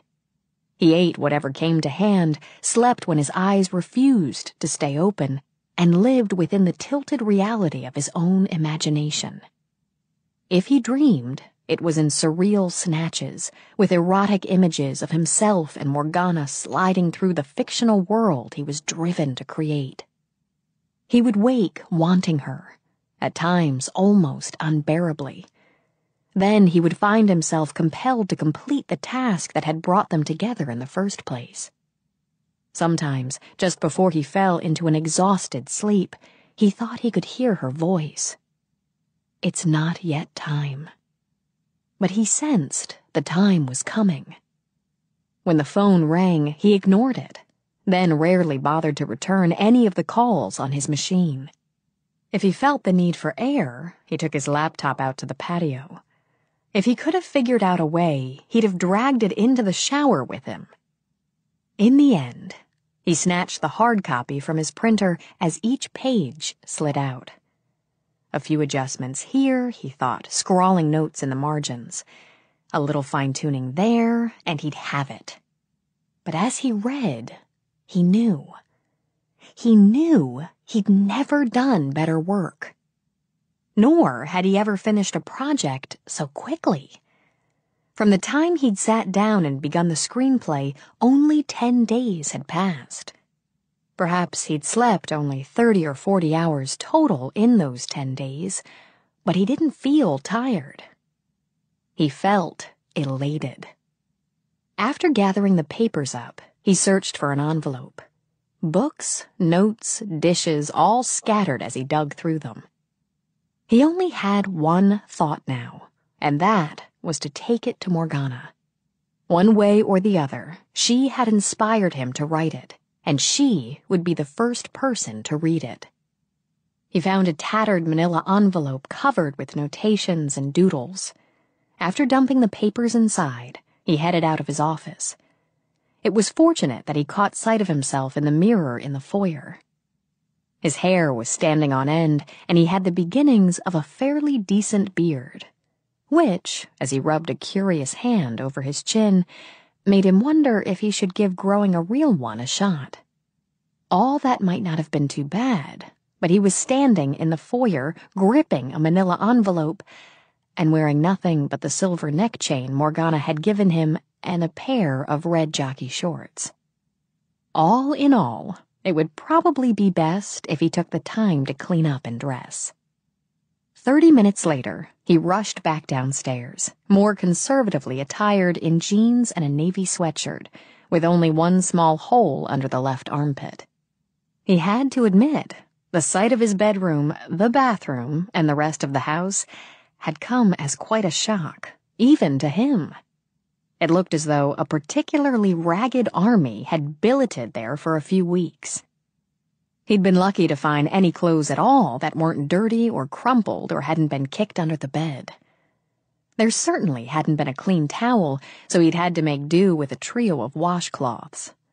Still, he'd located his razor, his comb, and a matching pair of shoes, so it hadn't been all that bad.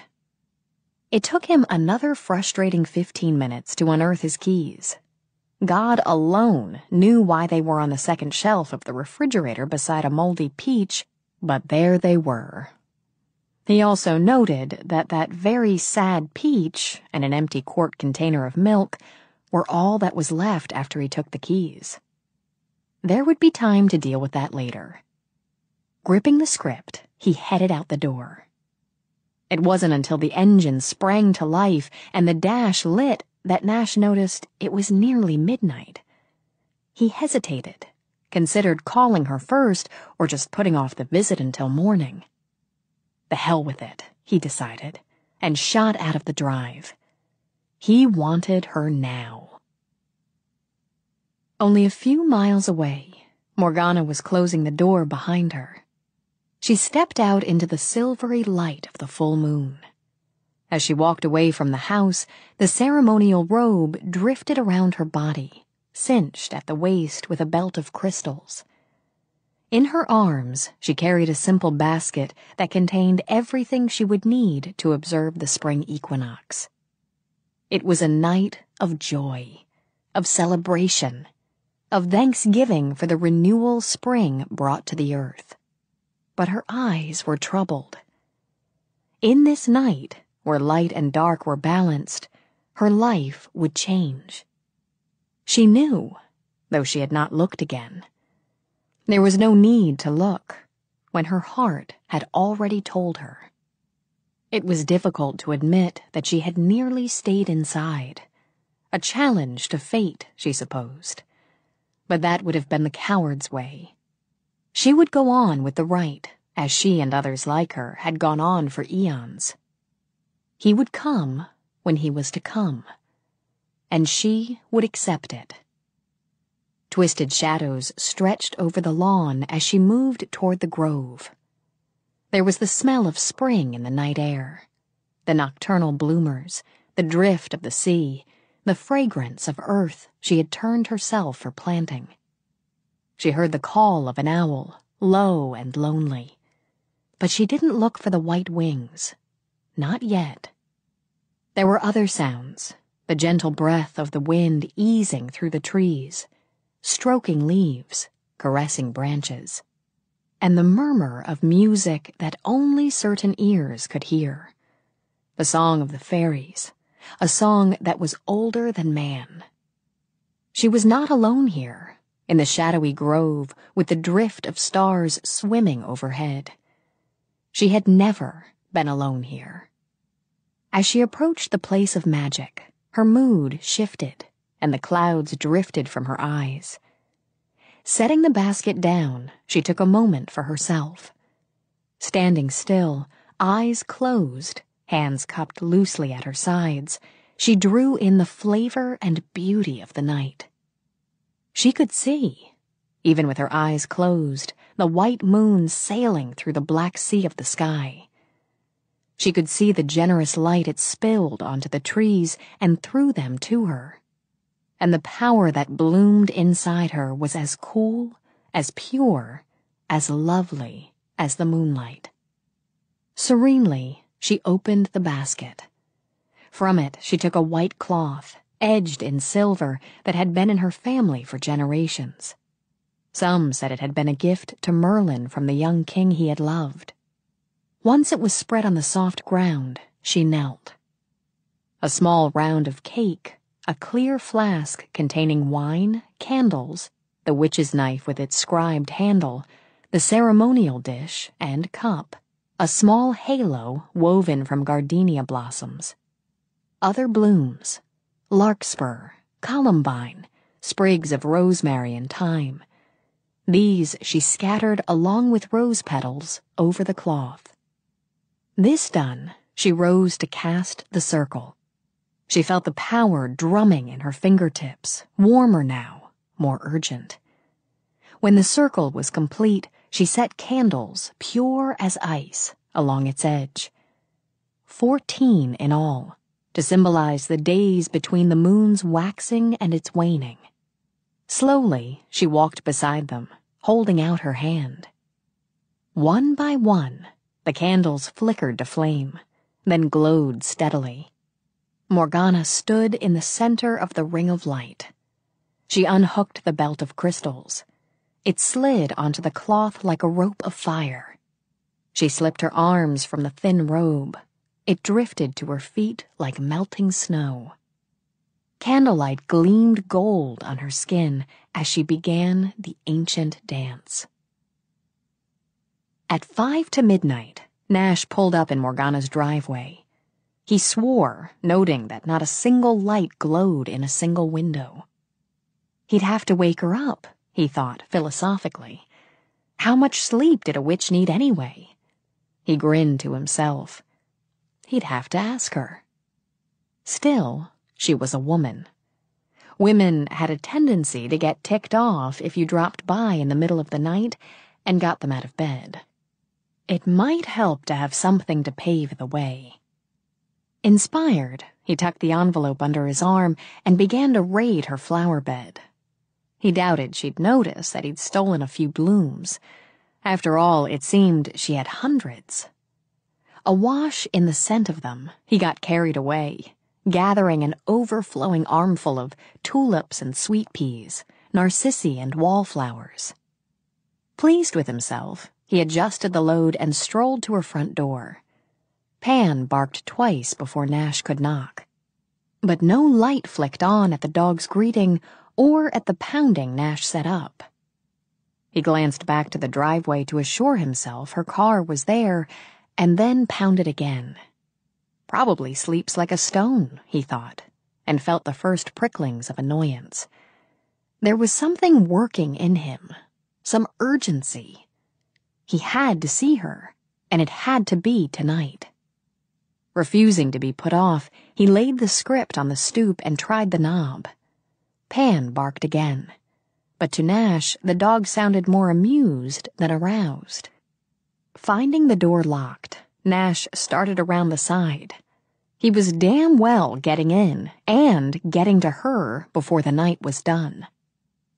A sudden rush of immediacy quickened his step, but somewhere between the front of the house and the side terrace, he found himself looking toward the grove.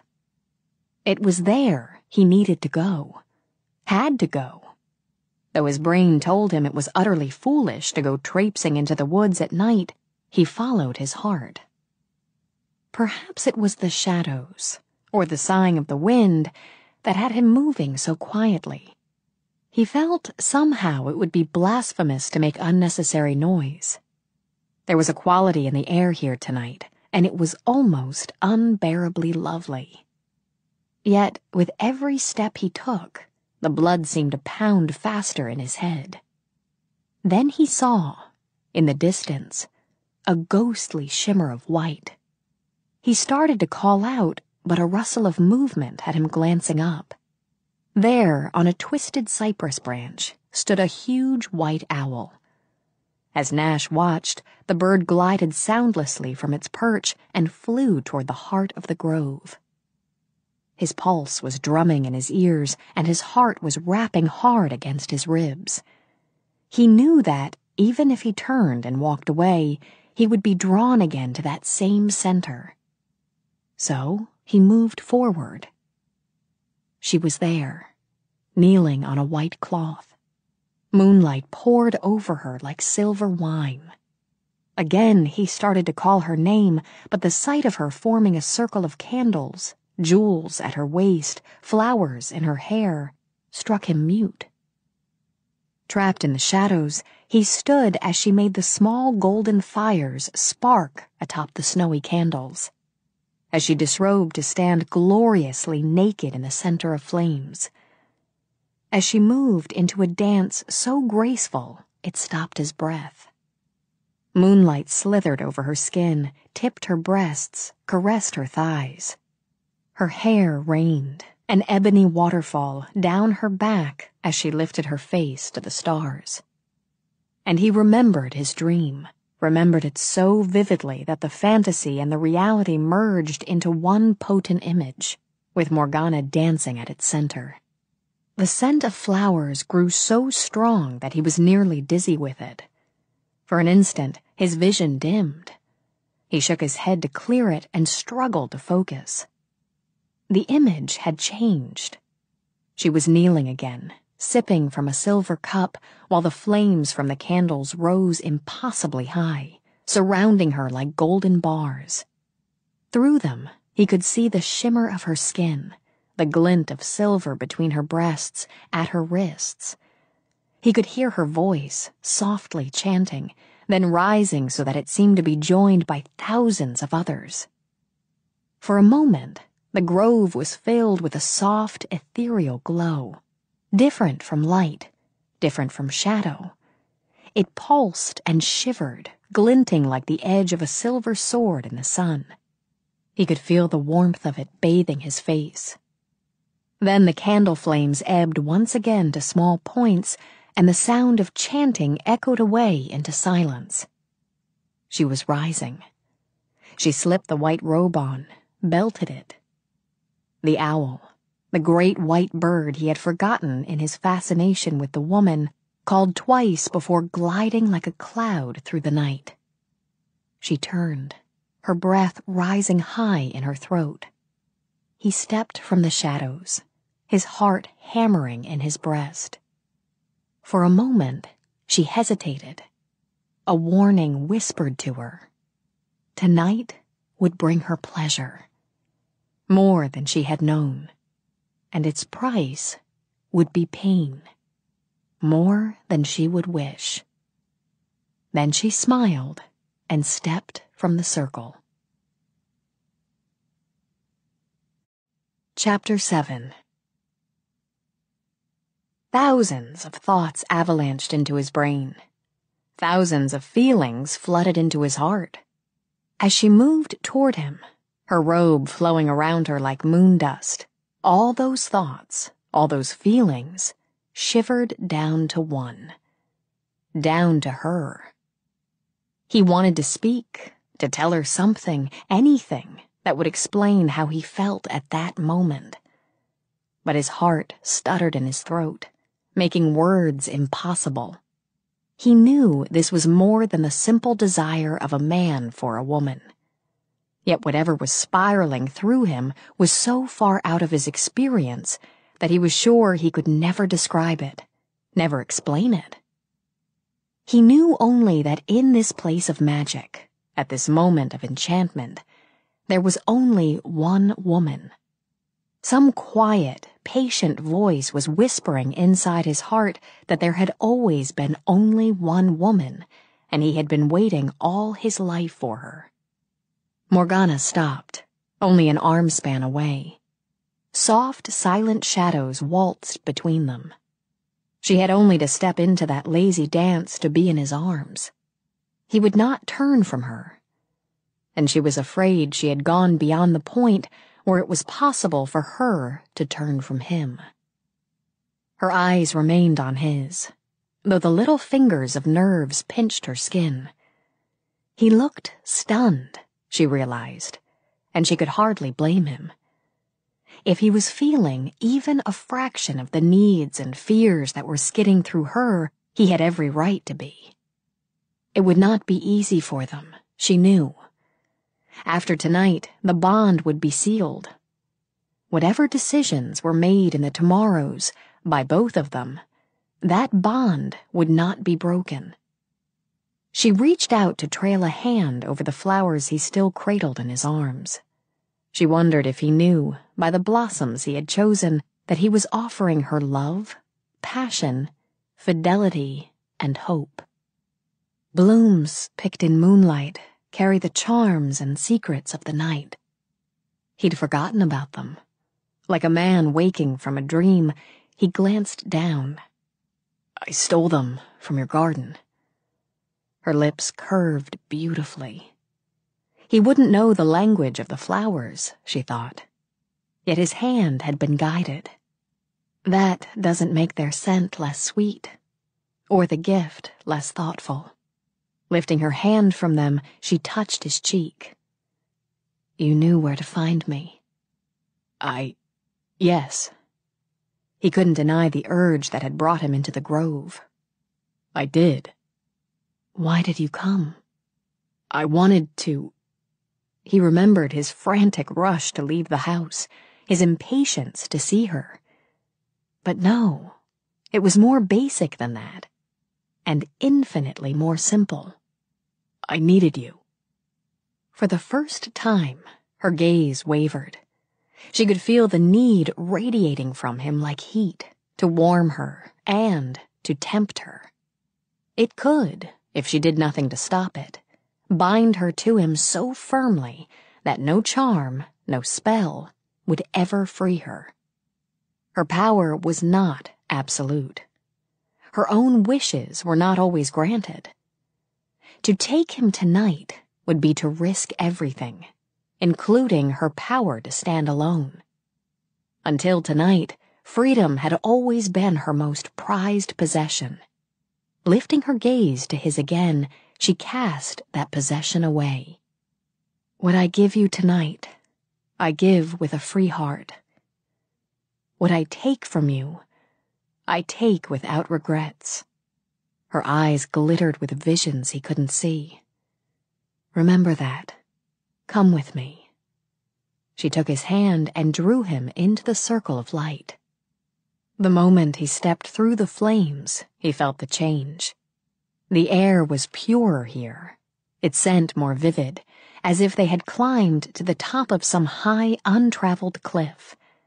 Even the stars seemed closer, and he could see the trails of moonlight, silver-edged white streaks through the sheltering trees. But she was the same, her hand firm in his. "What is this place?" Instinctively, he lowered his voice to a whisper, not in fear, but in reverence. It seemed to drift off, twining with the harp song that filled the air. "It needs no name." She drew her hand from his. "There are many forms of magic," she said, and unfastened her belt of crystals. "We'll make our own here." She smiled again. "And it harm none." Slowly, she placed the crystal rope on the edge of the cloth, then turned to face him. With the moonlight silvering her eyes, she opened her arms.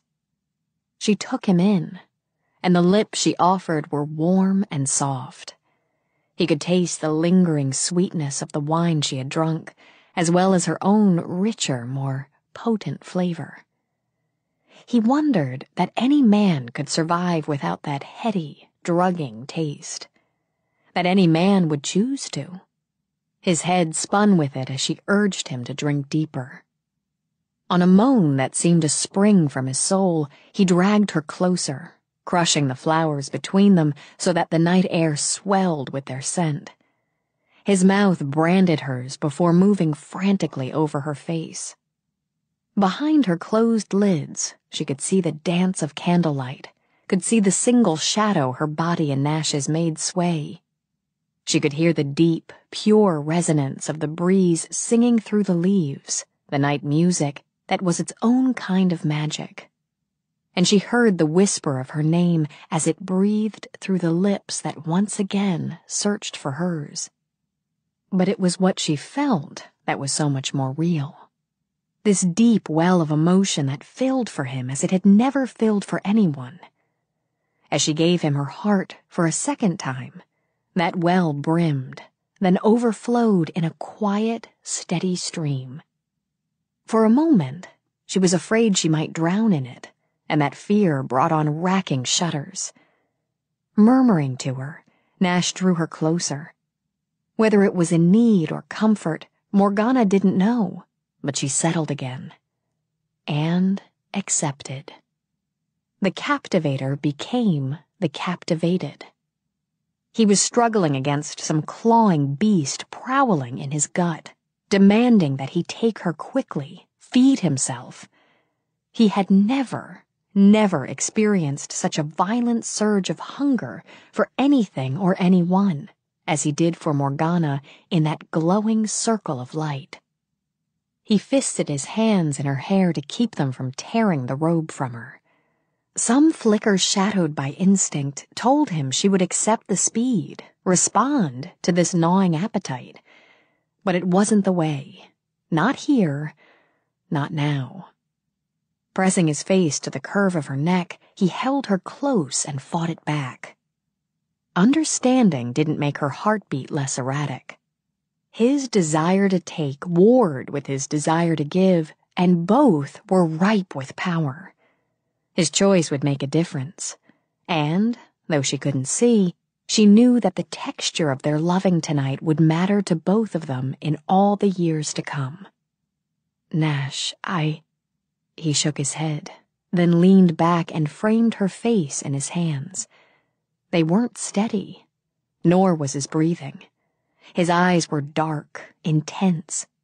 She wondered that they couldn't see into her and study her heart. "You scare the hell out of me," he managed. "I scare the hell out of me. It's different now, Morgana. Do you understand?" "Yes, it matters." "It matters." He let out a long, unsteady breath. "I'm afraid I'll hurt you." "You will hurt me." The certainty of it shivered through her. The pain would come, no matter what defenses she used. But not tonight. "You won't." She kissed him gently. No, he thought, as his cheek rubbed against hers. He wouldn't. He couldn't. Though desire continued to beat in his blood, its tempo had slowed. His hands were steady again as he slipped the robe from her shoulders, followed it down her arms until they were both free of it. The pleasure of looking at her was like a velvet fist pressed against his heart. He had seen her body before, when he had watched her dance naked in the circle, but that had been like a dream, as if she were some beautiful phantom just out of his reach. Now she was only a woman, and his hand would not pass through if he tried to touch. Her face first. He glided his fingertips over her cheeks, her lips, her jaw, and down the slender column of her throat. And she was real. Hadn't he felt her warm breath against his skin? Wasn't he now feeling the hammer beat of her pulse when his fingers lingered? Witch or mortal, she was his to cherish, to enjoy, to pleasure. It was meant to be here, surrounded by the old silent trees, by shadowed light, by magic. Her eyes changed, as a woman's would when her system was crowded with desire and anticipation. He watched them as he trailed those curious fingers over the slope of her shoulders, down her arms and back again. Her breath began to shiver through her parted lips. Just as lightly, just as slowly, his touch skimmed down to her breasts. Now her breath caught on a moan, and she swayed, but he made no move to possess her, only skimming patiently over those soft slopes, brushing his thumbs over nipples that hardened and ached in response. She couldn't move. If the hounds of hell had burst out of the trees, jaws snapping, she would have stood just as she was, body throbbing, eyes fixed helplessly on his. Did he know? Could he know what a spell he had cast over her with this exquisite tenderness? There was nothing else for her but him. She could see only his face, feel only his hands, with each unsteady breath she took, she was filled with him. He followed the line of her body, down her rib cage, detouring around to her back, where her hair drifted over his hands and her spine trembled under them. He wondered why he had thought it necessary to speak, when he could tell her so much more with a touch. Her body was a banquet of slender curves, smooth skin, subtle muscles. But he no longer felt the urge to ravish. How much better it was, this time, to sample, to savor, to seduce. How much more power did a man need than to feel a woman's skin singing under his hands? He skimmed over her hips, let his fingers glide over those long, lovely thighs, changing the angle on the return journey so that he absorbed all the little bolts of pleasure at finding her already hot and damp for him.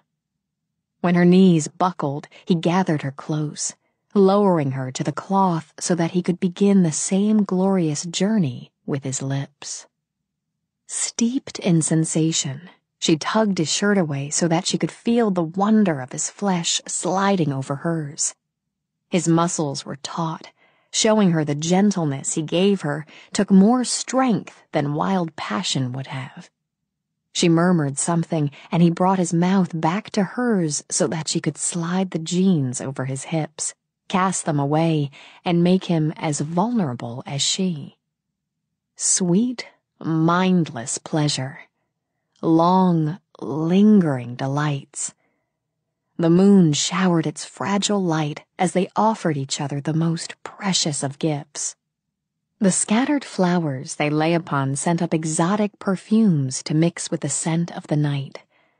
Though the breeze rustled the leaves, the encircling flames ran straight and true. Even when passion gripped them, sending them rolling over crushed blooms and rumpled silk, there was no rush. Somewhere in the shadows, the owl called again, and the ring of flames shot up like lances, closing them in, closing all else out. Her body was shuddering, but there were no longer any nerves or fears. Her arms encircled him as he slipped inside her.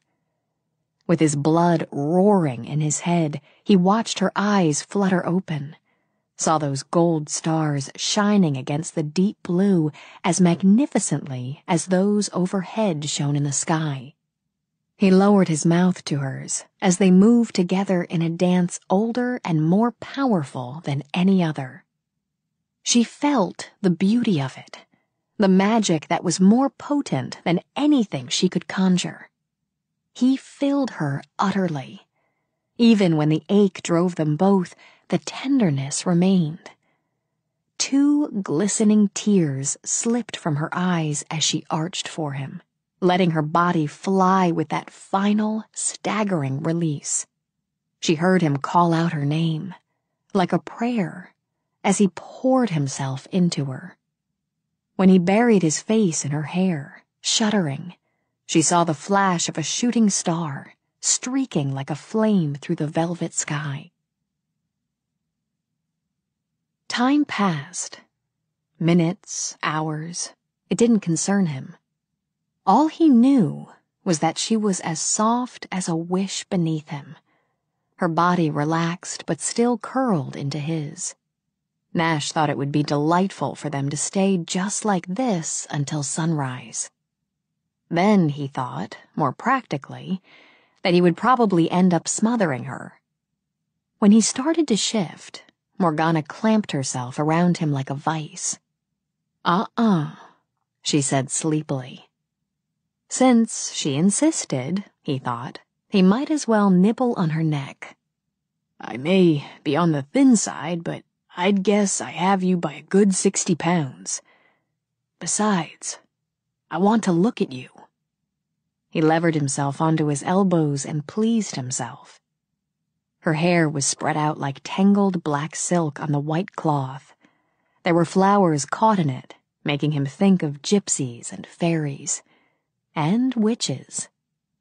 He let out a long, labored breath. What happens when a mortal makes love to a witch?"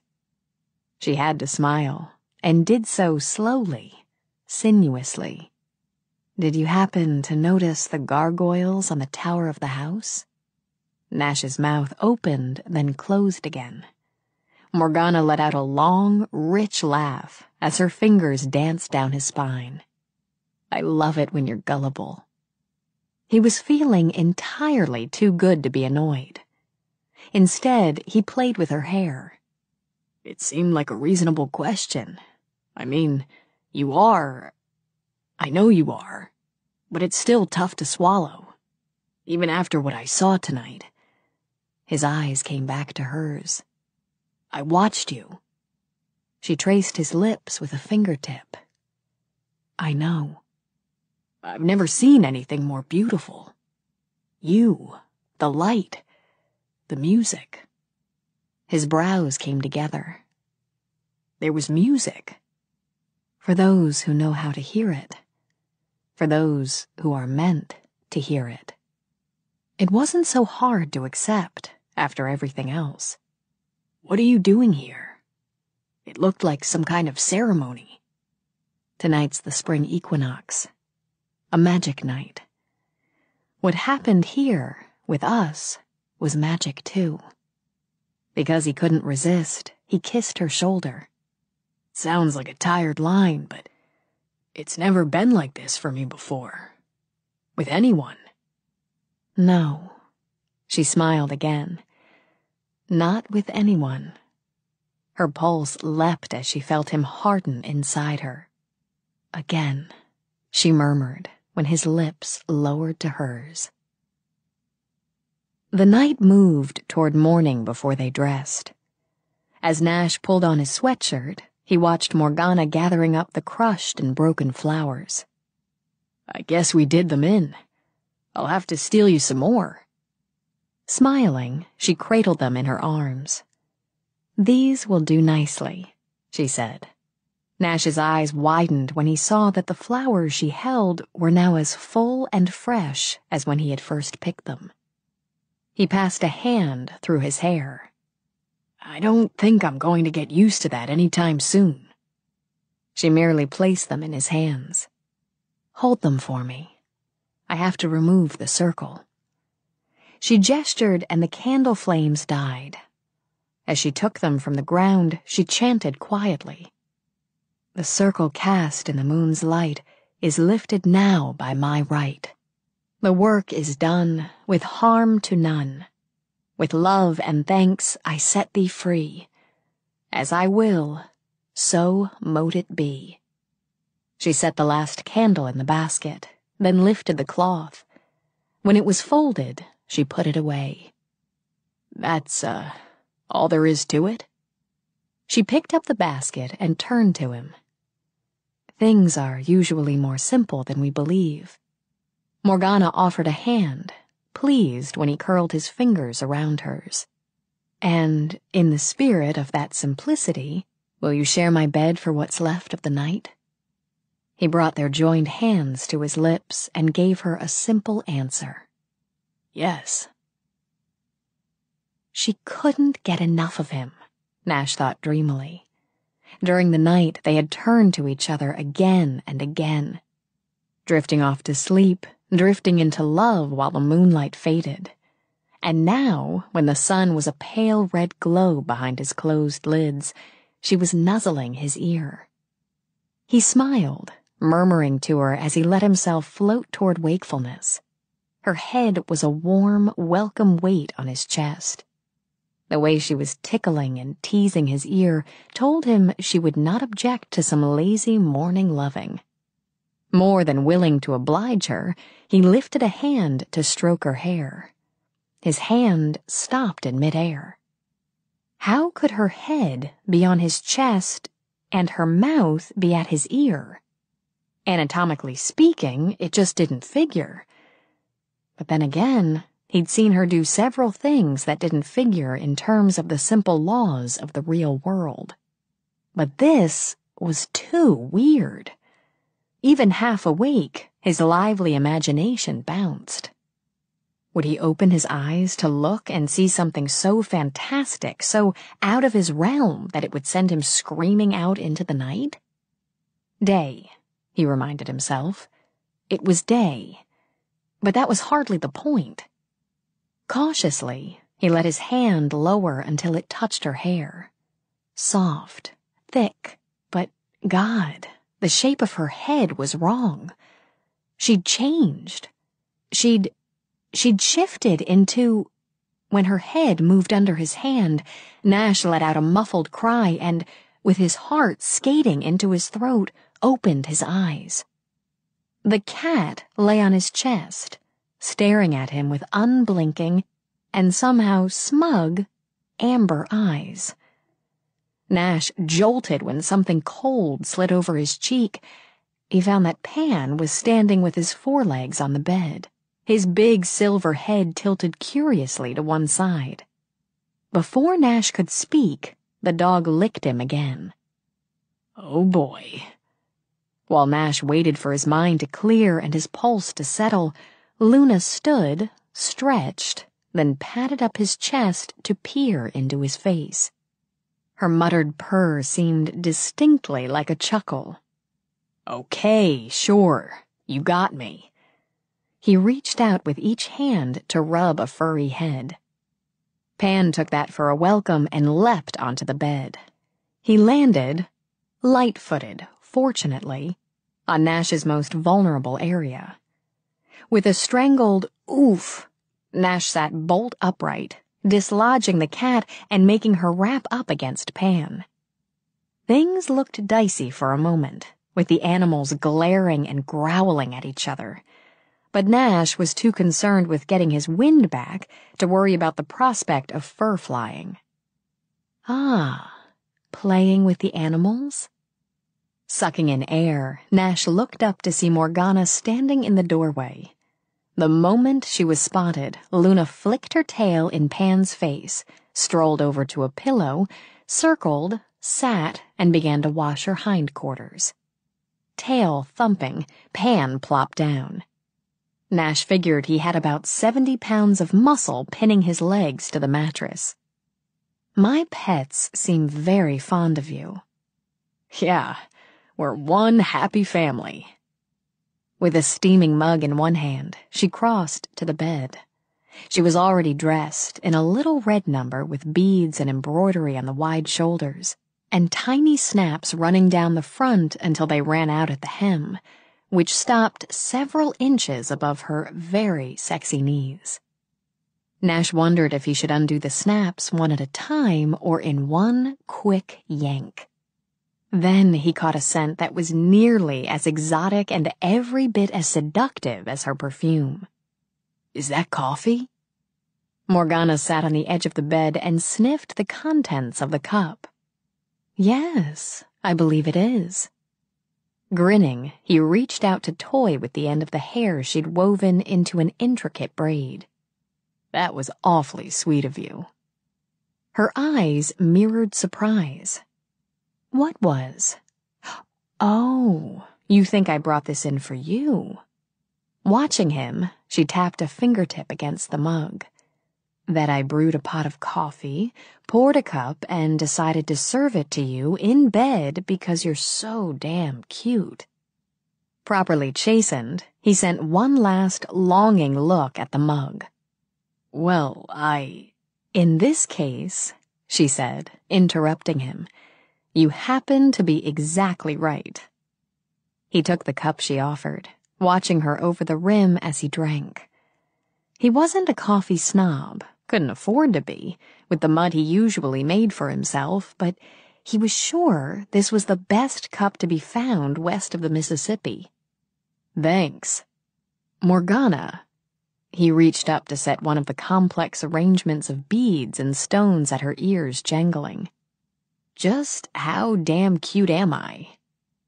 She laughed, pushing the mug aside so that she could kiss him. You'll do, Nash. More than do, she thought, as she kissed him again. With that tousled, sun-streaked hair tumbled around a sleepy face, that surprisingly well-muscled chest tempting her above the tangle of sheets, and that very warm, very skilled mouth rubbing against hers, he did magnificently. She pulled back, not without regret. I have to go to work. Today? Lazily, he cupped his hand around the back of her neck to urge her closer. Don't you know it's a national holiday? Today? Sure. She smelled like night, he thought, like flowers that bloom only in starlight. It's National Lovin' Day, a tribute to the 60s. You're supposed to celebrate it by... I get the picture. And that's very inventive, she said, closing her teeth over his bottom lip. But I have a shop to run. That's very unpatriotic of you, Morgana. I'm shocked. Drink your coffee. She stood to keep from letting him change her mind. There's food in the kitchen if you feel like breakfast. You could have gotten me up. He snagged her hand before she could retreat. I thought you could use the sleep, and I didn't want to give you any more time to distract me. His eyes slanted up to hers as he nibbled on her knuckles. I'd like to spend several hours distracting you. Her knees went weak. I'll give you a chance later. We could have dinner. We could. Her blood was beginning to hum, but she couldn't make herself pull her hand free. Why don't I pick something up? Bring it by. Why don't you? He opened her hand to press a kiss on the palm. 7:30? Fine. You'll let Pan out, won't you? Sure. His teeth grazed her wrist and sent her pulse soaring. Morgana, one more thing. Her body yearned toward his. Nash, I really can't. Don't worry. But he could see that she was worried, and it delighted him. I'm not going to muss you up. It's going to be too much fun thinking about doing just that for the next few hours. I left something for you on the front stoop last night. I was hoping you'd find time to read it. Your script? You finished? All but some fine-tuning, I think. I'd like your opinion. Then I'll try to have one. She leaned over to kiss him again. Bye. See you tonight. He settled back with the cooling coffee, then swore. Morgana turned at the doorway. What? My car's parked behind yours. Let me get some pants on. She laughed. Nash, really? With that, she strolled away. The cat jumped off the bed and followed. Yeah, Nash said to the now snoozing Pan. I guess she can take care of it. Sitting back, he prepared to drink his coffee in solitary splendor. As he sipped, he studied the room. This was the first chance he'd taken to see what Morgana surrounded herself with in her most private place.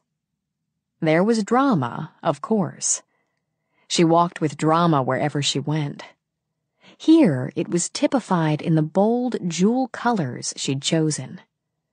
Turquoise for the walls, emerald for the spread they had kicked aside during the night. Bleeding hues of both were in the curtains that fluttered at the windows.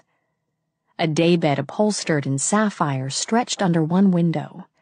It was plumped with fat pillows of garnet, amethyst, and amber.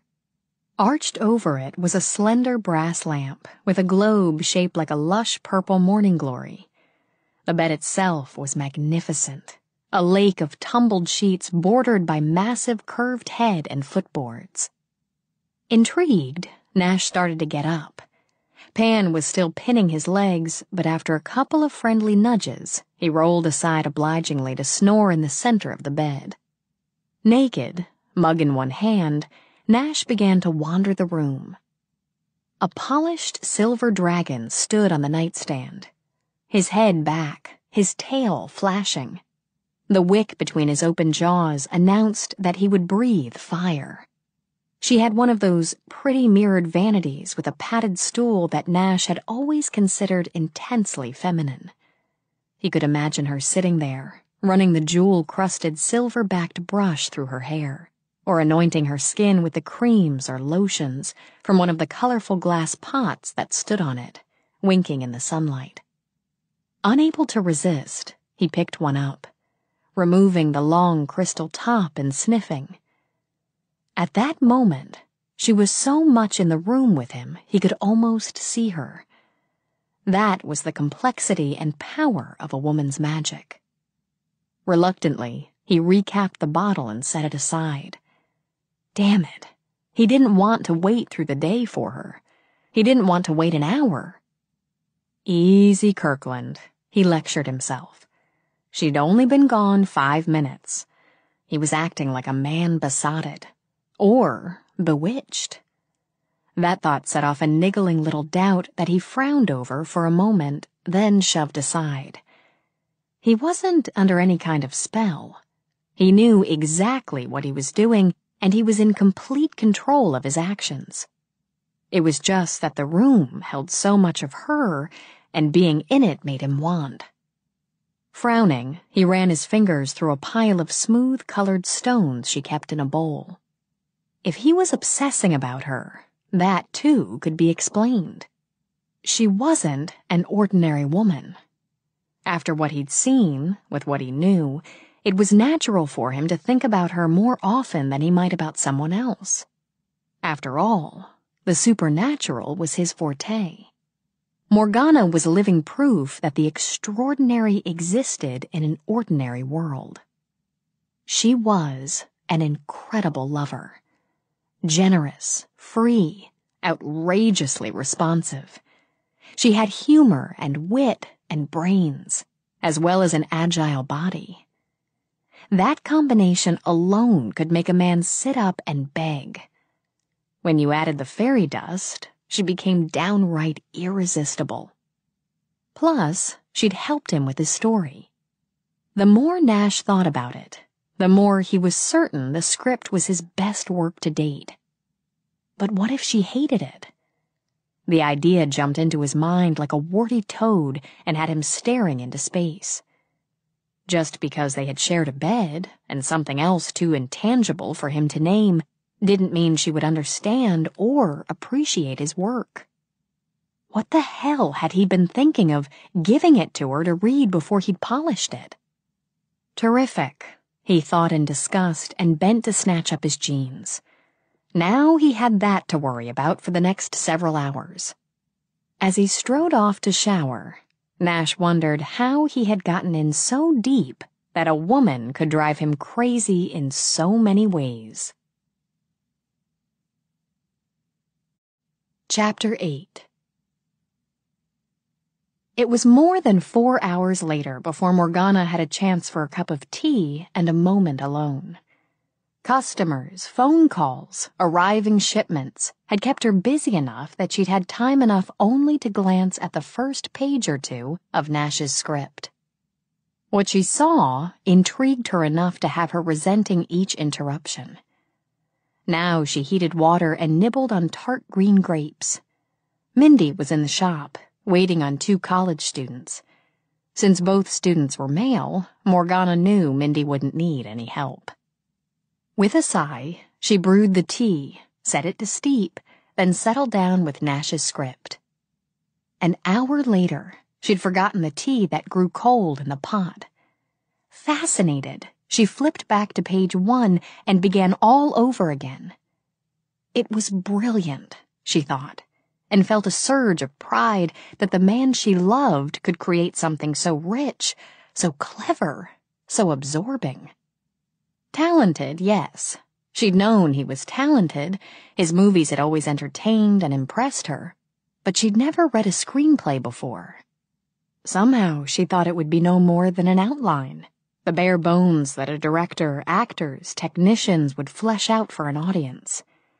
But this was so rich in texture, so full of life and spirit, that it didn't seem like words on paper at all. She could already see and hear and feel. She imagined that, when those extra layers were added by the actors, the camera, the director, Nash might very well have the film of the decade on his hands. It stunned her that the man she thought of as charming, a bit cocky, and often full of himself, had something like this inside him. Then again, it had rocked her the night before to discover that he had such deep wells of tenderness. Setting the script aside, she leaned back in her chair. And she had always considered herself so astute, she thought with a little smile. Just how many more surprises did Nash Kirkland have up his sleeve?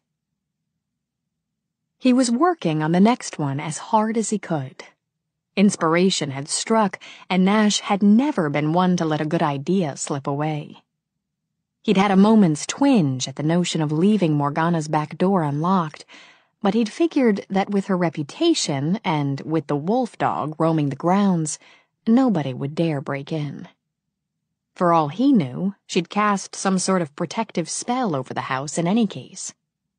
It was going to be perfect, he told himself, as he struggled to arrange an armload of flowers, purchased, this time, in a vase.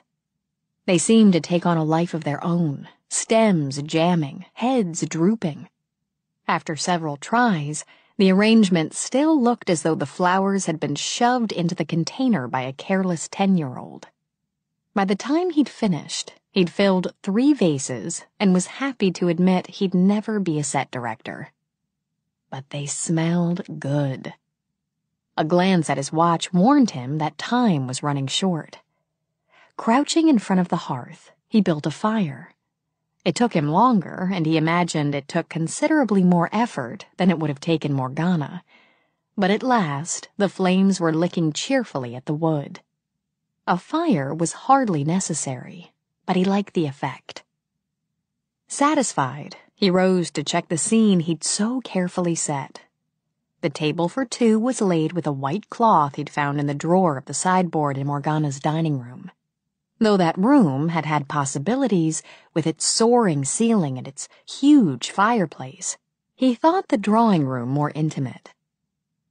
The china was hers too, and looked old and lovely, with little rosebuds hugging the edges of gleaming white plates. He'd arranged the heavy silverware and the crystal champagne glasses, all hers as well, and folded the deep rose damask napkins into neat triangles. Perfect, he decided. Then swore. Music! How could he have forgotten the music? And the candlelight! He made a dash to the stereo and fumbled through a wide selection of CDs. Chopin, he decided, though he was more in tune with the Rolling Stones than with classical music. He switched it on and slipped the disc in, then nodded his approval after the first few bars. Then he went on a treasure hunt for candles. 10 minutes later, he had over a dozen ranged throughout the room, glowing and wafting out the fragrances of vanilla, jasmine, sandalwood. He'd barely had time to pat himself on the back when he heard her car. He beat Pan to the door by inches. Outside, Morgana lifted a brow when she spotted Nash's car. But the fact that he was nearly a half hour early didn't annoy her, not in the least. She was smiling as she crossed to the door, his script under one arm, a bottle of champagne in the other. He opened the door and scooped her up into a long, luxurious kiss. Wanting his own greeting, Pan did his best to crowbar between them. "Hi," Nash said, when he freed her mouth. "Hello." She handed Nash both bottle and envelope so that she could ruffle Pan's fur before closing the door. "You're early." "I know." He glanced at the label on the bottle. "Well, well. Are we celebrating?" "I thought we should." As she straightened, her braid slid over her shoulder. "Actually, it's a little congratulatory gift for you. But I'd hoped you'd share." "Be glad to. What am I being congratulated for?" She nodded toward the envelope in his hand. "For that. Your story." He felt the little knot that had remained tight in his stomach all day loosen. "You liked it?" "No. I loved it. And once I sit down and take my shoes off, I'll tell you why. Let's go in here." After shifting the bottle and envelope to one arm, he tucked the other around her. "How is business?" "Oh, it's ticking right along. In fact, I may see if Mindy can squeak out another hour or two a day for me. We've been—" Her words trailed off as she stepped into the drawing room. The candle glow was as mystic and romantic as moonbeams. It glinted on silver, tossed rainbows from crystal. Everywhere was the perfume of flowers and candle wax, and the haunting strains of violins. The fire smoldered gently. It wasn't often she was thrown off balance so completely. Now she felt the sting of tears in the back of her throat, tears that sprang from an emotion so pure and bright she could hardly bear it. She looked at him, and the flickering light tossed dozens of stars into her eyes. "Did you do this for me?" A little off balance himself, he skimmed his knuckles over her cheek. "Must have been elves." Her curving lips brushed his. "I'm very, very fond of elves." He shifted until their bodies met. "How do you feel about screenwriters?" Her arms slid comfortably around his waist. "I'm learning to like them." "Good." As he settled into the kiss, Nash realized his arms were too encumbered to allow him to give it his best shot. "Why don't I get rid of this stuff? Open the champagne." "That sounds like an excellent idea." With a long, contented sigh, she slipped out of her shoes while he walked over to pluck out a bottle already nestled in the ice bucket. He turned both hers and his around to show the identical labels. "Telepathy?" Moving toward him, she smiled. "Anything's possible." He tossed the envelope aside, snuggled the second bottle in the ice, then opened the first with a cheerful pop and fizz. He poured, and then after handing her a glass, rang his against it. "To magic." "Always," she murmured and sipped. Taking his hand, she led him to the couch where she could curl up close and watch the fire. "So, what did you do today besides call up some elves?" "I wanted to show you my Cary Grant side." With a chuckle, she brushed her lips over his cheek. "I like all of your sides." Contented, he propped his feet on the coffee table. "Well, I spent a lot of time trying to get those flowers to look like they do in the movies." She glanced over. "We'll concede that your talents don't run to floral arranging. I love them." "I figured the effort was worth something." He entertained himself by toying with her earring. "I did a little fine-tuning on the script. Thought about you a lot. Took a call from my very excited agent. Thought about you some more." She chuckled and laid her head on his shoulder. Home. She was home. Completely. Sounds like a very productive day. What was your agent excited about? "Well, it seems he'd taken a call from a very interested producer." Delight shimmered from her eyes as she sat up again. "Your screenplay." "Right the first time." It felt a little odd. No, Nash thought. It felt wonderfully odd to have someone so obviously excited for him. "Actually, it's the treatment, but since my luck's been running pretty well, we've got a deal in the works. I'm going to let the script cook a couple of days and take another look. Then I'll ship it off to him." "It's not luck." She tapped her glass to his again. "You've got magic. Up there." She laid a finger on his temple. "And in here. And on his heart. Or wherever imagination comes from." For the first time in his adult life, he thought he might blush, so he kissed her instead. "Thanks. I couldn't have done it without you." With a light laugh, she settled back. "I'd hate to disagree with you, so I won't." He ran an idle hand down the braid on her shoulder. It felt tremendously good, he realized, just to sit here like this at the end of the day with someone who was important to him. Why don't you stroke my ego and tell me what you liked about it? She held out her glass so that he could top off her champagne. I doubt your ego needs stroking, but I'll tell you anyway. Take your time. I wouldn't want you to leave anything out. All of your movies have texture, even when there's blood splashing around or something awful scratching at the window. There's a quality that goes beyond being spooked or shocked. In this, though you're bound to set some hearts pumping with that graveyard scene and that business in the attic, you go a step further. She shifted to face him. It's not just a story of witchcraft and power or of conjuring forces, good and bad. It's about people, their basic humanity, of believing in wonderful things and trusting your heart. It's a kind of funny celebration of being different, even when it's difficult. In the end, even though there's terror and pain and heartbreak, there is love. That's what we all want.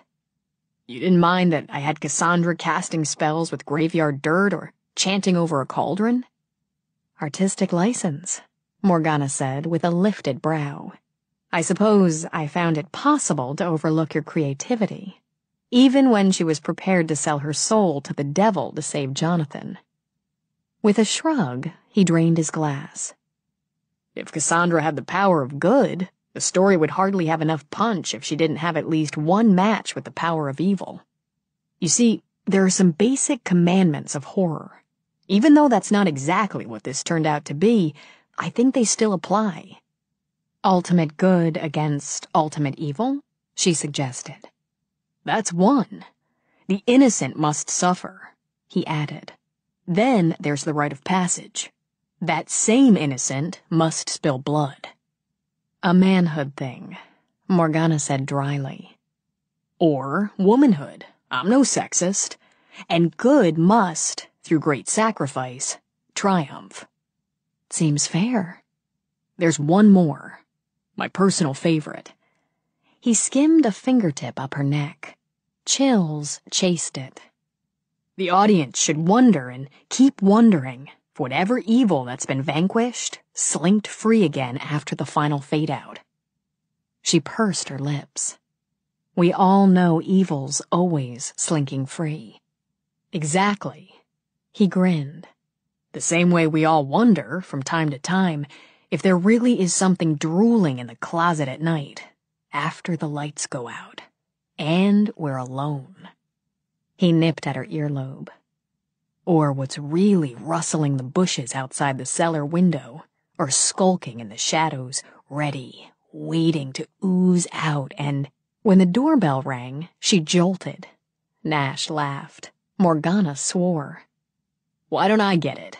He suggested. She made a stab at dignity and smoothed down her skirt. Why don't you? When he walked out, she let go with a quick shudder. He was good, she admitted. So damn good that she, who knew better, had been sucked right in. She was still deciding whether to forgive him or not when Nash came back with a tall, gangly man hefting a huge tray. The man wore a white tux and a red bow tie. Stitched over his chest pocket was Chez Maurice. Set it right on the table, Maurice. It's George, sir, the man said in a sorrowful voice. Right. Nash winked at Morgana. Just dish everything right on up. I'm afraid this will take me a moment or two. We've got time. The mocha mousse should remain chilled, sir, George pointed out. Nash realized that the poor man had a permanent apology stuck in his throat. I'll take it into the kitchen. Morgana rose to take the container. As she left them, she heard George murmuring sadly that the radicchio had been off today, and they'd had to make do with endive. He lives for food, Nash explained when Morgana returned a few moments later. It makes him weep to think how careless some of the new delivery boys are with the stuffed mushrooms, bruising them heedlessly. Heathens. Exactly what I said. It seemed to put George in a better frame of mind. Or maybe it was the tip. So what has George brought us? She wandered over to the table. Endive salad. The radicchio was off, I heard. Lobster tails. A la Maurice. Naturally. She smiled over her shoulder as Nash pulled out her chair. Is there a Maurice? George was sorry to report that he's been dead for 3 years, but his spirit lives on. She laughed and began to enjoy her food. This is very inventive takeout. I'd considered a bucket of chicken, but I thought this would impress you more. It does.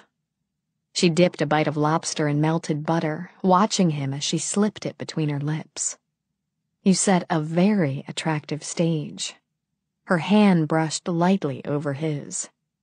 Thank you. Any time. The fact was, he was hoping there'd be dozens of other times, dozens of other stages, with the two of them, just the two of them, as the only players. He caught himself, annoyed that he was thinking such serious thoughts, such permanent thoughts. To lighten the mood, he poured more champagne. Morgana? Yes? There's something I've been wanting to ask you. He brought her hand to his lips, finding her skin much more alluring than the food. Is Mrs. Littleton's niece going to the prom? She blinked first, then threw her head back with a rich laugh. My God, Nash, you're a romantic. Just curious. Because he couldn't resist the way her eyes danced. He grinned. Okay. I like Happily Ever After as well as the next guy. Did she get her man? Morgana sampled another bite. It seems Jessie worked up the courage to ask Matthew if he'd like to go to the prom with her. Good for her. And? Well, I have this all second-hand from Mrs. Littleton, so it may not be precisely accurate. Nash leaned forward to flick a finger down her nose. Listen, babe, I'm the writer. You don't have to pause for dramatic effect. Spill it. My information is that he blushed, stuttered a bit, pushed up these cute horn-rimmed glasses he wears, and said he guessed so. Solemnly, Nash raised his glass. To Jessie and Matthew. Morgana lifted her own. To first love. It's the sweetest. He wasn't sure about that, since he'd been so successful in avoiding the experience. What happened to your high school sweetheart?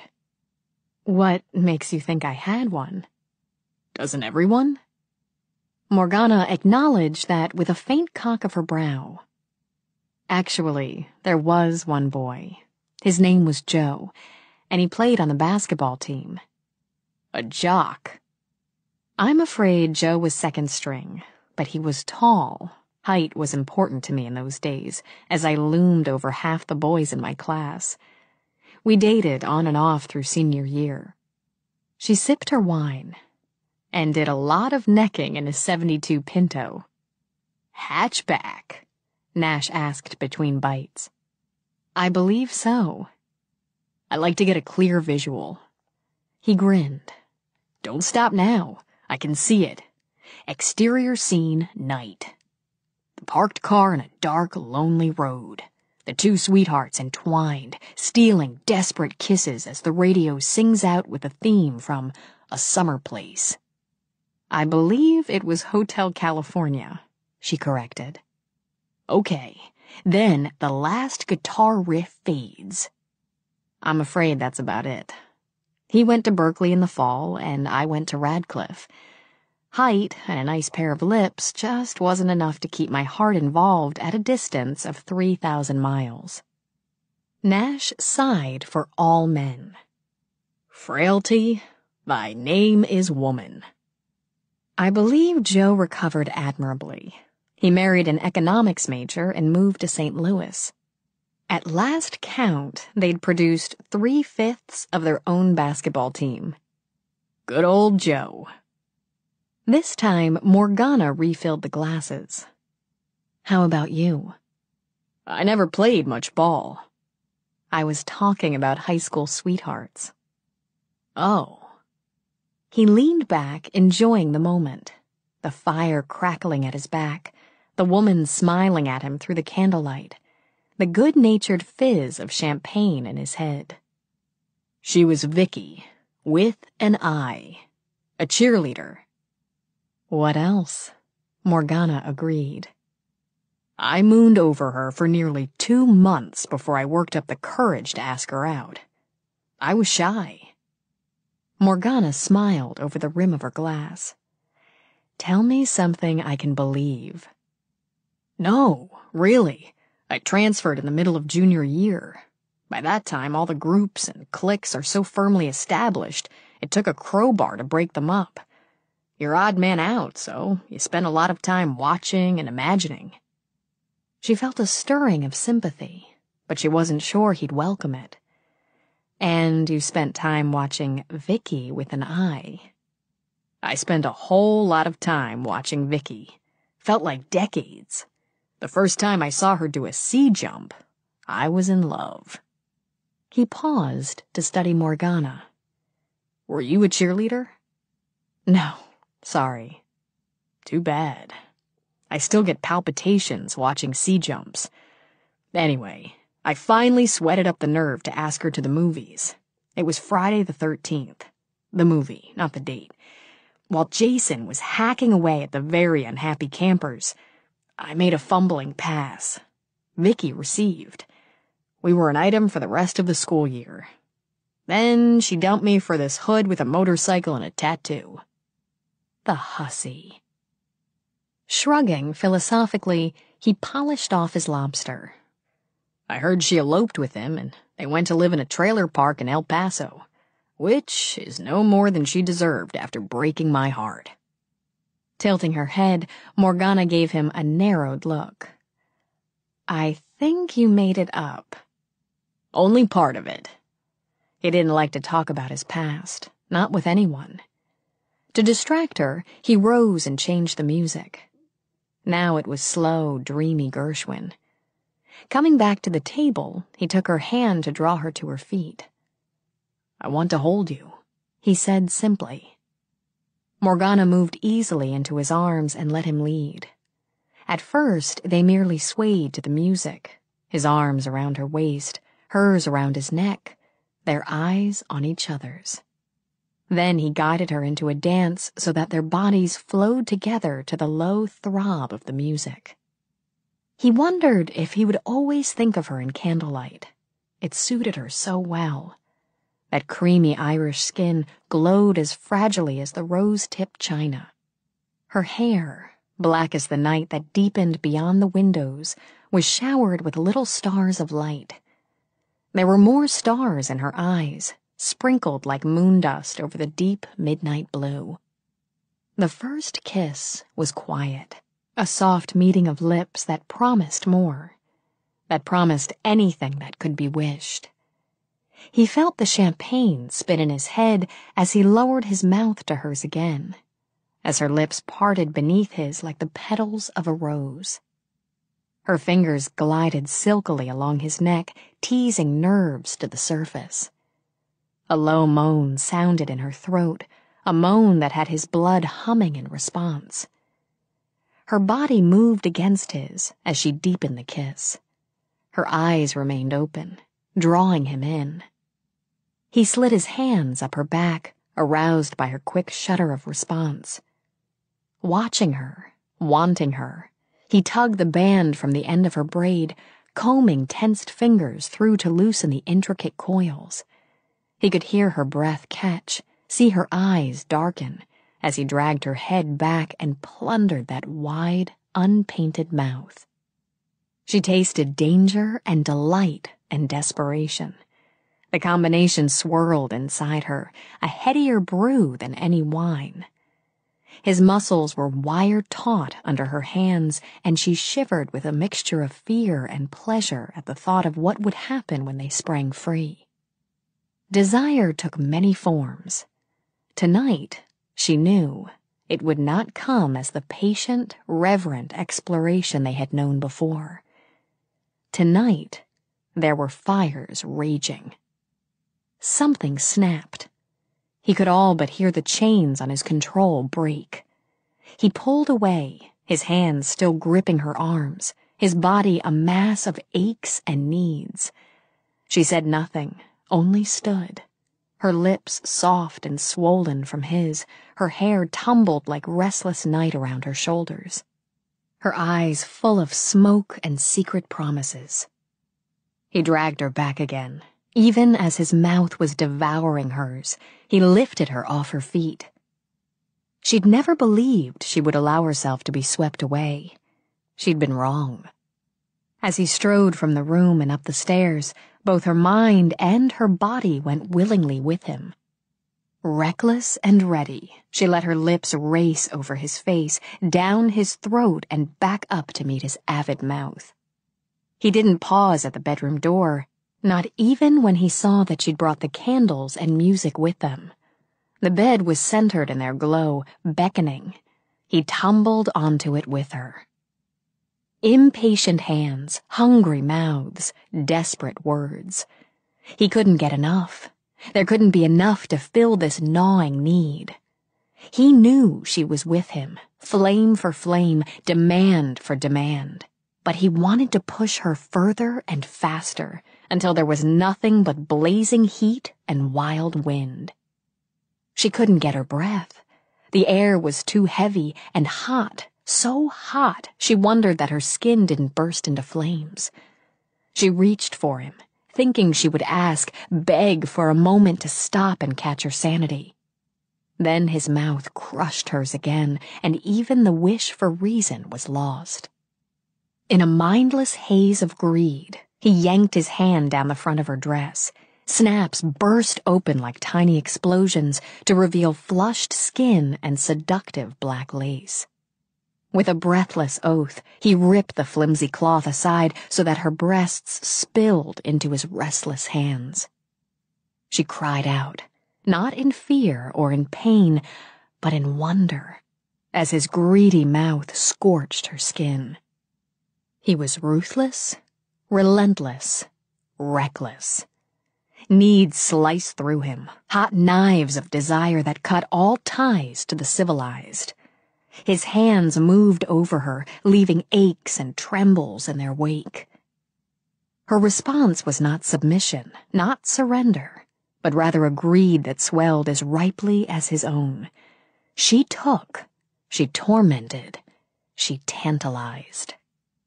They went tumbling over the bed, caught up in a war of passion, wild hands tugging and tearing at clothes, seeking the pleasure of flesh slicked from the heat. He did as he chose, releasing every dark fantasy that had spun in his mind, touching, tasting, devouring. She crested hard, clinging to him as the wave shot her up and left her wrecked. His name was a mindless chant through her trembling lips, a chant that ended on a sob when he sent her soaring again. Dazed, she rose above him. He could see the candlelight shivering over her skin and her eyes dark and glazed with what he had given her. He knew he would die if he didn't have her tonight, tomorrow, 1,000 tomorrows. He pressed her back into the mattress, clamping his hands on hers. Breath heaving, he held on long enough for their eyes to meet. Was it challenge he saw in hers? Was it triumph? Then he plunged deep. Her hands fisted beneath his, and her body rose up to meet him. Speed, power, glory. They raced together stroke for stroke with a strength born of shattering needs. His mouth sought hers again in a bruising kiss. Her arms viced around him, those short, neat nails raking desperately down his back. He felt her agile body convulse, heard her broken gasp of stunned pleasure. Then his mind went dim as he leapt off the razor's edge to follow her. A long time later, he clawed his way back to reason. He'd rolled off her, wanting to let her breathe. Now she lay on her stomach, sprawled across the bed. Catching his own breath, he stared into the shadows, flipping back through his mind what had passed between them. He wasn't sure whether to be appalled or delighted.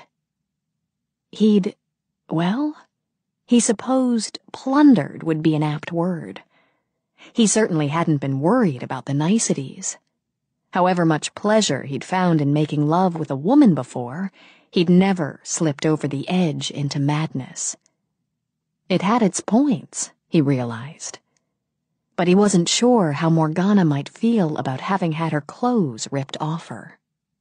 Nash laid a tentative hand on her shoulder. She shuddered. Wincing, he took it away again. "Morgana, are you all right?" She made some sound, something between a whimper and a moan. He felt a quick stab of fear at the thought that she might be crying. Good going, Kirkland, he thought furiously, then tried again. He stroked a hand down her hair. "Babe, Morgana, I'm sorry if I—" He let his words trail off, not certain what to say. Slowly, she turned her head, managed to lift up a limp hand far enough to rake the tangled hair out of her eyes. She blinked at him. "Did you say something?" "I was just...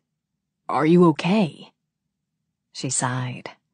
It was a long, cat-like sound that made his treacherous body twang. Okay?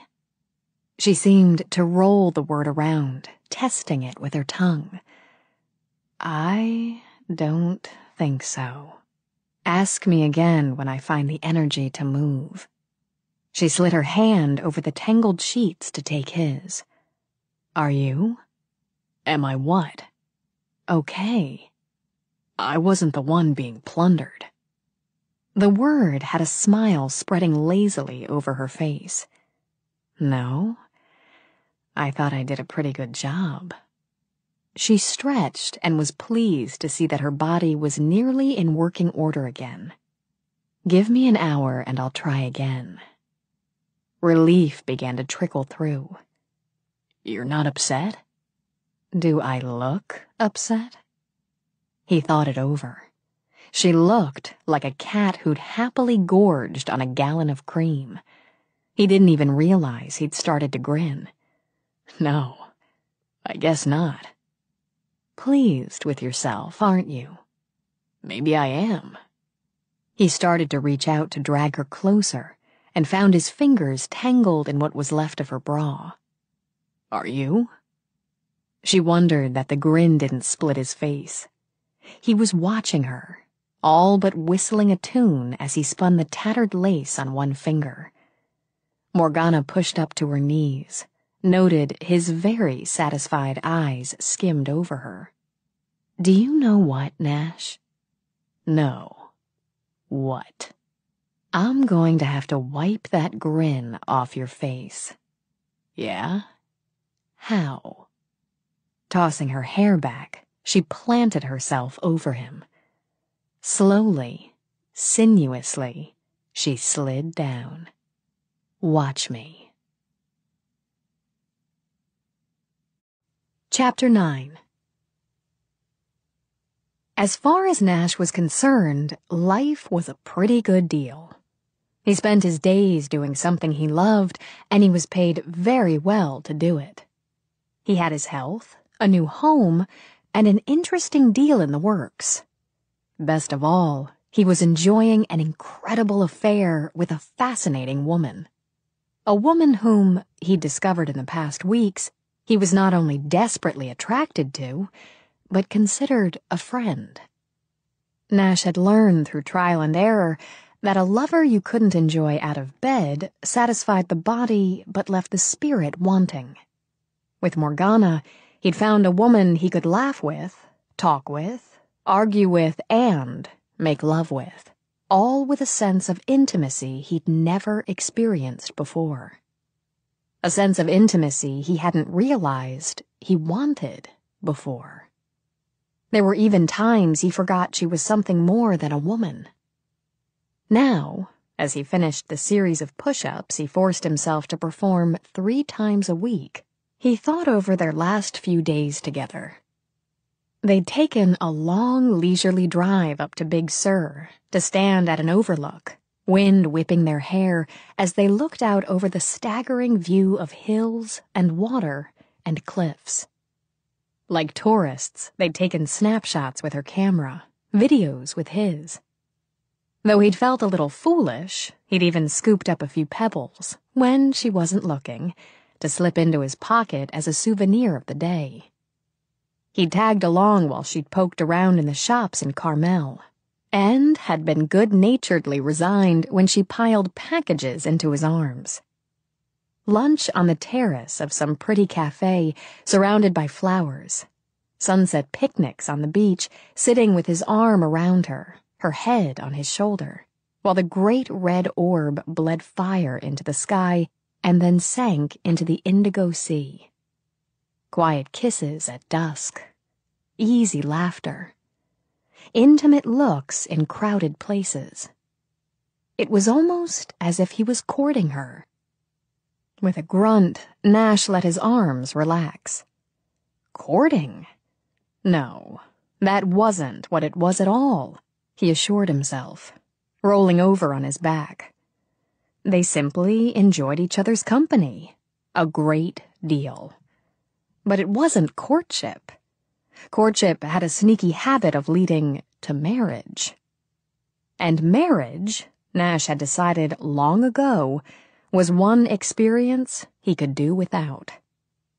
A niggling doubt worked into his mind as he stood to flex the muscles he'd toned over the past half hour. Had he done anything to make her think that what they had together might lead to something, well, something legal and permanent? With Dee Dee, he had spelled out everything from the get-go, and still she'd been smugly certain she could change his mind. But with Morgana, he'd said nothing. He'd been too busy falling for her to be practical. The last thing he wanted to do was hurt her. She was too important. She meant too much. She was... Slow down, Kirkland, he warned himself uneasily. Sure, she was important. He cared about her. But that didn't mean he was going to start thinking about love. Love also had a nasty habit of leading to marriage. Frowning, he stood in the middle of the room he'd set up with benches and weights. Sweat trickled unnoticed down his face as he cautiously took a peek at what was in his heart. Okay, yes, he cared about her. Maybe more than he'd ever cared about anyone. But that was a long way from orange blossoms, station wagons, and a cozy cottage for 2. Rubbing a hand over his heart, he geared himself up for a closer look. Why did he think about her so often? He couldn't remember another woman intruding on his daily routine the way Morgana did. There were times when he stopped whatever he was doing just to wonder what she was doing. It had gotten so that he didn't sleep well unless she was with him. If he awakened in the morning and she wasn't there, he started the day with a nagging sense of disappointment. It was a bad sign, he thought, as he grabbed a towel to wipe his face. A sign he should have picked up on long before this. How come there'd been no warning bells? He wondered. No quiet little voice whispering in his ear that it was time to take a long, casual step in retreat. Instead, he'd been moving forward in a headlong rush. But he hadn't gone over the edge. Not Nash Kirkland. He took a deep breath and tossed the towel aside. It was just the novelty, he decided. Soon the immediacy of the feeling she brought out in him would fade. As he walked off to shower, he assured himself, like any addict, that he was still in control. He could back off any time.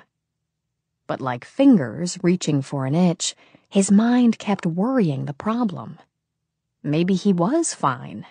Maybe he was in control. But what about Morgana? Was she getting in too deep? If she was as tied up as he was, she could be imagining, what? A life in the burbs? Monogrammed towels? A riding lawnmower. The cool spray of water blasted his face. Nash found himself grinning. And he'd said he wasn't sexist. Here he was, worrying that Morgana was harboring delusions of marriage and family, just because she was a woman. Ridiculous. She was no more interested in taking that deadly leap than he. But as he let the water sluice over his head, he began to imagine. Interior scene, day. The room is a jumbled heap of toys, clothes overflowing out of plastic hampers, dirty dishes. In a playpen, dumped in the center of the room, a toddler squalls. Our hero walks in, a bulging briefcase in his hand. He wears a dark suit and a strangling tie. Wingtips. There is a weary cast to his face.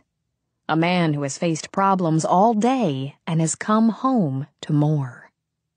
"Honey," he says with an attempt at cheer. "I'm home." The baby howls and rattles his cage. Resigned, our hero sets his briefcase aside and goes to pick up the screaming baby. The child's wet diaper sags. "You're late again." The wife shuffles in. Her hair is a tangled mess around a face set in stern, angry lines. She wears a ratty bathrobe and a pair of fuzzy slippers. As our hero bounces the wet, screaming baby, the wife slaps her hands on her hips and begins to rattle off a list of all of his shortcomings, punctuated by announcements that the washing machine has overflowed, the sink is clogged, and she's pregnant. Again. Just as the scene he was creating began to ease both Nash's conscience and mind, it faded out, to be replaced by a new one. Coming home with the scent of flowers and the sea in the air. Smiling because you were almost where you wanted to be. Needed to be. Starting up the walk, carrying a bouquet of tulips. The door opens, and she stands there. Her hair pulled back in a sleek ponytail, her lips curved in welcome.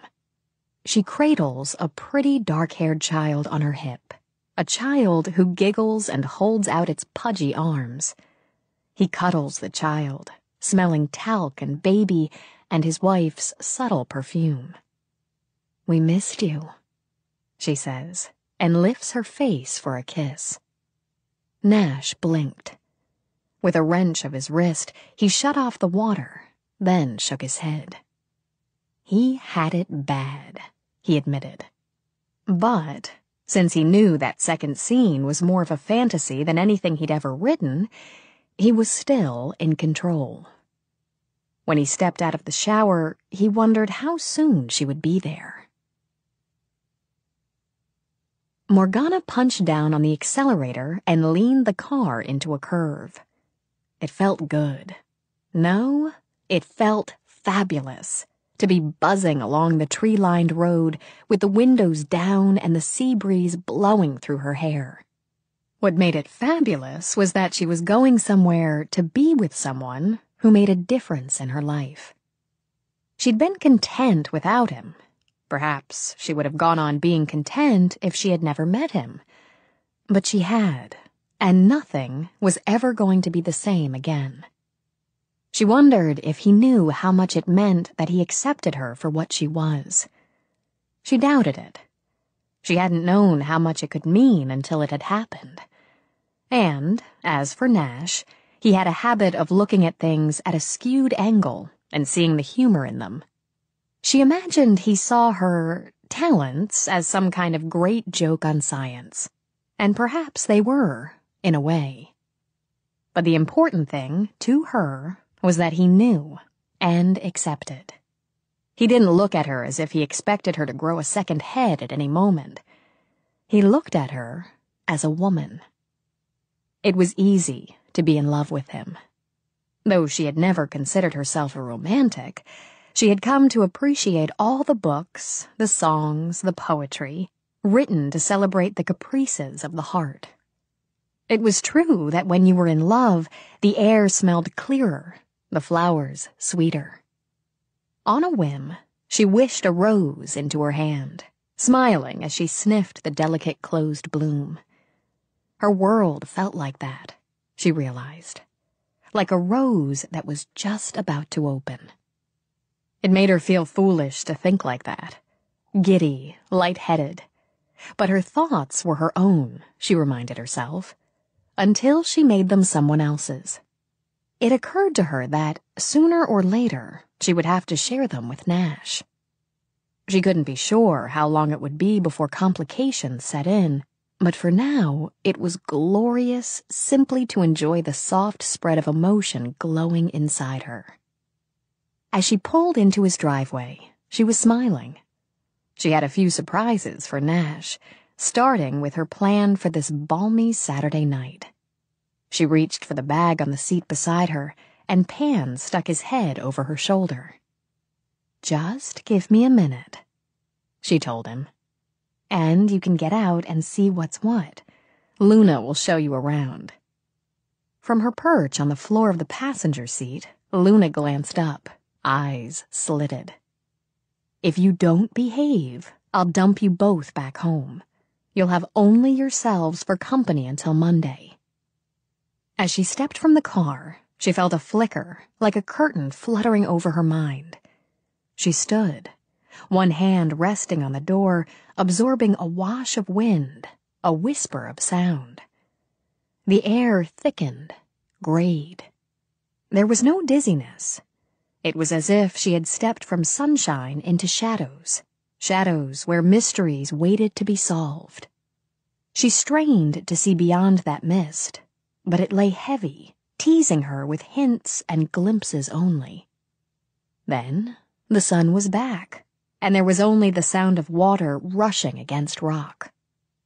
Though she hadn't Sebastian's gift for precognition, or Anastasia's empathetic tendencies, she understood. Things were about to change, and soon. Morgana also understood that those changes might not be something she would have wished for. Shaking off the mood, she started up the walk. Tomorrow could always be changed, she reminded herself, especially if one concentrated on now. Since now equaled Nash, she was willing to fight to keep it. He opened the door before she reached it and stood, hands tucked in his pockets, smiling at her. "Hi, babe." "Hi."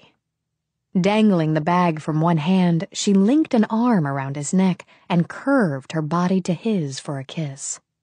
"Do you know how I feel?" "Yeah." He skimmed his hands down her sides to her hips. "I know exactly how you feel. Fantastic." She chuckled and pushed the last lingering doubts aside. "As it happens, you're right." Riding on pure emotion, she handed him the rose. "For me?" He wasn't exactly sure what a man's response should be when a woman gave him a rosebud. "Absolutely for you." She kissed him again, while Luna strolled territorially into the house. "How would you like to spend an evening—" She moved her mouth seductively to his ear. "An entire evening, doing something—" Voice breathy, she walked her fingers up his chest. "Decadent." His blood leapt in his veins and roared in the ear she was tormenting. "When do we get started?" "Well..." She rubbed against him, tilting her head back just enough to look into his eyes. "Why waste time?" "God, I love an aggressive woman." "Good, because I've got big plans for you." She caught his lower lip in her teeth, sucked gently. "Babe, and it's going to take hours." He wondered if he'd ever breathe normally again. He hoped not. Want to start here and work our way inside? She eased away, sliding her hand down and gripping his waistband to pull him inside with her. Pan padded in behind them, decided he wouldn't get much attention from either of them, and moved along to check out the house. We can't do what I have in mind outside. Follow me. Tossing him a sultry look over her shoulder, she started upstairs. You bet. He made a grab for her at the top of the stairs. After a moment's debate, she let him catch her. Sliding into the kiss was like sliding into a hot tub, full of heat and bubbles. But when he tugged on her zipper, she eased herself away. Morgana. She only shook her head and strolled into the bedroom. I've got a treat for you, Nash. Reaching into the bag, she pulled out a thin shimmer of black silk and tossed it carelessly on his bed. He glanced at it, back at her. He could imagine her wearing it. He could imagine taking it off of her. His fingertips began to tingle. I made a stop on the way over, picked up a few things. Without taking his eyes off her, he laid the rose on the dresser. So far, I like it. Oh, it gets better. She pulled something else out of the bag and handed it to him. Nash frowned at the plastic video case. A grin flickered on his mouth. Adult movies? Read the title. Amused, he turned the case over and let out a whoop. The Crawling Eye! His grin flashed as he looked over at her. Approve? Approve? Hell, this is great! A classic. I haven't seen it in years. There's more where that came from. She upended the bag on the bed. Scattered among a handful of toiletries were 3 more tapes. Nash snatched them up like a kid grabbing for packages under the Christmas tree. An American Werewolf in London, Nightmare on Elm Street, Dracula. This is great. Laughing, he scooped her against him. What a woman. You want to spend the evening watching horror flicks? With a few lengthy intermissions. This time he unzipped her dress with one quick motion. Tell you what, let's start the whole thing off with an overture. She laughed as they tumbled onto the bed. I love a good overture. Nash couldn't imagine a more perfect weekend. They watched movies, among other things, until dawn. Slept late, then had a lazy and sloppy breakfast in bed. He couldn't imagine a more perfect woman. Not only was she beautiful, smart, and sexy, but she also appreciated the subtleties of a movie like The Crawling Eye. He didn't even mind the fact that she'd put him to work Sunday afternoon. Puttering around the yard, mowing, weeding, planting, took on a whole new meaning when he could look over and see her kneeling in the grass wearing one of his t-shirts and a pair of his jeans hitched up at the waist with twine.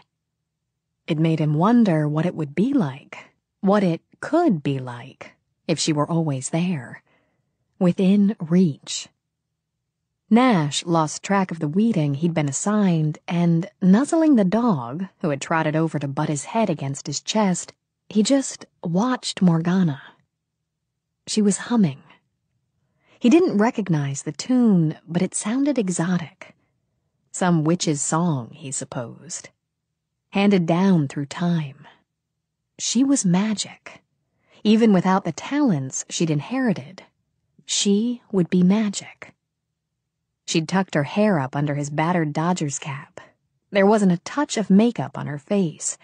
His jeans bagged around her hips. Still, she looked erotic. Black lace or faded denim, her sensuality radiated like sunlight.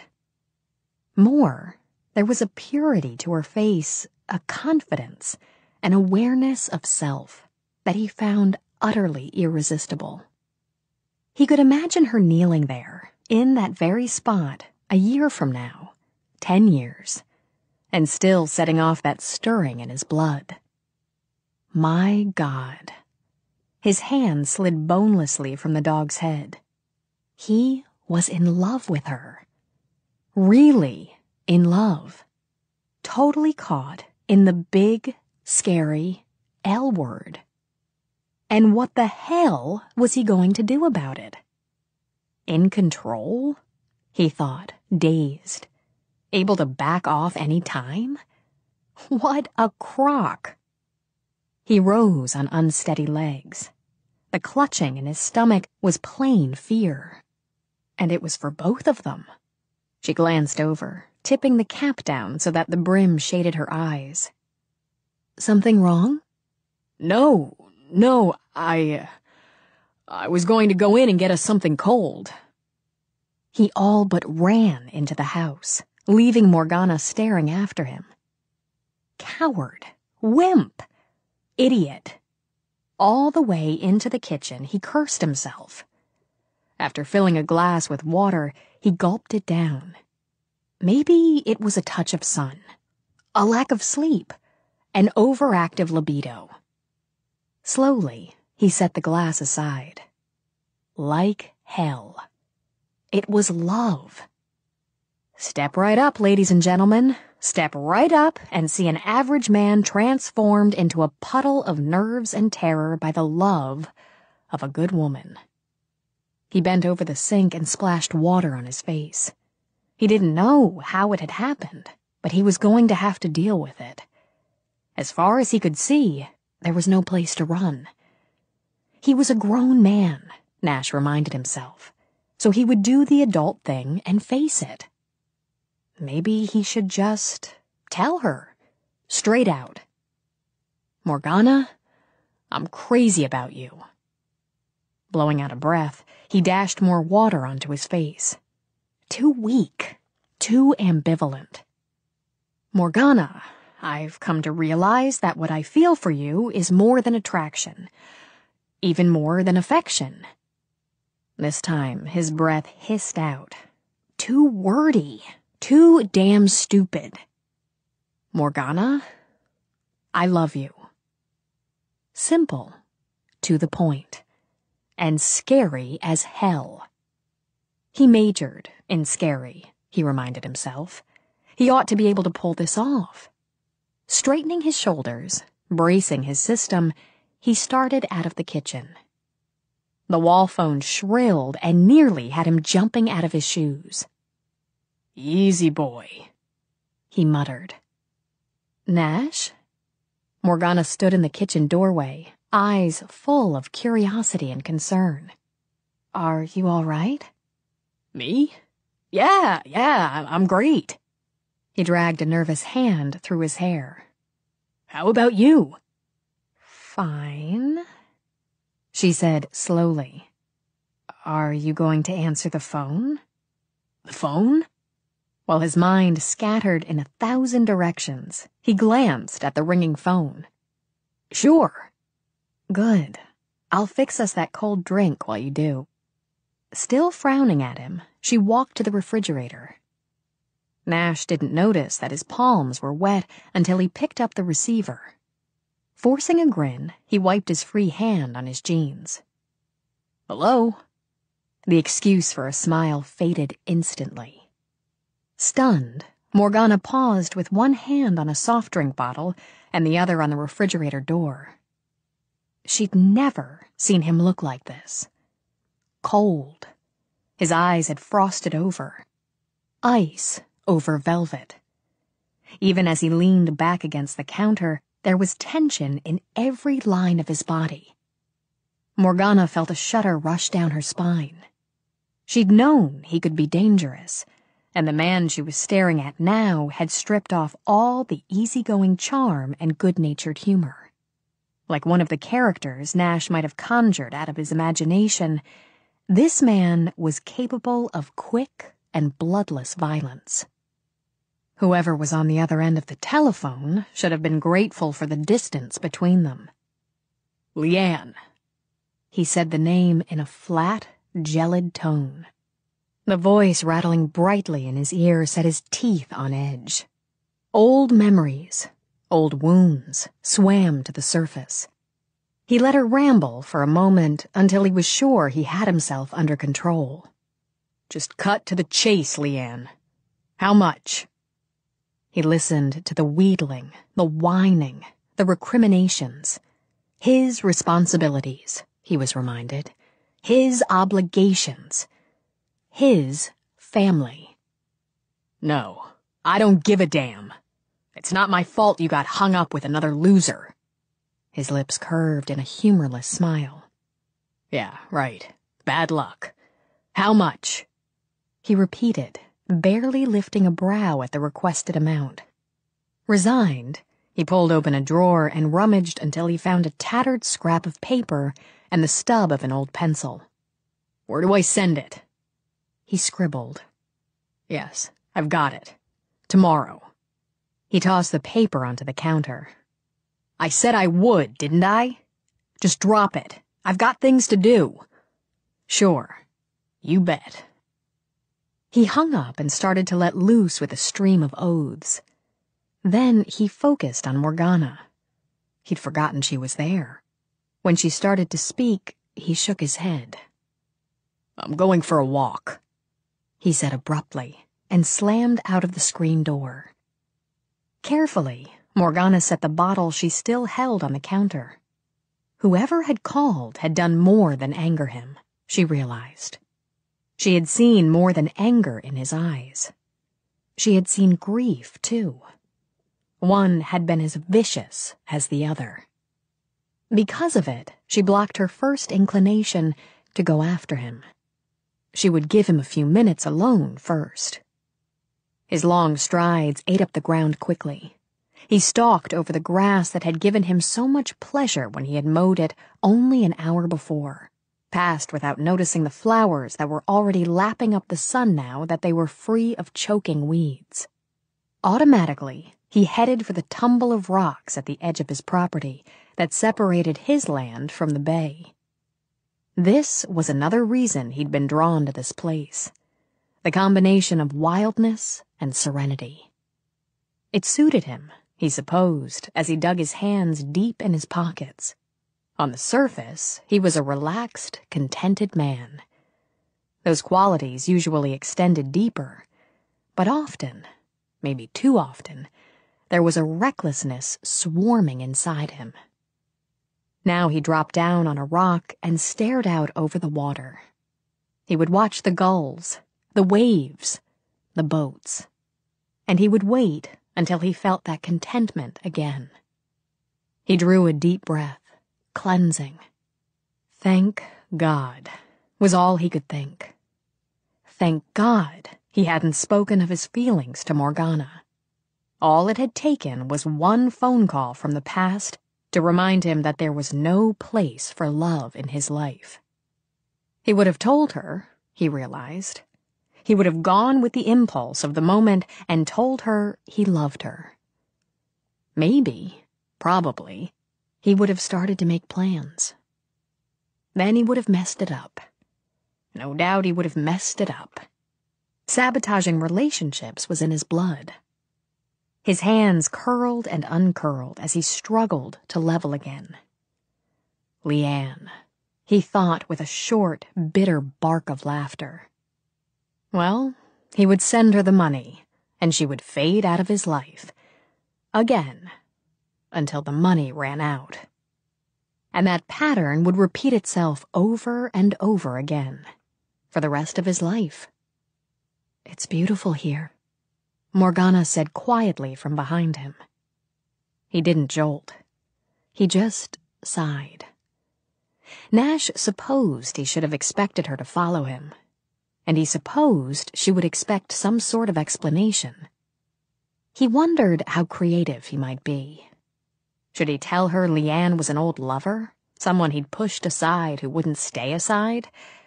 Or maybe he'd weave some amusing tale about being blackmailed by the wife of a mafia don, with whom he'd had a brief, torrid affair. That had a nice ring. Or he could work on her sympathies and tell her Leanne was a destitute widow, his best friend's widow, who tapped him for cash now and again. Hell, he could tell her it had been a call for the policeman's fund. Anything but the bitter truth. Her hand brushed his shoulder as she settled on the rock beside him, and demanded nothing, said nothing. She only looked out over the bay, as he did, waiting, smelling of night, of smoke and roses. He had a terrible urge to simply turn and bury his face at her breast, just to hold her and be held until all this helpless anger faded away. And he knew that, no matter how clever he was, how glib, she would believe nothing but the truth. "I like it here," he said, as if several long, silent minutes hadn't passed between her observation and his response. "In L.A., I looked out of my condo and saw another condo. I guess I didn't realize I was feeling hemmed in until I moved here." Everyone feels hemmed in from time to time, no matter where they live. She laid a hand on his thigh. "When I'm feeling that way, I go to Ireland. Walk along an empty beach. When I do, I think of all the people who have walked there before and will walk there again. Then it occurs to me that nothing is forever. No matter how bad or how good, everything passes and moves on to another level. All things change. Nothing perishes," he mumbled. She smiled. "Yes, I'd say that sums it up perfectly." Reaching over, she cupped his face in her hands. Her eyes were soft and clear, and her voice was full of comfort ready to be offered. "Talk to me, Nash. I may not be able to help, but I can listen." "There's nothing to say." Something else flicked into her eyes. Nash cursed himself when he recognized it as hurt. "So, I'm welcome in your bed, but not into your mind." Damn it. One has nothing to do with the other. He wouldn't be pushed, wouldn't be prodded or maneuvered into revealing parts of himself he chose to keep hidden. "I see." Her hands dropped away from his face. For a moment she was tempted to help him, to spin a simple charm that would give him peace of mind. But it wasn't right. It wouldn't be real. And she knew using magic to change his feelings would only hurt them both. "All right, then. I'm going to go finish the marigolds." She rose. No recriminations, no heated words. He would have preferred them to this cool acceptance. As she took a step away, he grabbed her hand. She saw the war on his face, but offered nothing but silence. "Leanne's my mother." Chapter 10. His mother. It was the anguish in his eyes that had Morgana masking her shock. She remembered how cold his voice had been when he spoke to Leanne, how his face had fallen into hard, rigid lines. Yet the woman on the other end of the telephone line had been his mother. What could make a man feel such distaste and dislike for the woman he owed his life to? But the man was Nash. Because of that, she worked past her own deeply ingrained loyalty to family as she studied him. Hurt, she realized. There had been as much hurt as anger in his voice, in his face, then, and now. She could see it plainly now that all the layers of arrogance, confidence, and ease had been stripped away. Her heart ached for him, but she knew that wouldn't lessen his hurt. She wished she had Anastasia's talent and could take on some of his pain. Instead, she kept his hand in hers and sat beside him again. No, she was not an empath, but she could offer support and love. "Tell me." Where did he begin? Nash wondered. How could he explain to her what he had never been able to explain to himself? He looked down at their joined hands, at the way her strong fingers entwined with his. She was offering support, understanding, when he hadn't thought he needed any. The feelings he'd always been reluctant to voice, refused to share, flowed out. I guess you'd have to know my grandmother. She was, he searched for a polite way of putting it, a straight arrow. And she expected everyone to fly that same narrow course. If I had to choose one adjective, I'd go with intolerant. She'd been widowed when Leanne was about 10. My grandfather'd had this insurance business, so she'd been left pretty well off. But she liked to scrape pennies. She was one of those people who didn't have it in her to enjoy life. He fell silent, watching the gulls sweep over the water. When his hand moved restlessly in hers, Morgana said nothing and waited. Anyway, it might sound kind of sad and poignant. The widow with 2 young girls to raise alone. Until you understand that she liked being in charge. Being the widow Kirkland and having no one to answer to but herself. I have to figure she was pretty rough on her daughters, holding holiness and sex over their heads like lightning bolts. It didn't work very well with Leanne. At 17, she was pregnant, didn't have a clue who the father might have been. He said it with a shrug in his voice, but Morgana saw beneath it. You blame her for that? For that? He looked at her, his eyes dark. No, not for that. The old lady must have made her life hell for the best part of 9 months. Depending on who you get it from, Leanne was a poor, lonely girl punished ruthlessly for one little slip. Or my grandmother was this long-suffering saint who took her sinful daughter in. My own personal opinion is that we had 2 selfish women who didn't give a damn about anyone but themselves. She was only 17, Nash, Morgana said quietly. Anger carved his face into hard, unyielding lines. That's supposed to make it okay? She was only 17, so it's okay that she bounced around so many guys she didn't know who got her pregnant?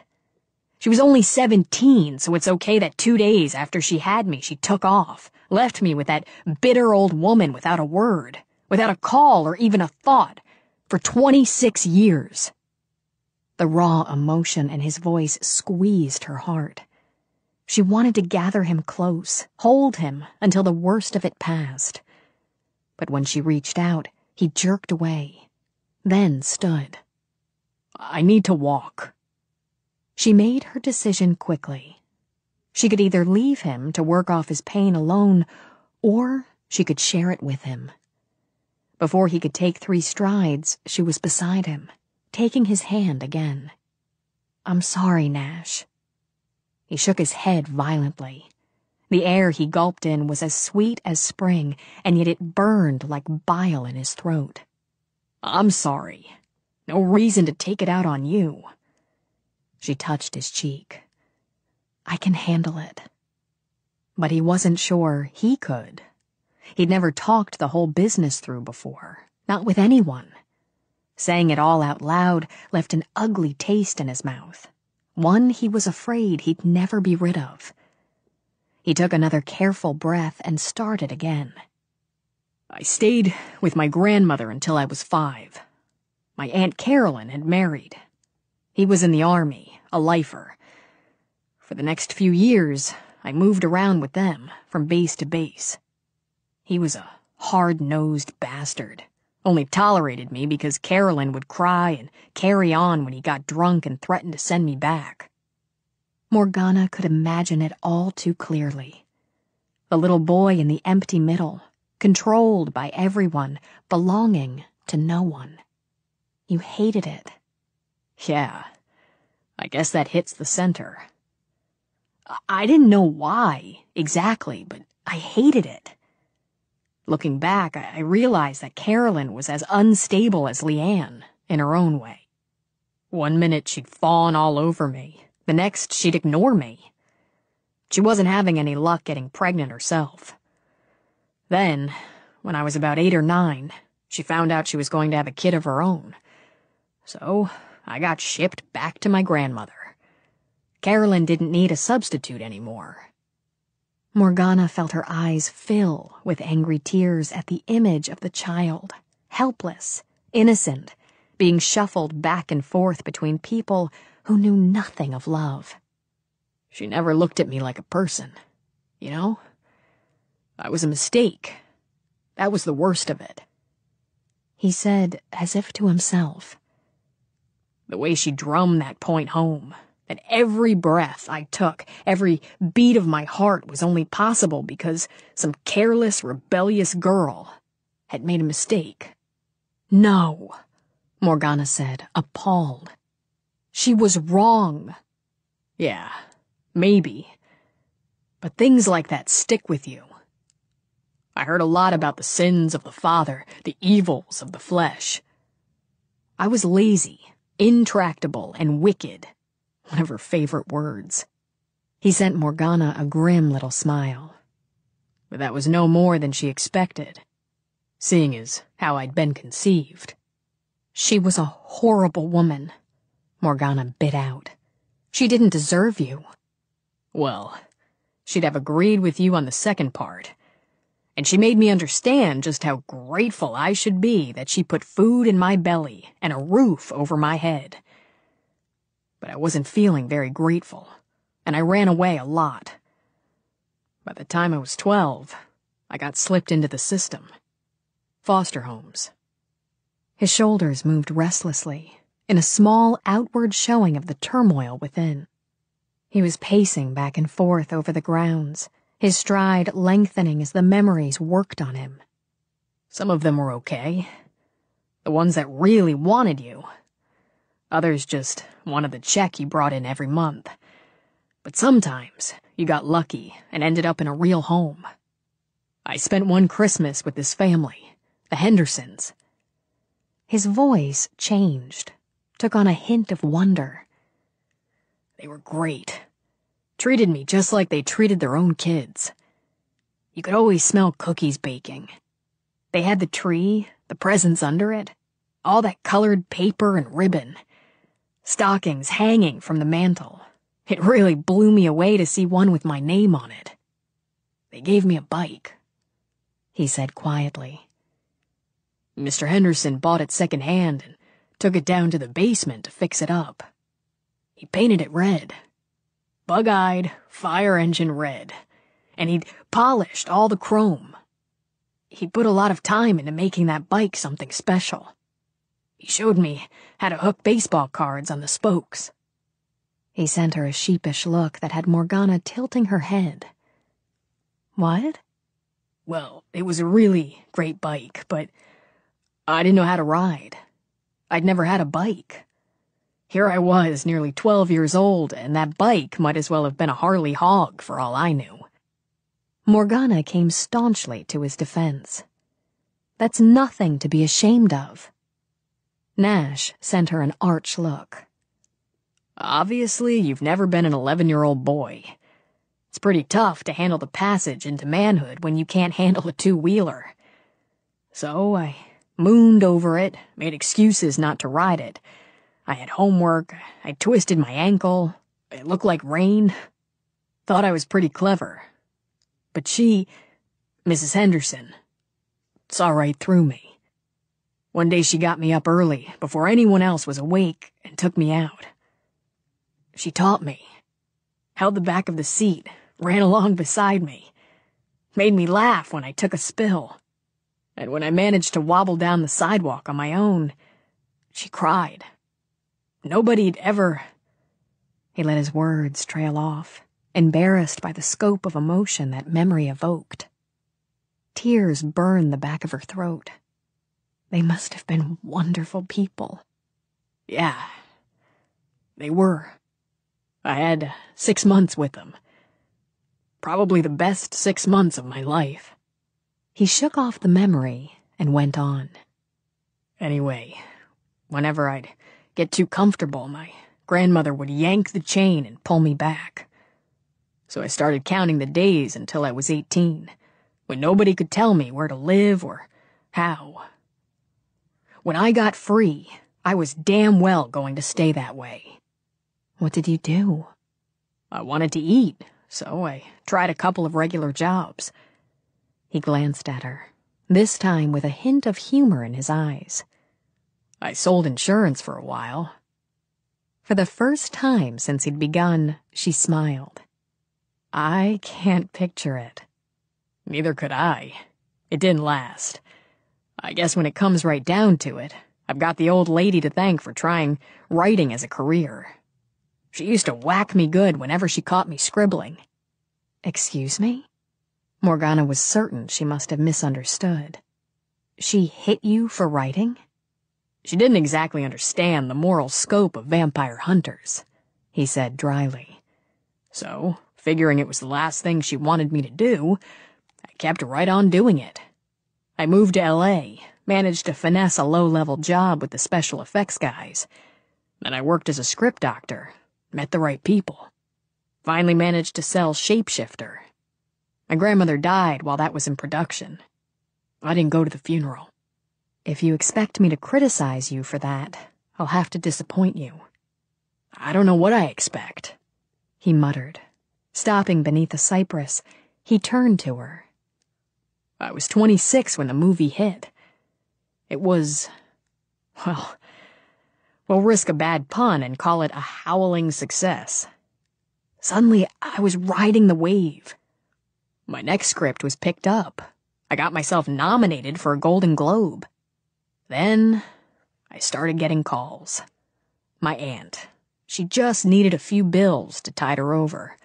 Her husband had never risen above sergeant, and she had 3 kids she wanted to send to college.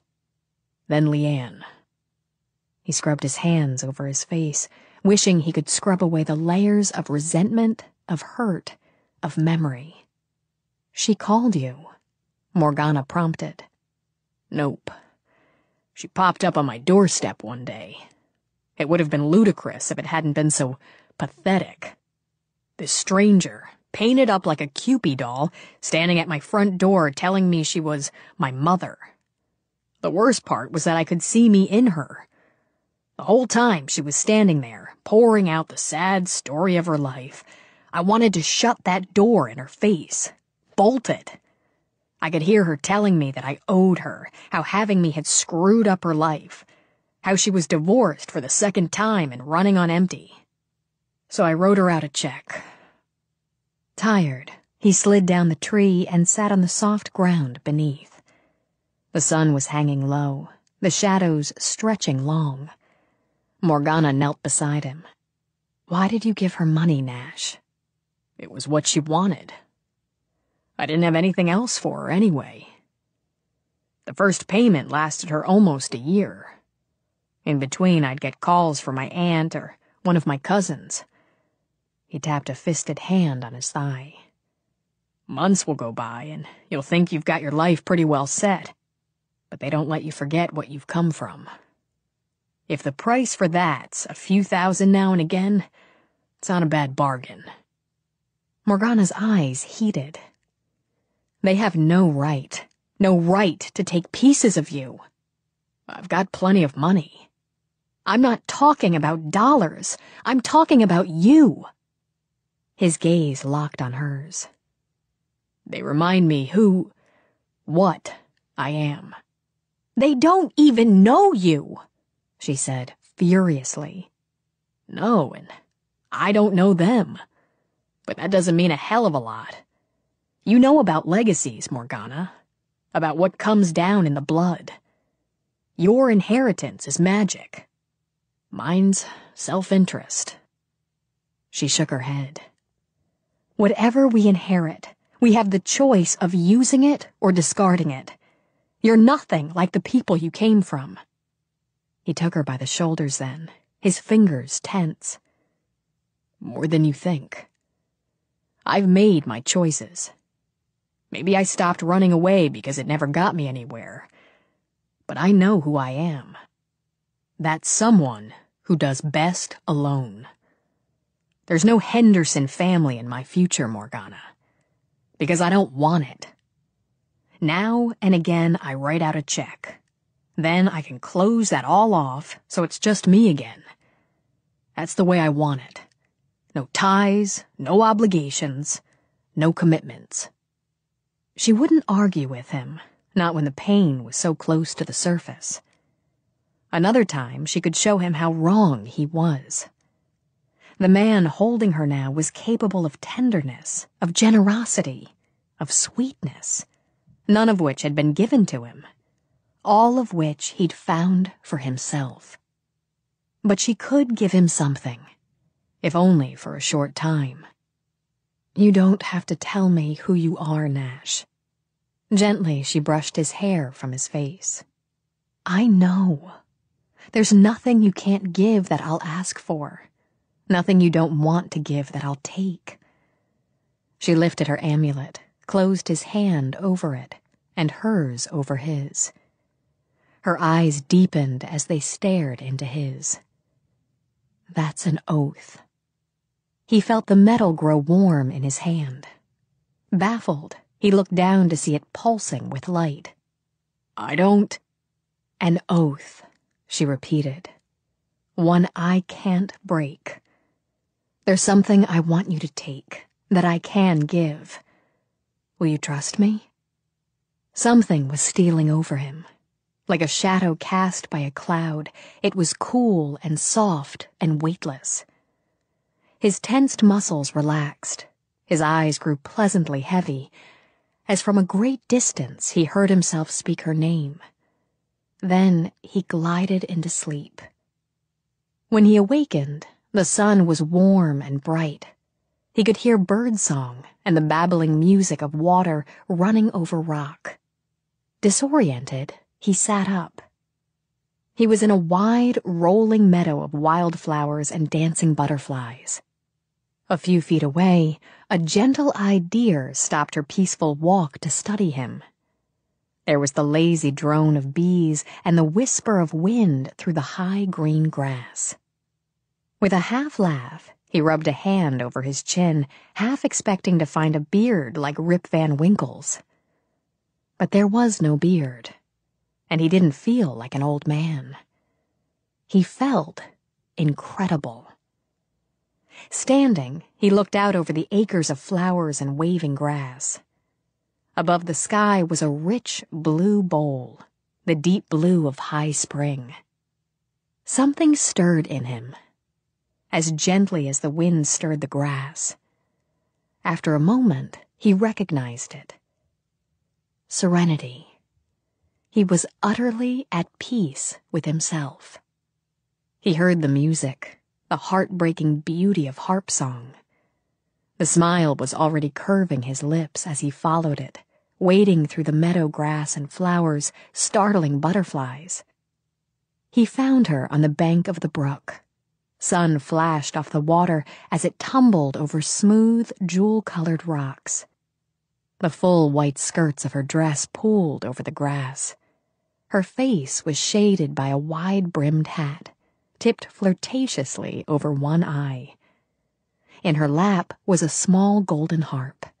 Her fingers caressed the strings, coaxing out music that floated over the air. She turned her head, smiled at him, continued to play. "What are you doing?" he asked her. "Waiting for you. Did you rest well?" He crouched beside her, then lifted a hesitant hand to her shoulder. She was real. He could feel the warmth of her skin through the silk. "Morgana?" Her eyes laughed up at his. "Nash?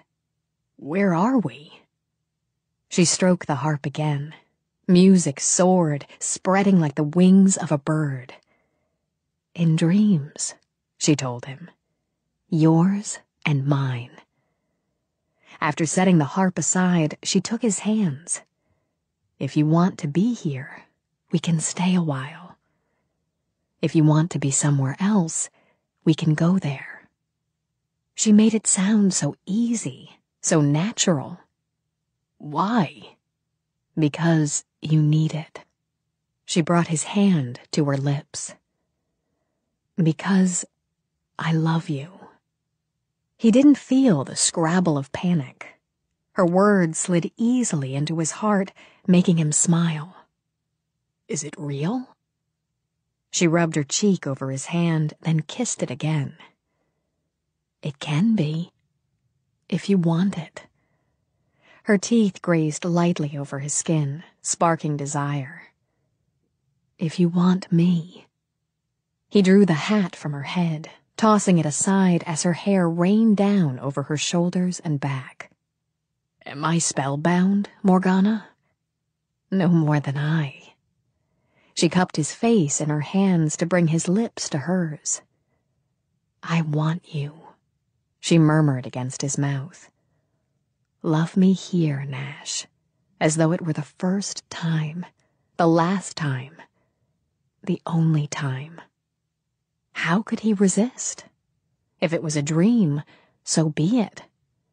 All that mattered was that her arms welcomed him, her mouth tempted him.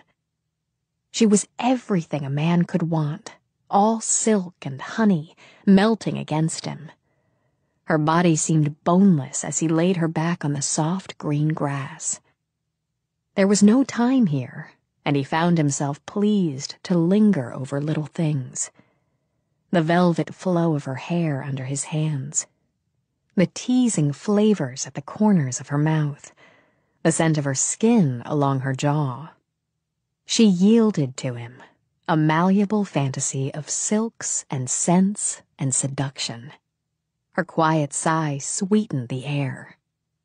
He couldn't know how easy it had been, Morgana thought, as his mouth drank from hers.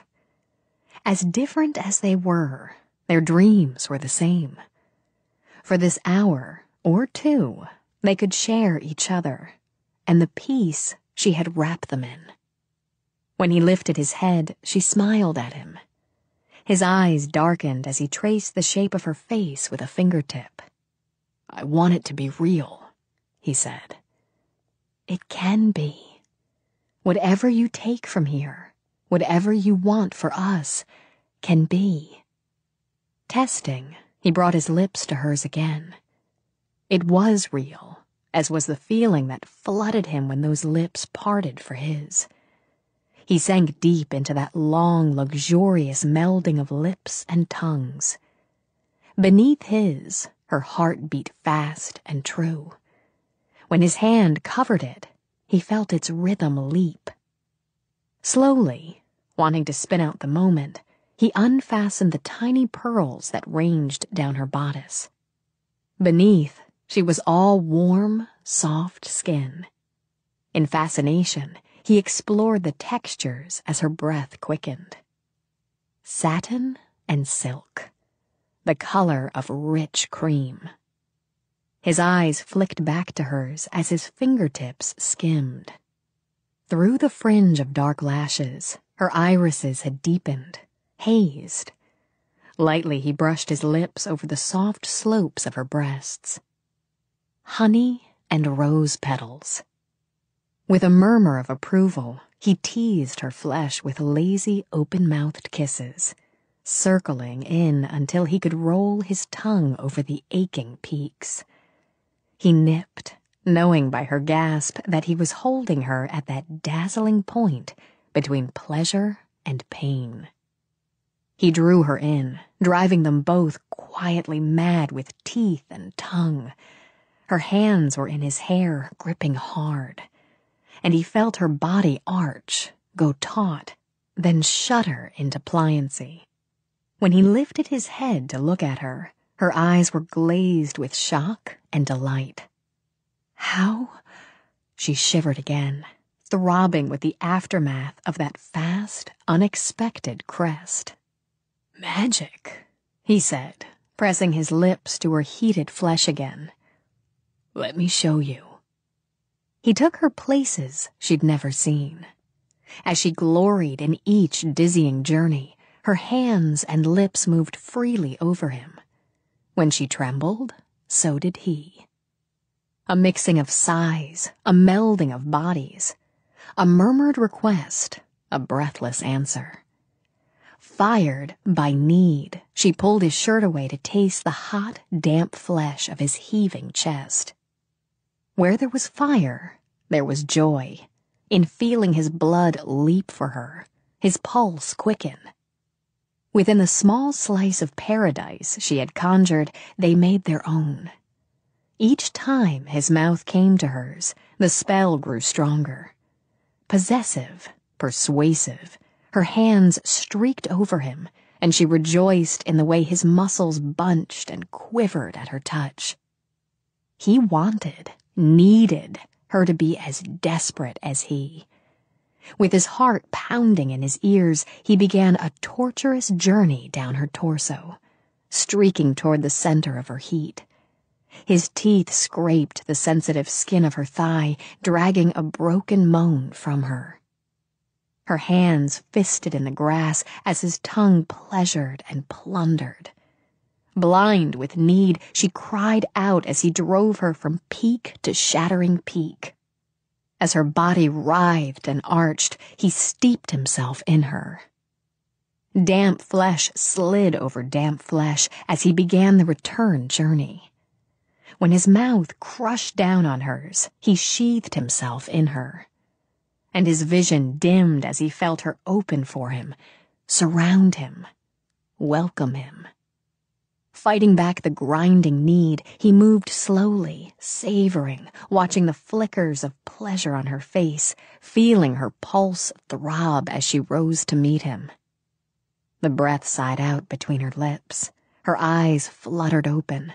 They stayed on his while her hands slid down his arms. With their fingers locked, they tumbled past reason together. When she felt his body shatter, when his muscles went to water, he rested his head between her breasts. Lulled by the beat of her heart, he let his eyes close. He began to sense the world beyond Morgana. The warm sun on his back, the call of birds, the scent of flowers growing wild on the banks of the rushing brook. Beneath him, she sighed and lifted a hand to stroke his hair. She had given him peace, and she had found pleasure, and she had broken one of her firmest rules by manipulating his emotions. Perhaps it had been a mistake, but she wouldn't regret it. Morgana. She smiled at the husky murmur. Sleep now, she told him. In the dark, he reached for her and found the bed empty. Groggy, he forced his heavy eyes open. He was in bed, his own bed, and the house held the heavy hush of pre-dawn. Morgana? He didn't know why he said her name when he knew she wasn't there. Dreaming? Fumbling with the sheets, he pushed himself out of bed. Had he been dreaming? If it had been only a dream, nothing in the waking world had ever seemed more real, more vivid, more important. To clear his head, he walked to the window and breathed deeply of the cool air. They'd made love, incredible love, in a meadow beside a stream. No, that was impossible. Leaning on the sill, he gulped in air like water. The last thing he remembered clearly, they had been sitting under the tree in the side yard, talking about... He jolted back. He told her everything. The whole ugly business about his family had come pouring out of him. Why the hell had he done that? Dragging a hand through his hair, he paced the room. That damned phone call, he thought. But then he recalled abruptly that the phone call had stopped him from making an even bigger mistake. It would have been worse if he'd told Morgana he loved her. A lot worse than telling her about his parentage and upbringing. At least now she wouldn't get any ideas about where their relationship was headed. In any case, it was done, and it couldn't be taken back. He'd just have to live with the fact that it embarrassed the hell out of him. But after that, after they had been sitting in the yard, had he fallen asleep? The dream. Or had it been a dream? It was so clear in his mind. He could almost smell the flowers. And he could certainly remember the way her body had flowed like water under his hands. More, much more, he could remember feeling as though everything he had done up to that point in his life had been leading to that moment. To the moment when he could lie on the grass with the woman he loved and feel the peace of belonging. Illusions. Just illusions, he assured himself as panic began to set in. He'd just fallen asleep under the tree. That was all. But what the hell was he doing back in his room in the middle of the night, alone? She'd done it. Giving in to unsteady legs, he lowered to the bed. All of it. Then she'd left him. She wasn't getting away with it. He started to rise, then drop down again. He could remember the peace, the utter serenity of waking with the sun on his face, of walking through the grass and seeing her playing the harp and smiling at him. And when he'd asked her why, she'd said she loved him. Because his head was reeling, Nash clamped it between his hands. Maybe he'd imagined it, all of it, Morgana included. Maybe he was back in his condo in L.A. and he'd just awakened from the granddaddy of all dreams. After all, he didn't really believe in witches and spells. Gingerly, he lowered one hand and closed it around the stone that hung from a chain around his neck. The hell he didn't. Morgana was real, and she loved him. The worst part was, he loved her right back. He didn't want to. It was crazy. But he was in love with her, so wildly in love that he couldn't get through an hour without thinking about her, without wishing for her, without imagining that maybe, just maybe, it could work. And that was the most irrational thought in the whole irrational business. He needed to think it all through, step by step. Giving in to fatigue, he lay back to stare at the dark. Infatuated. That was what he was. Infatuation was a long way from love. A long, safe way. She was, after all, a captivating woman. A man could live a long, happy life being infatuated by a captivating woman. He'd wake up every morning with a smile on his face, knowing she belonged to him. Nash began to weave a pretty fantasy, and brought himself up short. What the hell was he thinking of? Her, he thought grimly. He was always thinking of her. Maybe the best thing to do would be to take a little vacation, a quick trip to anywhere to shake her out of his system. If he could. The niggling doubt lay in his gut like a stone. How did he know, even before he began, that he wouldn't be able to shake her out? Because it wasn't infatuation, he admitted slowly. It wasn't even close to infatuation. It was the big 4-letter word. He wasn't in lust. He'd taken the big leap. He was in love. She'd made him fall in love with her. That thought had him sitting straight up. She'd made him. She was a witch. Why hadn't it ever occurred to him that she could cast her spells, snap her fingers, and have him groveling at her feet? Part of him rejected the notion as absurd. But another part, the part that had grown out of fear and self-doubt, plucked at the idea. The longer he considered it, the darker his thoughts became. In the morning, he told himself he was going to face off with a witch. When he was done, he'd clear the decks, and Nash Kirkland would be exactly where he wanted to be. In control. Chapter 11. It felt odd not going in to open the shop Monday morning. It also felt necessary, not just for her weary body, but also for her mind. A call to Mindy eased Morgana's conscience. Mindy would pick up the slack and open the shop at noon. It didn't bother her too much to take a day off, but she would have preferred to steal a day when she felt better. Now she walked downstairs wrapped in her robe, feeling lightheaded and queasy, with the restless night weighing heavily on her. The die had been cast. Matters had been taken out of her hands. With a weary sigh, Morgana wandered into the kitchen to brew some tea.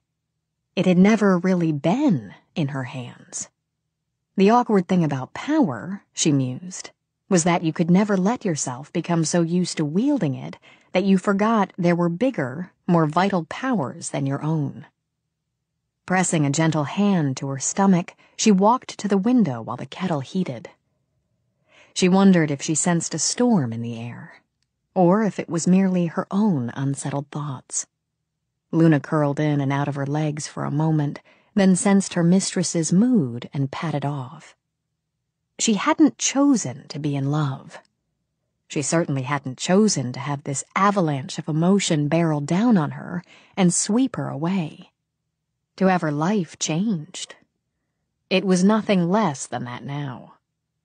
There was always a choice, of course, and she had made hers. It wouldn't be easy. The most important things rarely were. Heavy-limbed, she turned to the stove to make the tea. It had barely had time to cool in her cup before she heard the front door open. "Morgana!"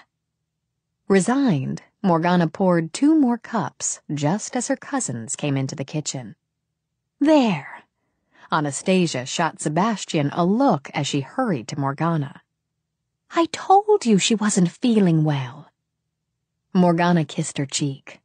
"I'm fine." "I said you were fine," Sebastian put in, digging a cookie out of the jar on the counter. "Just grumpy. You were sending out signals loud enough and cranky enough to drag me out of bed." "Sorry." She offered him a cup. "I guess I didn't want to be alone." "You're not well," Anna insisted. Before she could probe deeper, Morgana stepped away. "I had a restless night, and I'm paying for it this morning." Sebastian sipped his tea. He'd already taken in the pale cheeks and shadowed eyes, and he was getting a flicker of something else, something Morgana was working hard to block. Patient and always willing to match his will against hers, he settled back. "Trouble in paradise," he said, just dryly enough to make her eyes flash. "I can handle my own problems, thanks." "Don't tease her, Sebastian." Anastasia set a warning hand on his shoulder. "Have you argued with Nash, Morgana?" "No." She sat. She was too tired not to. "No," she said again. "But it is Nash who worries me. I learned a few things about him yesterday, about his family." Because she trusted them as much as she loved them, Morgana told them everything, from the call from Leanne to the moment beneath the cypress. What had happened after that, because it belonged only to her and to Nash, she kept to herself. "Poor little boy," Anastasia murmured. "How awful to feel unwanted and unloved." "And unable to love," Morgana added. Who could blame him for being afraid to trust his feelings? "You do." Her gaze shot up to meet Sebastian's. It was no use cursing him for being so perceptive, or so right. Not really blame. It hurts, and it saddens, but I don't blame him for it. I'm just not sure how to love someone who can't or won't love me back. He needs time, Anna told her. "I know. I'm trying to figure out how much time I can give him." I made a vow, not to take more than he wanted to give. Her voice thickened, and she swallowed to clear it. I won't break it. Her defenses slipped. Quick as a whip, Sebastian snatched her hand. He looked deep, and then his fingers went lax on hers. My God, Morgana, you're pregnant? Furious at the intrusion and at her own wavering emotions for permitting it, she sprang to her feet. But even as she started to spew at him, she saw the concern and the worry in his eyes. Damn it, Sebastian! That's an announcement a woman particularly likes to make for herself. Sit down, he ordered, and he would have carried her to a chair himself if Anastasia hadn't waved him off. How long? Anna demanded. Morgana only sighed. Since the spring equinox. I've only been sure for a few days. Are you well? Before Morgana could answer, Anna spread a hand over Morgana's belly. Let me. With her eyes on Morgana's, Anastasia searched. She felt the warm flesh beneath the robe, the throb of pulse, the flow of blood. And the life, not yet formed, sleeping. Her lips curved. You're fine, she said. Both of you. Just a little sluggish this morning. Morgana laid a hand over hers. I don't want you to worry. I still say she should sit down or lie down until her color's back. Sebastian scowled at both of them. The idea of his cousin, his favorite sparring partner, being fragile and with child made him uneasy. With a light laugh, Morgana bent over to kiss him. Are you going to fuss over me, cousin? Pleased, she kissed him again, then sat. I hope so. With the rest of the family in Ireland, it's up to Anna and me to take care of you.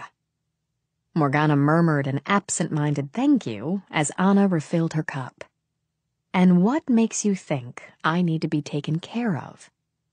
Sebastian shrugged the question away. I'm the eldest here, he reminded her. And, as such, I want to know what Kirkland's intentions are. Anna grinned over her cup. Lord Sebastian, how medieval. Do you intend to run him through for trifling with your cousin? I don't find this whole situation quite the hoot you do. His eyes darkened when his cousins rolled theirs. Let's clear it up, shall we? Morgana, do you want to be pregnant? I am pregnant. He pressed a hand on hers until she looked at him again. You know very well what I mean. Of course she did. She let out another sigh. I've only had a day or two to think of it, but I have thought of it, carefully. I realize that I can undo what's been done. Without shame. I know the idea upsets you, Anna. Anna shook her head. The choice has to be yours. Yes, it does. I took precautions against conception, and fate chose to ignore them. I've searched my heart, and I believe I was meant to have the child. This child, she said, with a faint curve of the lips. At this time and with this man. However unsettled I feel, however afraid I am, I can't shake that belief. So, yes, I want to be pregnant. Satisfied, Sebastian nodded. And Nash, how does he feel about it? He didn't wait for her to speak. It only took a heartbeat for him to know. His voice thundered to the roof. What in the name of Finn do you mean you haven't told him? Her glare was sharp enough to cut 10 men off at the knees. Keep out of my head or I swear I'll turn you into a slug. He merely lifted a brow. Just answer the question. I've only just come to be certain myself. Tossing back her hair, she rose. And, after yesterday, I couldn't simply drop the news on him. He has a right to know, Anna said quietly. All right! Her temper bubbled until she clenched her hands into fists. I'm going to tell him. When I'm ready to tell him. Do you think I want to bind him this way? It shocked her to feel a tear slip down her cheek. She brushed it away impatiently. That's a choice he has to make for himself.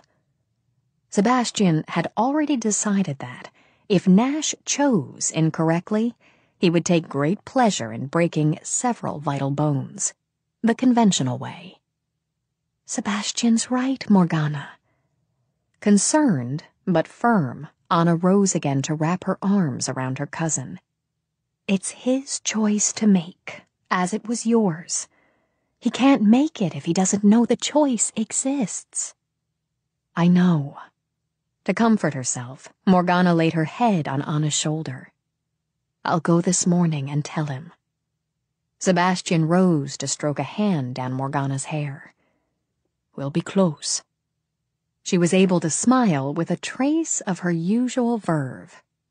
Not too close.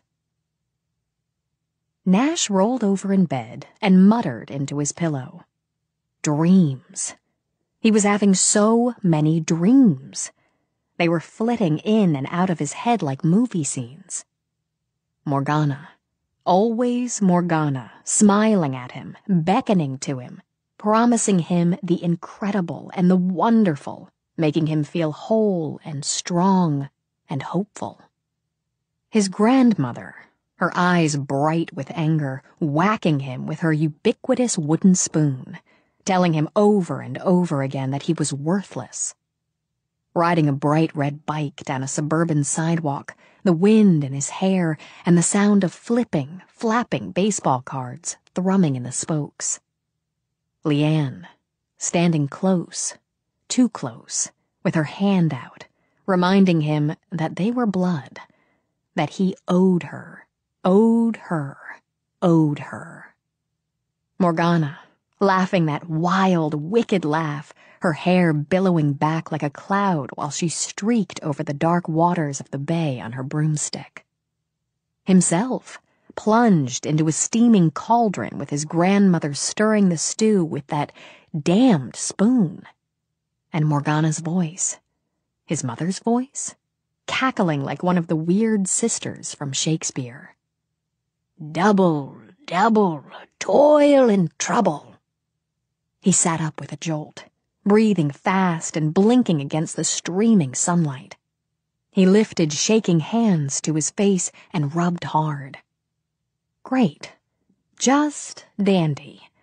In addition to everything else, he was losing his mind. Had she done that to him as well? He wondered. Had she insinuated herself into his mind to make him think what she wanted him to think? Well, she wasn't going to get away with it. Nash stumbled out of bed and tripped over his own shoes. Swearing, he kicked them aside and headed blindly for the shower.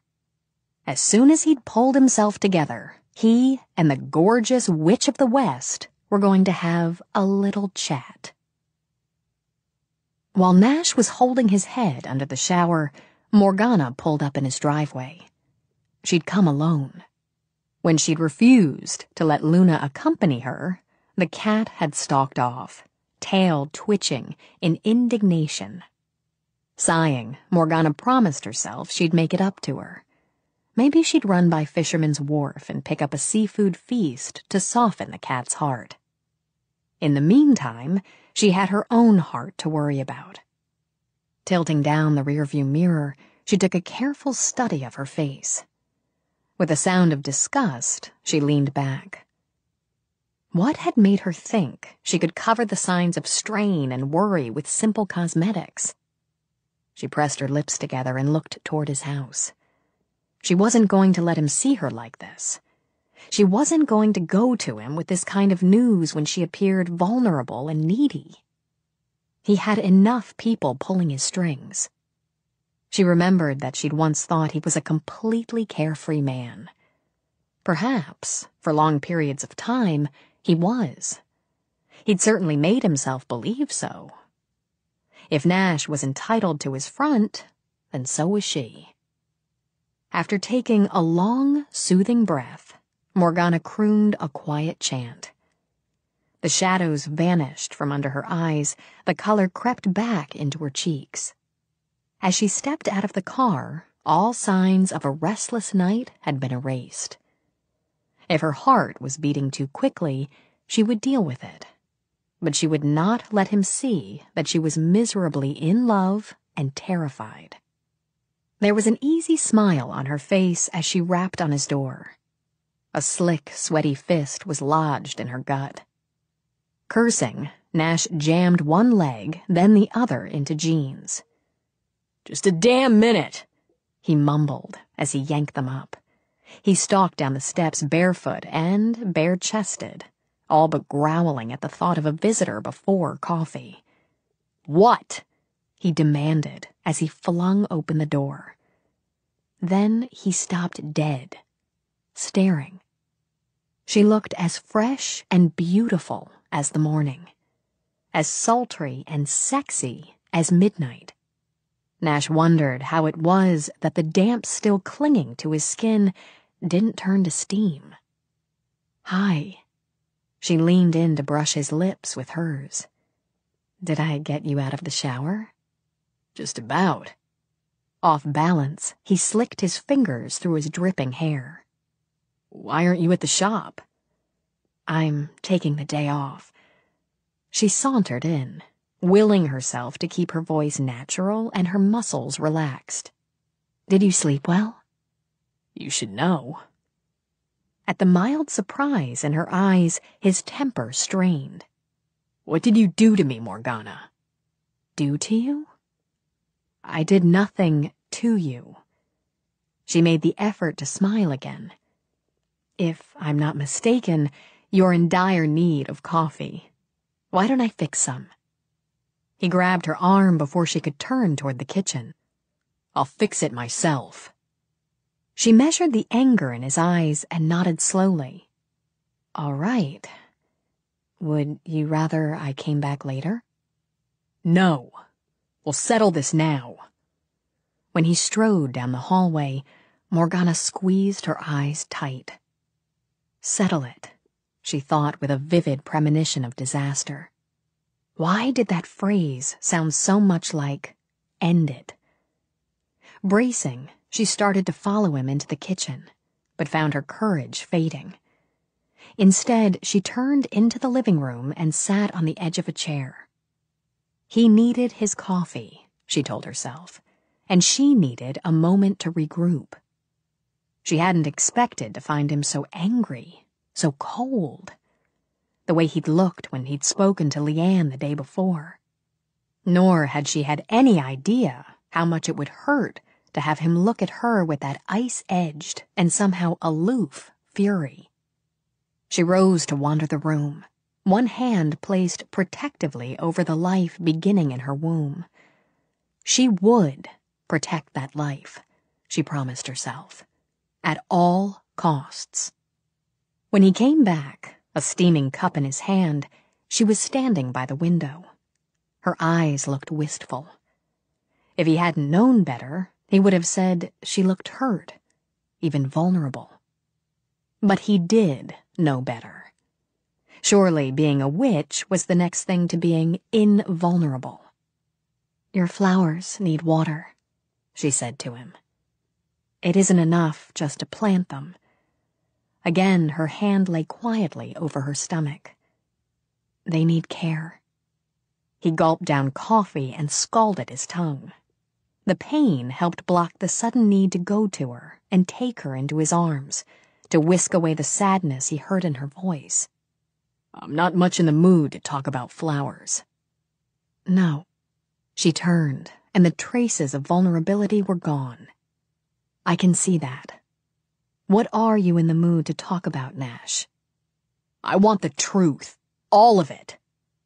She gave him a small, amused smile, turning her palms up questioningly. "Where would you like me to begin?" "Don't play games with me, Morgana. I'm tired of it." He began to pace the room, his muscles taut enough to snap. His head came up. If she had been fainter of heart, the look in his eyes would have had her stumbling back in defense. This whole business has been one long lark for you, hasn't it? Right from the beginning, from the minute I walked into your shop, you decided I was a likely candidate. God, it hurt, he realized. It hurt to think of everything he'd felt, everything he'd begun to wish for. My attitude toward your talents irritated you, so you just had to strut your stuff. Her heart quivered in her breast, but her voice was strong. Why don't you tell me what you mean? If you're saying I showed you what I am, I can't deny it. I can't be ashamed of it. He slapped the mug down so that the coffee sloshed over the sides and onto the table. The sense of betrayal was so huge it overwhelmed everything. Damn it! He loved her. She'd made him love her. Now that he was calling her on it, she just stood there, looking calm and lovely. I want to know what you did to me, he said again. Then I want you to undo it. I told you. I didn't. I want you to look me in the eye. On a wave of panic and fury, he grabbed her arms. Look me in the eye, Morgana, and tell me you didn't wave your wand or chant your charm and make me feel this way. What way?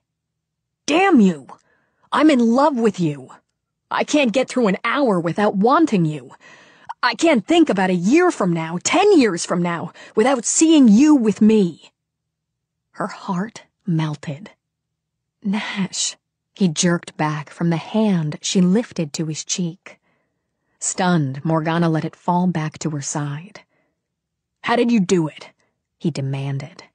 How did you get inside me like this, to make me start thinking of marriage and family? What was the point? To play around with a mortal until you got tired of him? I'm as mortal as you, she said steadily. I eat and sleep. I bleed when I'm cut. I grow old. I feel. You're not like me. He bit off the words. Morgana felt her charm slipping, the color washing out of her cheeks. No, you're right. I'm different, and there's nothing I can do to change it. Nothing I would do. If you're finding that too difficult to accept, then let me go. You're not going to walk out of here and leave me like this. Fix it. He gave her a brisk shake. Undo the spell. The illusion fell away so that she stared at him with shadowed eyes. What spell? Whatever one you used. You got me to tell you things I've never told anyone. You stripped me bare, Morgana. Didn't you think I'd figure out that I'd never have told you about my family, my background, if I'd been in my right mind? That was mine. He released her and turned away to keep from doing something drastic. You tricked it out of me, just like you tricked all the rest. You used my feelings. I never used your feelings. She began furiously, then stopped, paling even more. When he noted the look, his lips thinned. Really?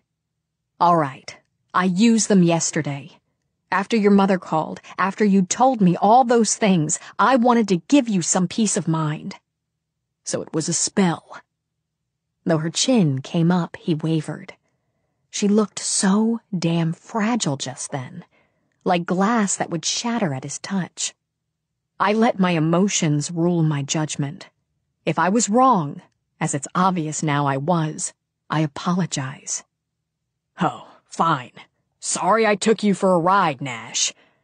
He jammed his hands into his pockets. What about the rest? She lifted a shaky hand to her hair.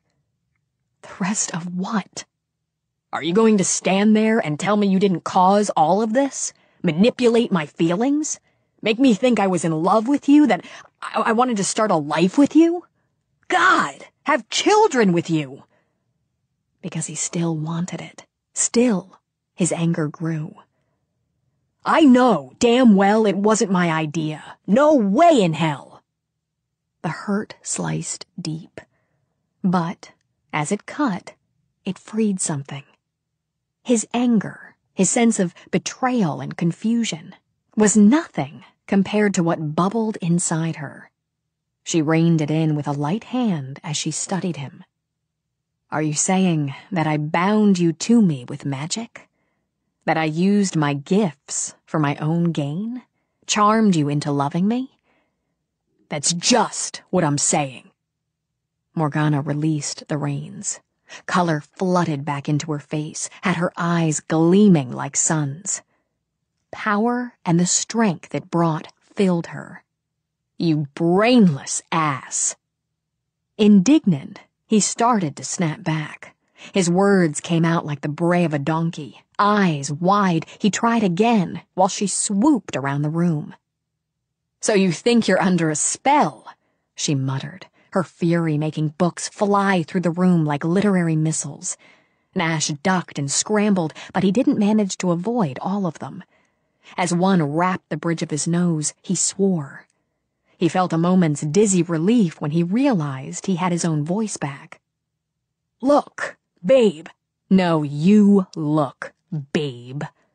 On a roll now, she had a gust of wind tossing his furniture into a heap. Do you think I'd waste my gifts captivating someone like you? You conceited, arrogant jerk. Give me one reason I shouldn't turn you into the snake you are. Eyes narrowed, he started toward her. I'm not going to play along with this. Then watch. With a flick of her hand, she had him shooting back across the room, 2 feet above the floor to land hard in a chair. He thought about getting up, but decided it was wiser to get his breath back first. To satisfy herself, she sent the dishes soaring in the kitchen. Nash listened to the crashing with a resigned sigh. You should know better than to anger a witch, she told him. The logs in his fireplace began to spit and crackle with flame. Don't you know what someone like me, someone without integrity, without scruples, might do? All right, Morgana. He started to rise. She slapped him back in the chair so hard his teeth rattled. Don't come near me. Not now, not ever again. Her breath was heaving, though she was struggling to even it. I swear, if you do, I'll turn you into something that runs on 4 legs and howls at the moon. He let out an uneasy breath. He didn't think she'd do it. Not really. And it was better to take a stand than to whimper. His living room was a shambles. Hell, his life was a shambles. They were going to have to deal with it. Cut it out, Morgana. His voice was admirably calm and firm. This isn't proving anything. The fury drained out of her, leaving her empty and aching and miserable. You're quite right. It isn't. My temper, like my feelings, sometimes clouds my judgment. No. She waved a hand before he could rise. Stay where you are. I can't trust myself yet. As she turned away, the fire guttered out. The wind died. Quietly, Nash breathed a sigh of relief. The storm, it appeared, was over. He was very wrong. So you don't want to be in love with me? Something in her voice had his brows drawing together. He wanted her to turn around so that he could see her face, but she stood with her back to him, looking out the window. I don't want to be in love with anyone, he said carefully, willing himself to believe it. Nothing personal. Nothing personal, she repeated. Look, Morgana, I'm a bad bet. I like my life the way it was. The way it was before you met me. When she said it like that, he felt like something slimy that slithered through the grass. He checked his hands to make certain he wasn't. "It's not you, it's me. And damn it, I'm not going to sit here and apologize because I don't like being spellbound." He got to his feet gingerly. "You're a beautiful woman, and, oh, please, don't strain yourself with a clever brush-off." The words choked out of her as she turned. Nash felt as though she'd stuck a lance in his heart. She was crying. Tears were streaming out of her brimming eyes and flowing down her pale cheeks. There was nothing he wanted more at that moment than to take her in his arms and kiss them away. "Morgana, don't. I never meant to." His words were cut off as he rapped into a wall. He couldn't see it, but she'd thrown it up between them, and it was as solid as bricks and mortar. "Stop it!" His voice rose on a combination of panic and self-disgust as he rammed a hand against the shield that separated them. "This isn't the answer." Her heart was bleeding. She could feel it. "It'll do until I find the right one." She wanted to hate him, desperately wanted to hate him for making her humiliate herself. As the tears continued to fall, she laid both hands on her stomach. She had more than herself to protect. He spread his own impotent hands against the wall. Odd, he thought. He felt as though it was he who had been closed off, not her. "I can't stand to see you cry." "You'll have to, for a moment. Don't worry, a witch's tears are like any woman's. Weak and useless." She steadied herself, blinking them away until she could see clearly. "You want your freedom, Nash?" If he could have, he'd have clawed and kicked his way through to her. "Damn it! Can't you see I don't know what I want? Whatever it isn't me. Or what we've made together. I promised I wouldn't take more than you wanted to give me. And I never go back on my word." He felt a new kind of fear, a rippling panic at the thought that what he did want was about to slip through his fingers. "Let me touch you. If you thought of me as a woman first, I would." For herself, she laid a hand on the wall opposite his. "Do you think, because of what I am, that I don't need to be loved as any man loves any woman?" He shoved and strained against the wall. "Take this damn thing down!" It was all she had. A poor defense. "We crossed purposes somewhere along the line, Nash. No one's fault, I suppose, that I came to love you so much." "Morgana, please!" She shook her head, studying him, drawing his image inside her head, her heart, where she could keep it. "Maybe because I did, I somehow drew you in. I've never been in love before, so I can't be sure. But I swear to you, it wasn't intentional. It wasn't done to harm." Furious that the tears were threatening again, she backed away. For a moment, she stood, straight, proud, powerful. "I'll give you this, and you can trust what I say. Whatever hold I have on you is broken as of this instant. Whatever feelings I've caused in you through my art, I cast away. You're free of me, and of all we made." She closed her eyes, lifted her hands. "Love conjured is love false. I will not take, nor will I make. Such castaway is nothing lost. Your heart and mind be free of me. As I will, so mote it be." Her eyes opened, glittered with fresh tears. "You are more than you think," she said quietly. "Less than you could be." His heart was thudding in his throat. "Morgana, don't go like this." She smiled. "Oh, I think I'm entitled to at least a dramatic exit. Don't you?" Though she was several feet away, he would have sworn he felt her lips touch him. "Blessed be, Nash," she said. And then she was gone. Chapter 12. He had no doubt he was going out of his mind. Day after day he prowled the house and the grounds. Night after night he tossed restlessly in bed. She'd said he was free of her, hadn't she? Then why wasn't he? Why hadn't he stopped thinking about her, wishing for her? Why could he still see the way she had looked at him that last time, with hurt in her eyes and tears on her cheeks? He tried to tell himself she'd left him charmed, but he knew it was a lie. After a week, he gave up and drove by her house. It was empty.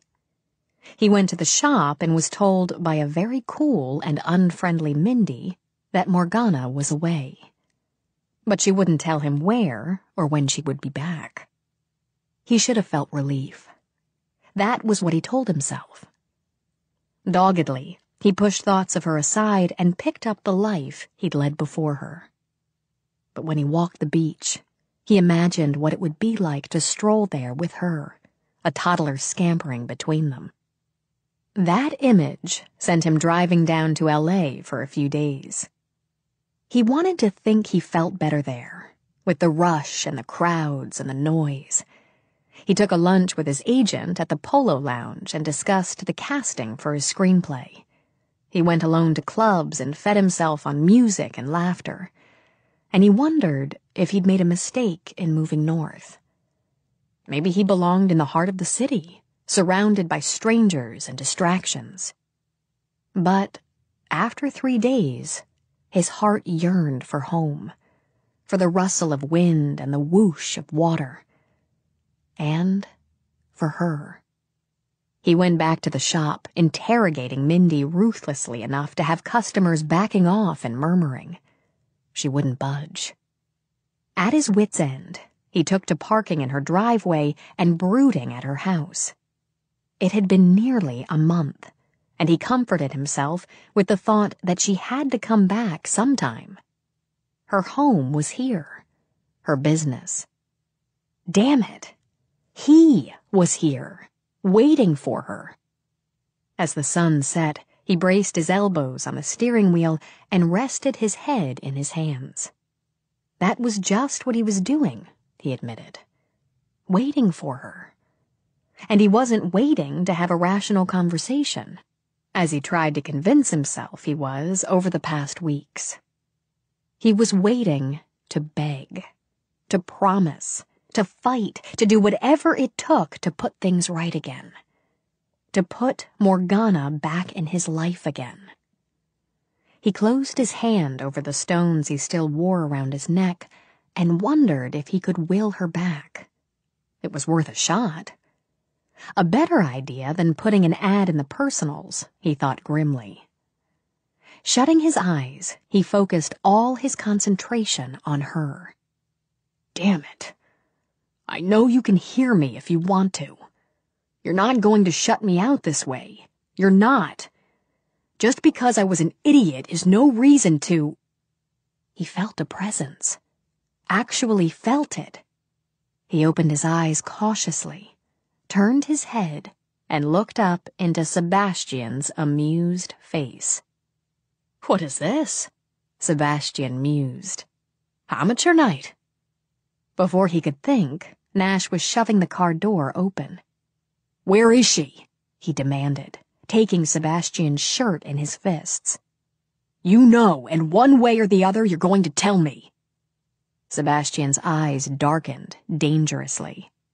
Careful, friend. I've been wanting to go one-on-one with you for weeks. The notion of a good, nasty fight appealed to Nash enormously. Then we'll just behave, Anastasia commanded. Both of you. With delicate hands, she pushed the men apart. I'm sure you'd enjoy giving each other bloody noses and black eyes, but I'm not going to tolerate it. Nash fisted his frustrated hands at his sides. I want to know where she is. With a shrug, Sebastian leaned on the hood of the car. Your wants don't carry much weight around here. He crossed his feet at the ankles when Anastasia stepped between them again. You're looking a little ragged around the edges, Nash, old boy. And it pleased him to no end. Conscience stabbing at you. Sebastian. Anna's quiet voice held both censure and compassion. Don't snipe. Can't you see he's unhappy? My heart bleeds. Anna laid a hand on Nash's arm. And that he's in love with her?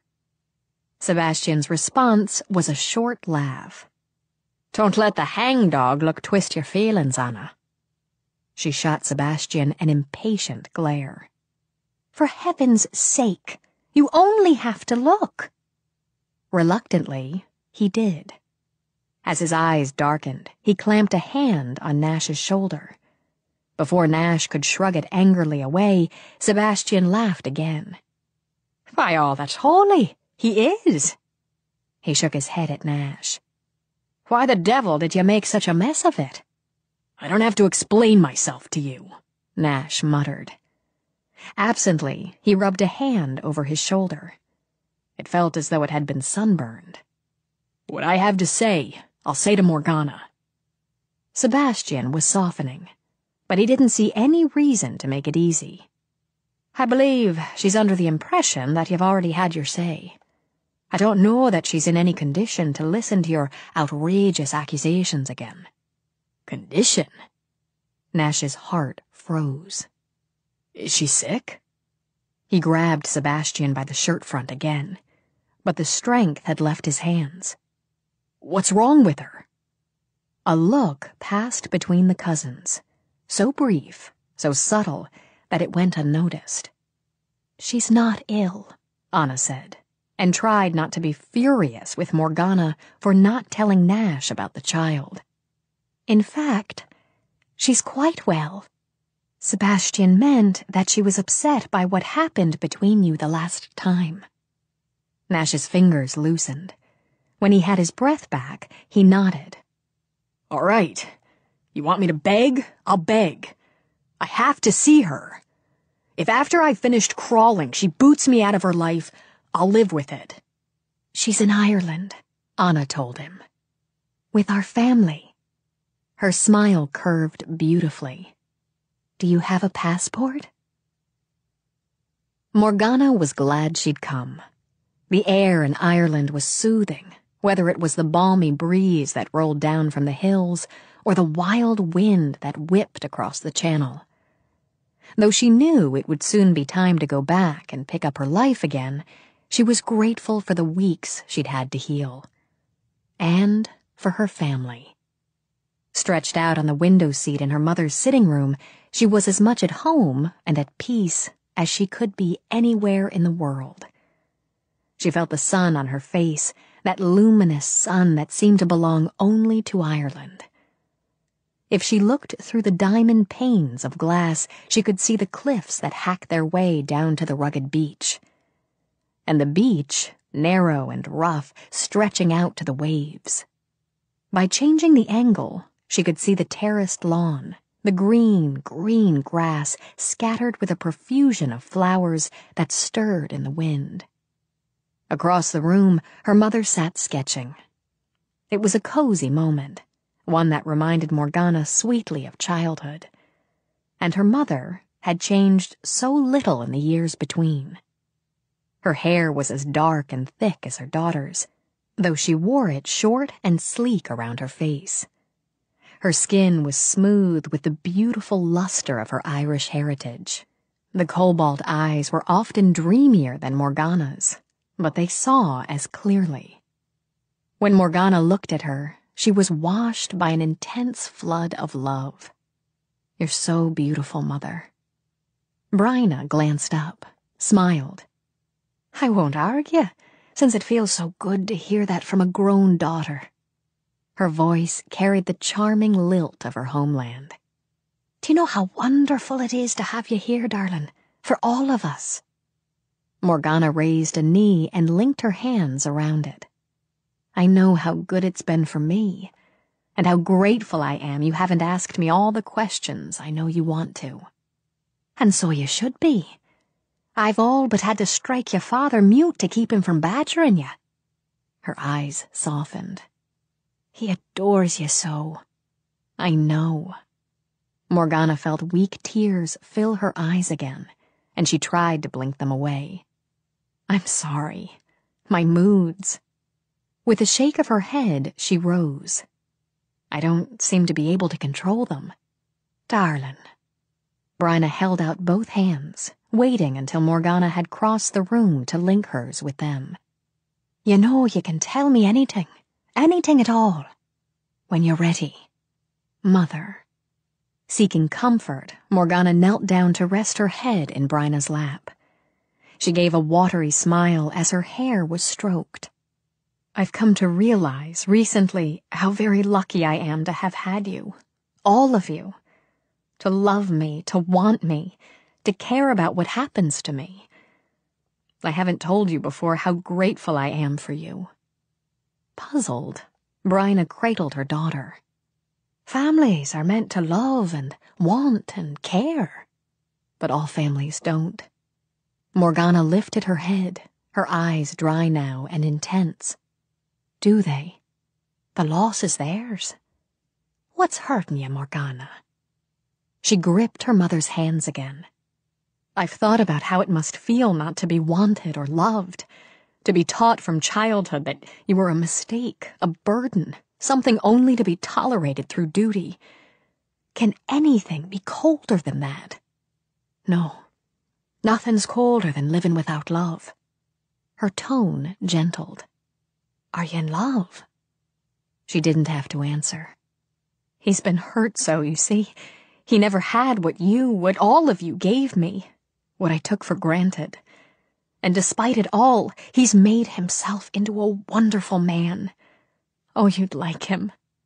She rested her cheek on her mother's palm. "He's funny and sweet. His mind is so, well, fluid, so ready to test new ideas. But there's a part of him that's closed off. He didn't do it. It was done to him. And no matter what my powers, I can't break that lock." She sat back on her heels. "He doesn't want to love me, and I won't take what he doesn't want to give. No." Bryna's heart broke a little as she looked at her daughter. "You're too strong, too proud, and too wise for that. But people change, Morgana. In time." "There isn't time. I'll have his child by Christmas." All the soothing words Bryna had prepared slipped away down her throat. All she could think was that her baby was carrying a baby. "Are you well?" she managed. Morgana smiled, pleased that this should be the first question. "Yes." "And certain?" "Very certain." "Oh, love." Bryna rose to her feet to rock Morgana against her. "My little girl." "I won't be little much longer." They laughed together as they broke apart. "I'm happy for you. And sad. I know. I want the child. Believe me, no child has ever been wanted so much. Not only because it's all I might ever have of the father, but for itself. And you feel odd," Morgana said. "Strong one moment, terrifyingly fragile the next. Not ill, but sometimes lightheaded." Understanding, Bryna nodded. "And you say the father is a good man?" "Yes, he's a good man." "Then, when you told him, he was just surprised, unprepared?" She noted the way Morgana glanced away. "Morgana, even when you were a child, you would stare past my shoulder when you were preparing to evade." Wincing at the tone, Morgana met her mother's eyes again. I didn't tell him. Don't, she pleaded before Bryna could launch into a lecture. I had intended to, but it all fell apart. I know it was wrong not to tell him, but it was just as wrong to hold him to me by the telling. I made a choice. The wrong choice? Morgana's chin angled as her mother's had. My choice, right or wrong. I won't ask you to approve, but I will ask you to respect. And I'll also ask you not to tell anyone else just yet, including Father. Including Father what? Matthew demanded as he strode into the room, the wolf that was Pan's sire close at his heels. Girl talk, Morgana said smoothly and moved over to kiss his cheeks. Hello, handsome. He tweaked her nose. I know when my women are keeping secrets. No peeking, Morgana said, knowing Matthew was nearly as skilled at reading thoughts as Sebastian. Now, where's everyone else? He wasn't satisfied, but he was patient. If she didn't tell him soon, he would look for himself. He was, after all, her father. Douglas and Maureen are in the kitchen, arguing over who's fixing what for lunch. Camilla's rousting Patrick at gin. Matthew grinned wickedly. And he's not taking it well. Accused her of charming the cards. Bryna managed a smile of her own. And did she? Of course. Matthew stroked the wolf's silver fur. Your sister's a born cheat. Bryna sent him a mild look. Your brother's a poor loser. Morgana laughed and linked arms with them both. And how the six of you managed to live in this place together and not be struck by lightning is a mystery to me. Let's go down and make some more trouble. There was nothing like a group meal with the Donovans to lift her mood. And a mood lift was precisely what Morgana needed. Watching with affection the squabbling, the interplay between siblings and spouses was better than front row seats at a three-ring circus. She was well aware that they didn't always get along, just as she was aware that, whatever the friction, they would merge together like sun and light in the face of a family crisis. She didn't intend to be a crisis. She only wanted to spend some time being with them. They might have been two sets of triplets, but there was little physical resemblance between the siblings. Her father was tall and lean, with a shock of steel-gray hair and a dignified bearing. Patrick, Anastasia's father, stood no higher than Morgana, with the husky build of a boxer and the heart of a prankster. Douglas was nearly 6'4", with a receding hairline that swept back dramatically into a widow's peak. Eccentricity was his hobby. At the moment, he was sporting a magnifying glass around his neck that he peered through when the whim took him. He'd only removed his deerstalker hat and cape because his wife, Camilla, had refused to eat with him otherwise. Camilla, often thought of as the baby of the brood, was pretty and plump as a pigeon, and she had a will of iron. She matched her husband's eccentricities with her own. This morning, she was trying out a new hairstyle of blazing orange curls that corkscrewed around her head.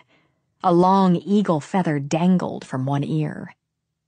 Maureen, as skilled a medium as Morgana had ever known, was tall and stately, and had an infectious, bawdy laugh that could rattle the rafters. Together with Morgana's serene mother and dignified father, they made a motley crew. Witches all. As she listened to them bicker around her, Morgana was nearly swamped with love. Your cat's been climbing the curtains in my room again, Camilla told Maureen with a wave of her fork. Pooh. Maureen shrugged her sturdy shoulders. Just hunting mice, that's all. Camilla's massive curls jiggled. You know very well there's not a mouse in this house. Douglas cast them out. And did a half-baked job, Matthew muttered. Half-baked? Camilla huffed in her husband's defense. The only thing half-baked is this pie. Aye, and Doug made that as well, Padraig interjected and grinned. But I like my apples crunchy. It's a new recipe. Douglas peered owlishly through his magnifying glass. Healthy. The cat, Camilla insisted, knowing very well she'd lose control of the conversation. Cat's healthy as a horse, Padraig said cheerfully. Isn't that right, Lamb Chop? He sent his wife a lusty wink. Maureen responded with an equally lusty giggle. I don't give a tinker's damn about the cat's health, Camilla began. Oh, now. Douglas patted her chubby hand. We don't want a sick cat around, do we? Reenie will brew him up a nice remedy. The cat's not sick, Camilla said in a strangled voice. Douglas, for heaven's sake, keep up. Keep up with what? He demanded, indignant. If the cat's not sick, what in Finn's name is the problem? Morgana, lass, you're not eating your pie. She was too busy grinning. It's wonderful, Douglas. I'm saving it. She sprang up, dancing around the table to smack kisses on every cheek. I love you, all of you. Morgana, Bryna called as her daughter spun out of the room. Where are you going? For a walk on the beach. For a long, long walk on the beach. Douglas scowled through his glass. Girl's acting odd, he pronounced. Since the meal was nearly over, he plucked up his hat and dropped it on his head. Don't you think? Nash was feeling odd. Perhaps it had something to do with the fact that he hadn't slept in 2 days. Traveling steadily for approximately 20 hours in planes, trains, cabs, and shuttle buses might have contributed to the dazed, dreamlike state he was currently enjoying.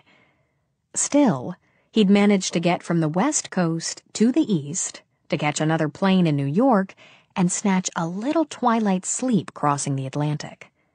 Then there'd been the train south from Dublin and a frantic search for a car he could buy, rent, or steal to carry him the last jarring miles from Waterford to Castle Donovan. He knew it was important to stay on the right side of the road, or rather the wrong side. He wondered why the devil it should matter, when the rutted, ditch-lined dirt track he was currently bouncing along couldn't remotely be considered a road of any kind. And the car, which he'd managed to procure for the equivalent of 1,200 American dollars, nobody could say the Irish weren't shrewd bargainers, was threatening to break apart on him at every bump. He'd already lost the poor excuse for a muffler and was making enough noise to wake the sleeping dead. It wasn't that the land didn't have style and grace, with its towering cliffs and its lush green fields. It was that he was afraid he'd end up staggering up the final hill with nothing but a steering wheel in his hands. Those were the Knockmealdown Mountains to the west. He knew because the same slippery horse trader who'd sold him the car had been expansive enough to offer directions.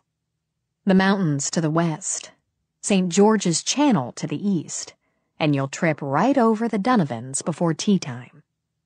Nash was beginning to believe he'd find himself buried in a peat bog before tea time. If I live, Nash mumbled. If I find her and I live, I'm going to kill her. Slowly, he said with relish, so she knows I mean it. Then he was going to carry her off to some dark, quiet place and make love with her for a week. Then he was going to sleep for a week, wake up, and start all over again. If, he reminded himself, he lived. The car sputtered and bucked and jolted his bones. He wondered how many of his internal organs had been shifted. Gritting his teeth, Nash cursed and cajoled and threatened the stuttering car up a rise. When his mouth fell open, he slammed on the brakes. The act managed to slow his descent. As he slid down the hill, he didn't notice the smell of rubber burning or see the smoke beginning to pour out of the hood. His eyes were all for the castle. He hadn't really expected a castle, despite the name. But this was the real McCoy, perched high on the cliffs facing the arrogant sea. Gray stone glittered in the sun with flashing chips of quartz and mica. Towers lanced into the pearly sky. From the topmost, a white flag flew. Nash saw with awe and amazement that it was a pentagram. He blinked his eyes, but the structure remained, as fanciful as something from one of his movies. If a mounted knight had burst across the drawbridge, by God, there was a drawbridge. Nash wouldn't have turned a hair. He started to laugh, as delighted as he had been stunned. Recklessly, he punched the gas, and when the steering locked, drove straight into a ditch.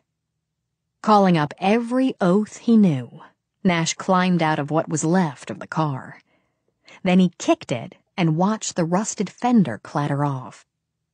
He squinted against the sun and judged that he was about to add a good 3-mile hike to his travel arrangements.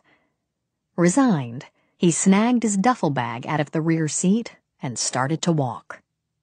When he saw the white horse gallop across the bridge, he set himself to the task of deciding whether he was hallucinating or whether it was real. Though the horseman wasn't wearing armor, he was striking, lean and masculine with a waving silver mane. And Nash was not surprised to note the hawk clamped to the leather glove of his left arm. Matthew took one look at the man staggering up the road and shook his head. Pitiful. Aye, Ulysses, pitiful. Wouldn't even make you a decent meal. The hawk merely blinked in agreement.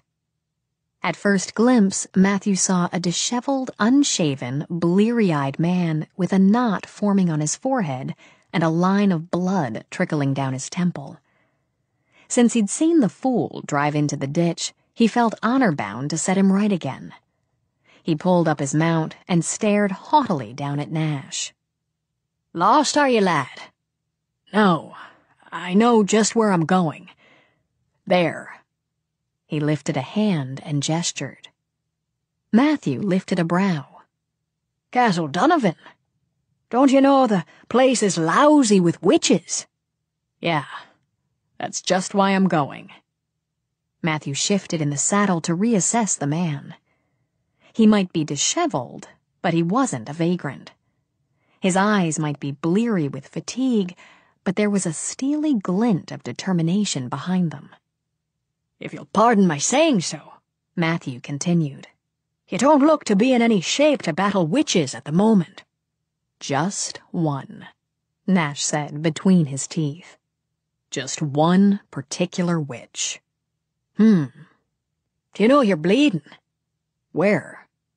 Nash lifted a hand gingerly, looked at his smeared fingers in disgust. Figures. She probably cursed the car. And who might you be speaking of? Morgana Donovan. Nash wiped his fingers on his grimy jeans. I've come a long way to get my hands on her. Mind your step, Matthew said mildly. It's my daughter you're speaking of. Tired, aching, and at the end of his tether, Nash stared back into the slate-gray eyes. Maybe he'd find himself turned into a squashed beetle, but he was taking his stand. My name's Kirkland, Mr. Donovan. I've come for your daughter, and that's that. Is it? Amused, Matthew tilted his head. Well, then climb up and we'll go see about that. He sent the hawk soaring, then offered his gloved hand. It's pleased I am to meet you, Kirkland. Yeah. Nash winced as he hauled himself onto the horse. Likewise. The journey took less time on horseback than it would have on foot, particularly since Matthew shot off at a gallop. The moment they were across the drawbridge and into the courtyard, a tall, dark-haired woman rushed out of a doorway, Grinding his teeth, Nash jumped down and started toward her. "You've got a lot to answer for, babe. You cut your hair. What the hell do you—" He skidded to a halt as the woman stood her ground, watching him with bemused eyes. "I thought you were— I'm sorry." "I'm flattered," Bryna countered. With a laugh, she looked toward her husband. "Matthew, what have you brought me?" "A young man who drove into a ditch and seems to want Morgana." Bryna's eyes sharpened as she took another step toward Nash. "And do you want my daughter?" Yes, ma'am." A smile flirted around her lips. "And did she make you unhappy?" "Yes. No." He let out a heavy sigh. "I did that all by myself. Please. Is she here?" "Come inside." Bryna gently took his arm. "I'll fix your head, then send you to her." "If you could just—" He broke off when he saw a huge eye peering at him from the doorway. Douglas dropped his magnifying glass and stepped out of the shadows. "Who the devil is this?" "A friend of Morgana's," Bryna told him, nudging Nash inside. "Ah. The girl's acting odd," Douglas said, giving Nash a hearty clap on the back. "Let me tell you." Morgana let the brisk, chill wind slap her face and sneak through the heavy knit of her sweater. It was so cleansing, so healing. In a few more days, she would be ready to go back and face reality again.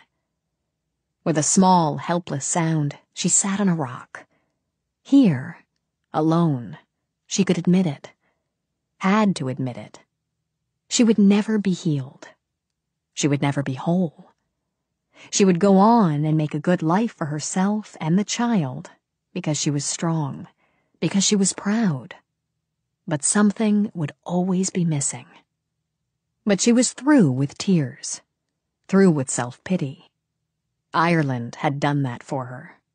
She'd needed to come here, to walk this beach and remember that nothing, no matter how painful, lasts forever. Except love. Rising, she started back, watching the water spray on rocks. She would brew some tea, perhaps read Camilla's tarot cards, or listen to one of Padraig's long, involved stories.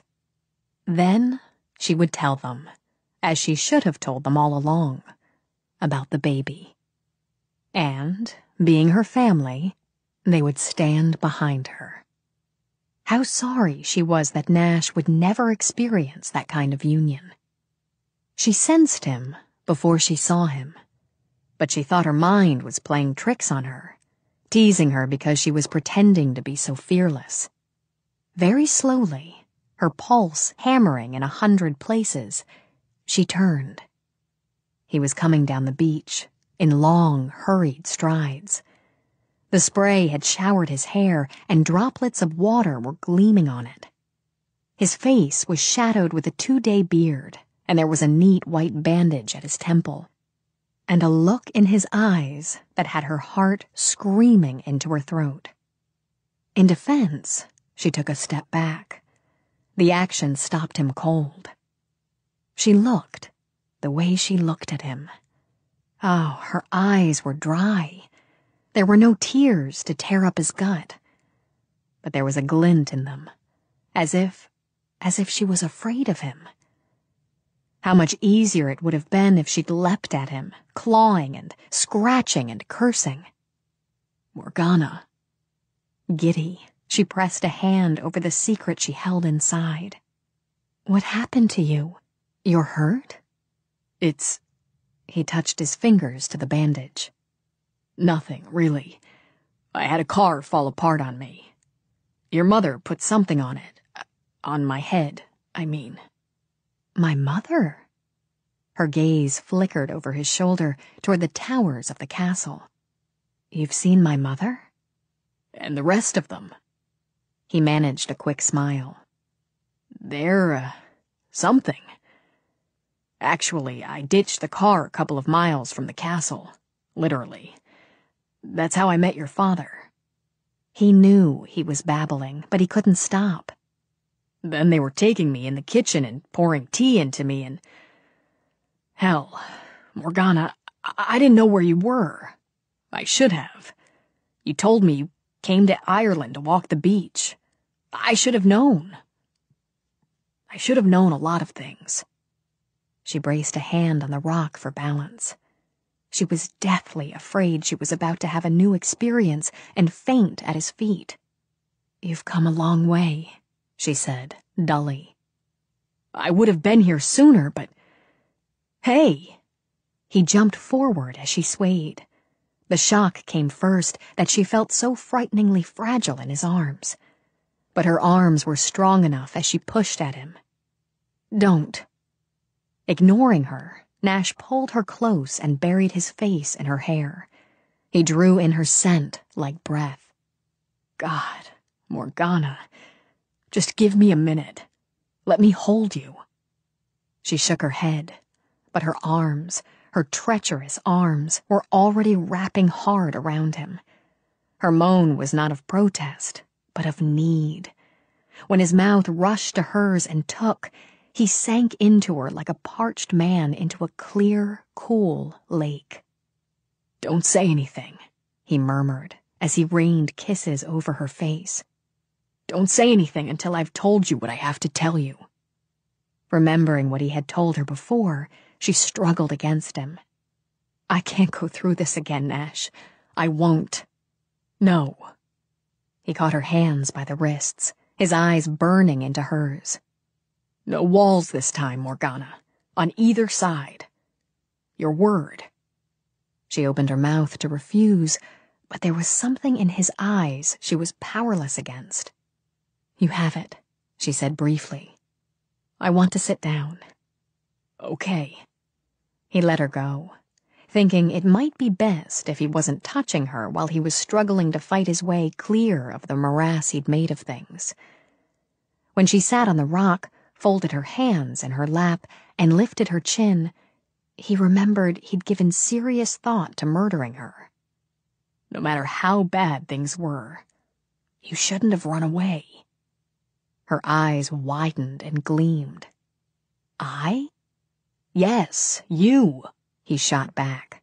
"Maybe I was an idiot, but that's no reason for making me suffer the way you did when you weren't there when I came to my senses." "So, it's my fault?" "That I've been going out of my mind for the last month? Yeah, it is." He blew out a breath between his teeth. "Everything else, all the rest of it's on my head." He took a chance and touched a hand to her cheek. "I'm sorry." She had to look away or weep. "I can't accept your apology until I know what it's for." "I knew you'd make me crawl," he said in disgust. "Fine then. I'm sorry for all the stupid things I said." Her lips curved a little. "All of them?"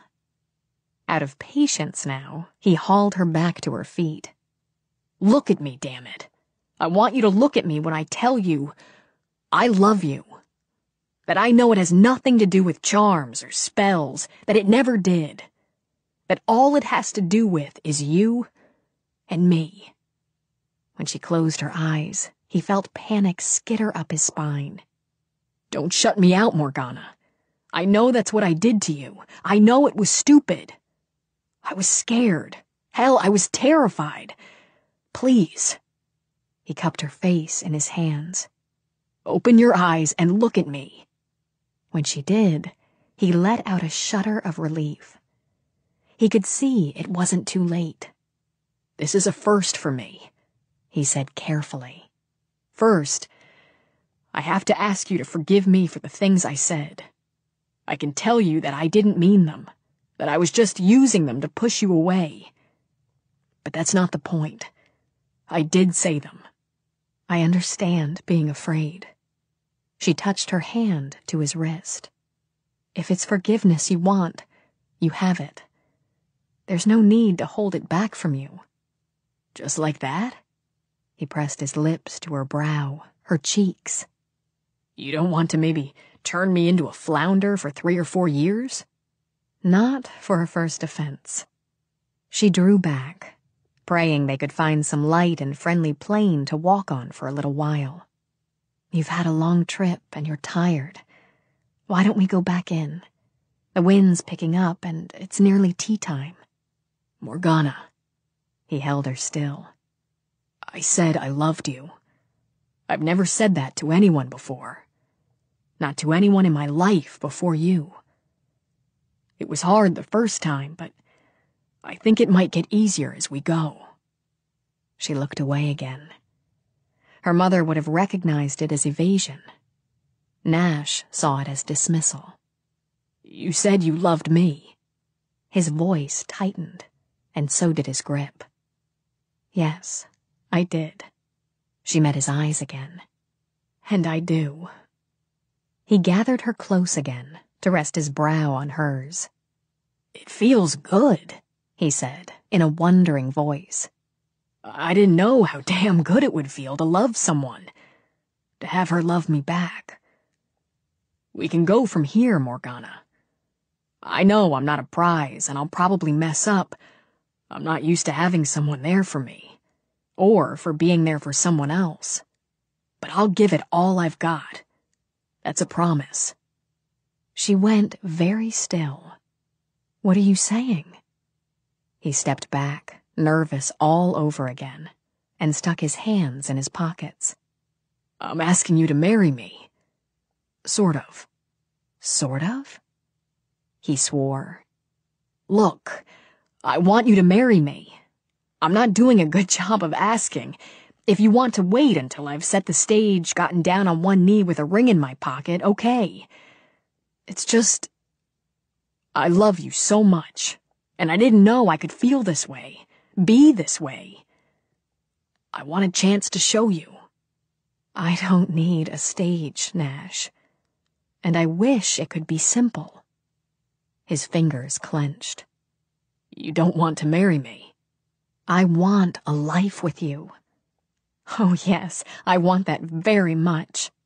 But it isn't only myself you'd be taking. For a moment, he was baffled. Then his face cleared with a smile. You mean your family? And the, Donovan legacy? Babe, you're everything I want and more. The fact that the woman I love is a witch just adds some interest to the situation. Touched, she lifted a hand to his cheek. Nash, you're perfect. Absolutely perfect for me. But it's not only that you'd be taking on.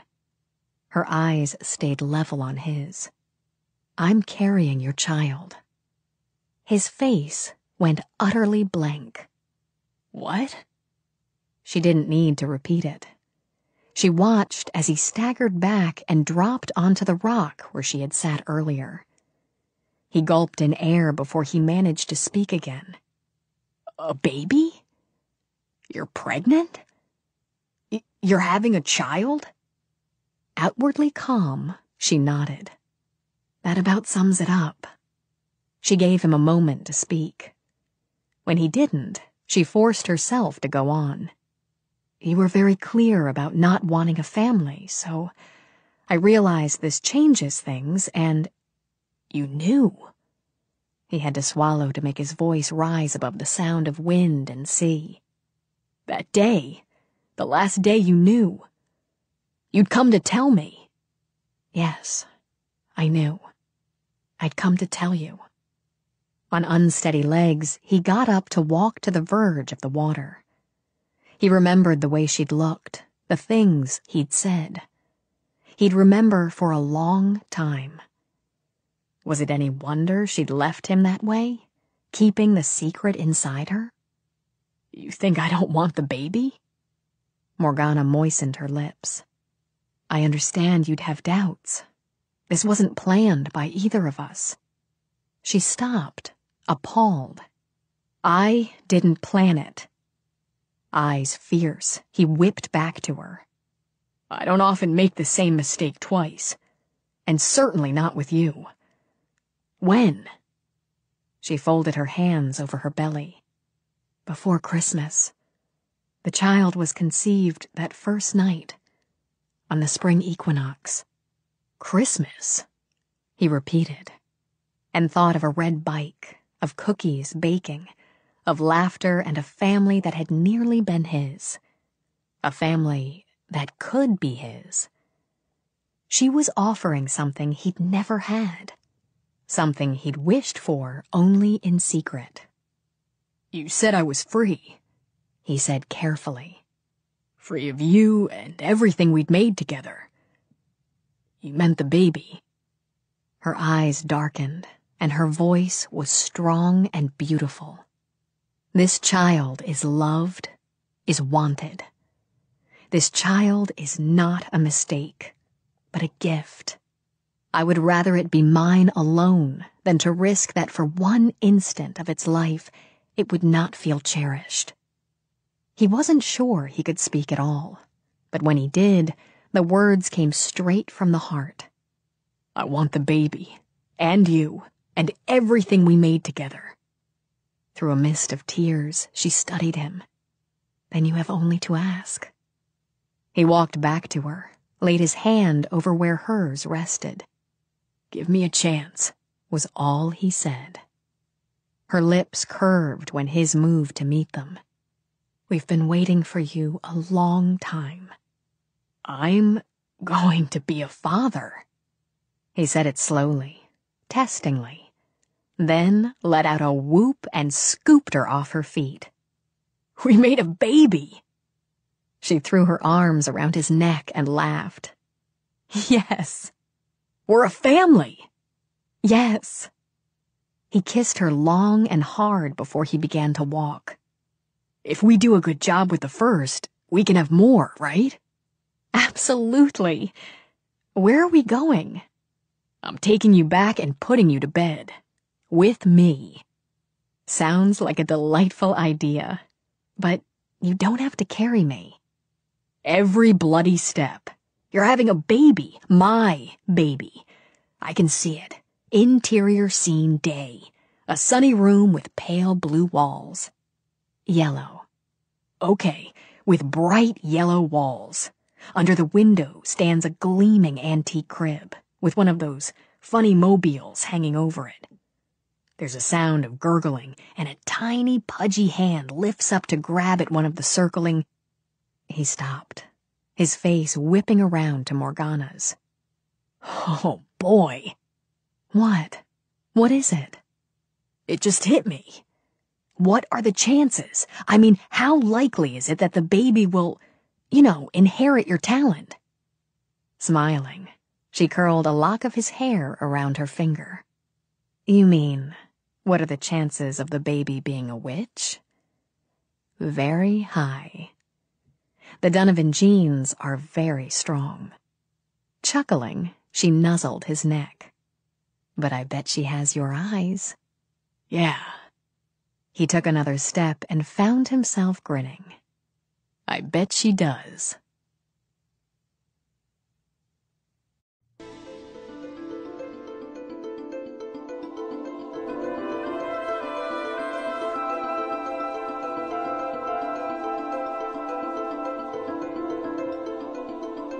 Audible Inc. and Harlequin present Captivated and Entranced by Nora Roberts, read by Therese Plummer.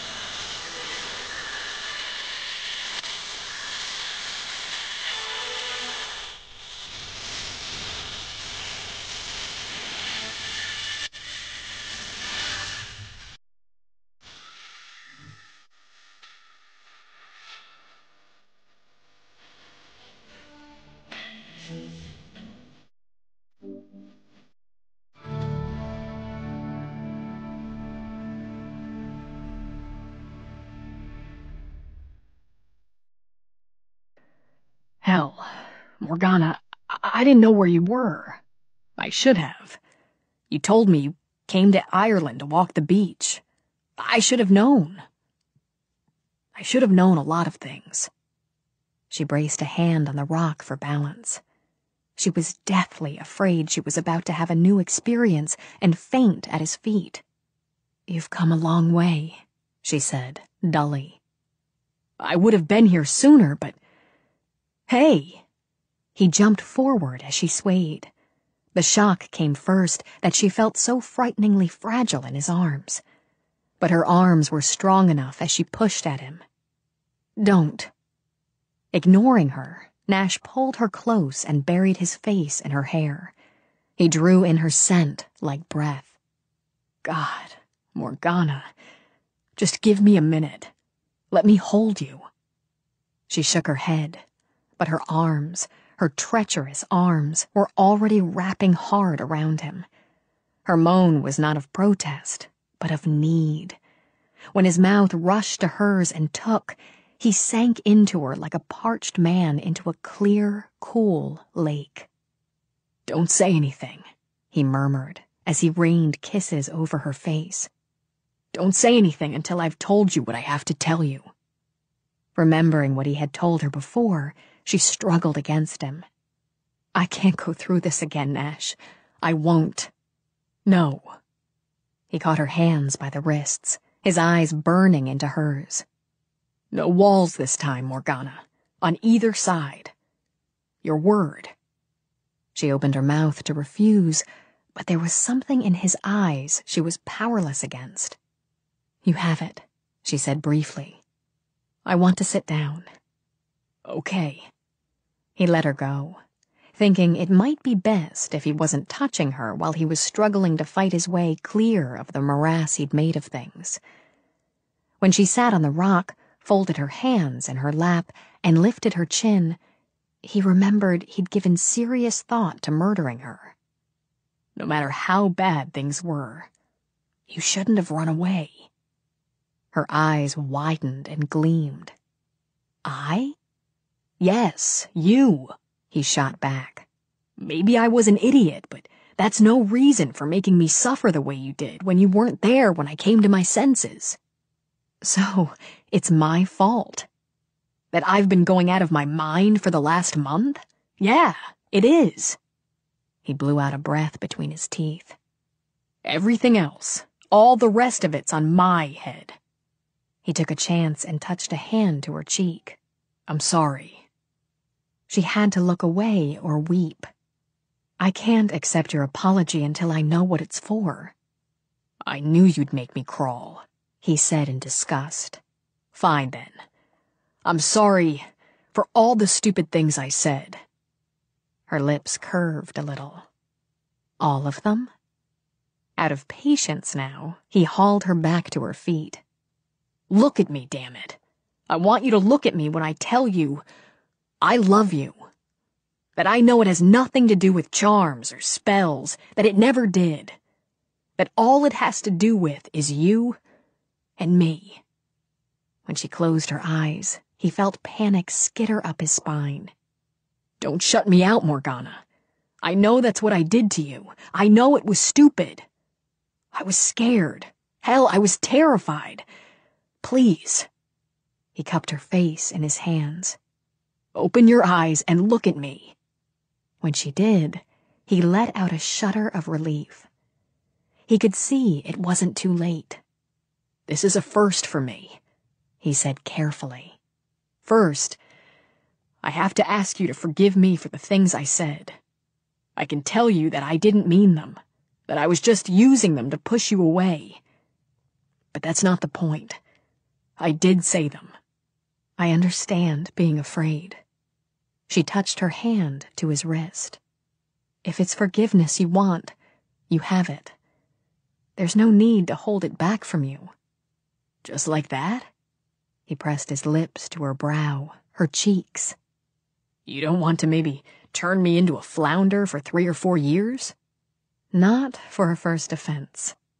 She drew back, praying they could find some light and friendly plain to walk on for a little while. You've had a long trip and you're tired. Why don't we go back in? The wind's picking up and it's nearly tea time. Morgana. He held her still. I said I loved you. I've never said that to anyone before. Not to anyone in my life before you. It was hard the first time, but I think it might get easier as we go. She looked away again. Her mother would have recognized it as evasion. Nash saw it as dismissal. You said you loved me. His voice tightened, and so did his grip. Yes, I did. She met his eyes again. And I do. He gathered her close again to rest his brow on hers. It feels good, he said in a wondering voice. I didn't know how damn good it would feel to love someone, to have her love me back. We can go from here, Morgana. I know I'm not a prize and I'll probably mess up. I'm not used to having someone there for me, or for being there for someone else. But I'll give it all I've got. That's a promise. She went very still. What are you saying? He stepped back, nervous all over again, and stuck his hands in his pockets. I'm asking you to marry me. Sort of. Sort of? He swore. Look, I want you to marry me. I'm not doing a good job of asking. If you want to wait until I've set the stage, gotten down on one knee with a ring in my pocket, okay. It's just, I love you so much, and I didn't know I could feel this way, be this way. I want a chance to show you. I don't need a stage, Nash. And I wish it could be simple. His fingers clenched. You don't want to marry me? I want a life with you. Oh, yes, I want that very much. But it isn't only myself you'd be taking. For a moment, he was baffled. Then his face cleared with a smile. You mean your family? And the, Donovan legacy? Babe, you're everything I want and more. The fact that the woman I love is a witch just adds some interest to the situation. Touched, she lifted a hand to his cheek. Nash, you're perfect. Absolutely perfect for me. But it's not only that you'd be taking on. Her eyes stayed level on his. I'm carrying your child. His face went utterly blank. What? She didn't need to repeat it. She watched as he staggered back and dropped onto the rock where she had sat earlier. He gulped in air before he managed to speak again. A baby? You're pregnant? You're having a child? Outwardly calm, she nodded. That about sums it up. She gave him a moment to speak. When he didn't, she forced herself to go on. You were very clear about not wanting a family, so I realized this changes things, and you knew. He had to swallow to make his voice rise above the sound of wind and sea.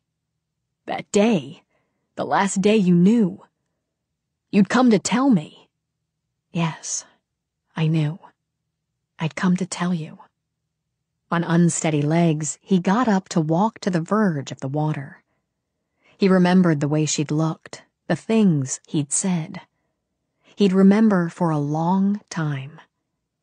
Was it any wonder she'd left him that way, keeping the secret inside her? You think I don't want the baby? Morgana moistened her lips. I understand you'd have doubts. This wasn't planned by either of us. She stopped, appalled. I didn't plan it. Eyes fierce, he whipped back to her. I don't often make the same mistake twice, and certainly not with you. When? She folded her hands over her belly. Before Christmas. The child was conceived that first night, on the spring equinox. Christmas, he repeated, and thought of a red bike, of cookies baking, of laughter and a family that had nearly been his. A family that could be his. She was offering something he'd never had. Something he'd wished for only in secret. You said I was free, he said carefully. Free of you and everything we'd made together. You meant the baby. Her eyes darkened, and her voice was strong and beautiful. This child is loved, is wanted. This child is not a mistake, but a gift. I would rather it be mine alone than to risk that for one instant of its life it would not feel cherished. He wasn't sure he could speak at all, but when he did, the words came straight from the heart. I want the baby, and you, and everything we made together. Through a mist of tears, she studied him. Then you have only to ask. He walked back to her, laid his hand over where hers rested. Give me a chance, was all he said.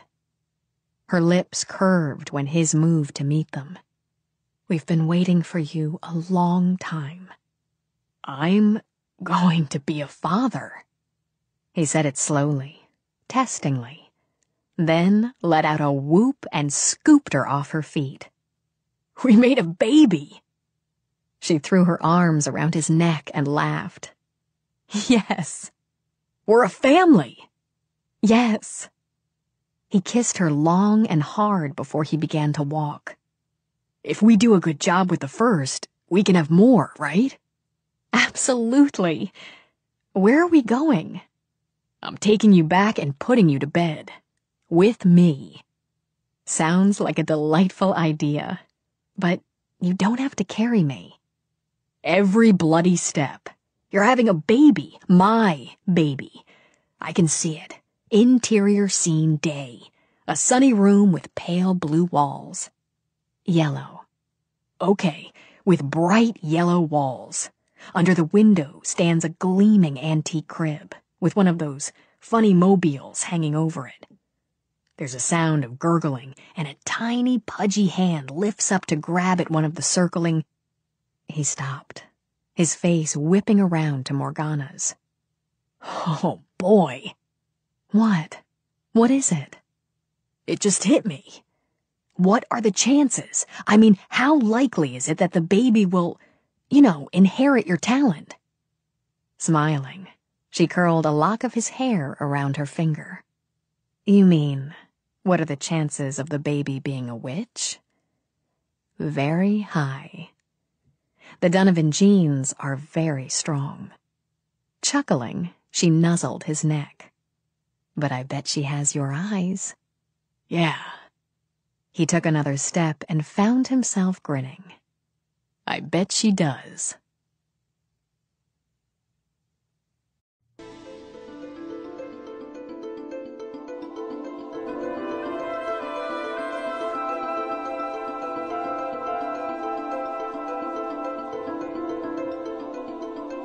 Audible Inc. and Harlequin present Captivated and Entranced by Nora Roberts, read by Therese Plummer.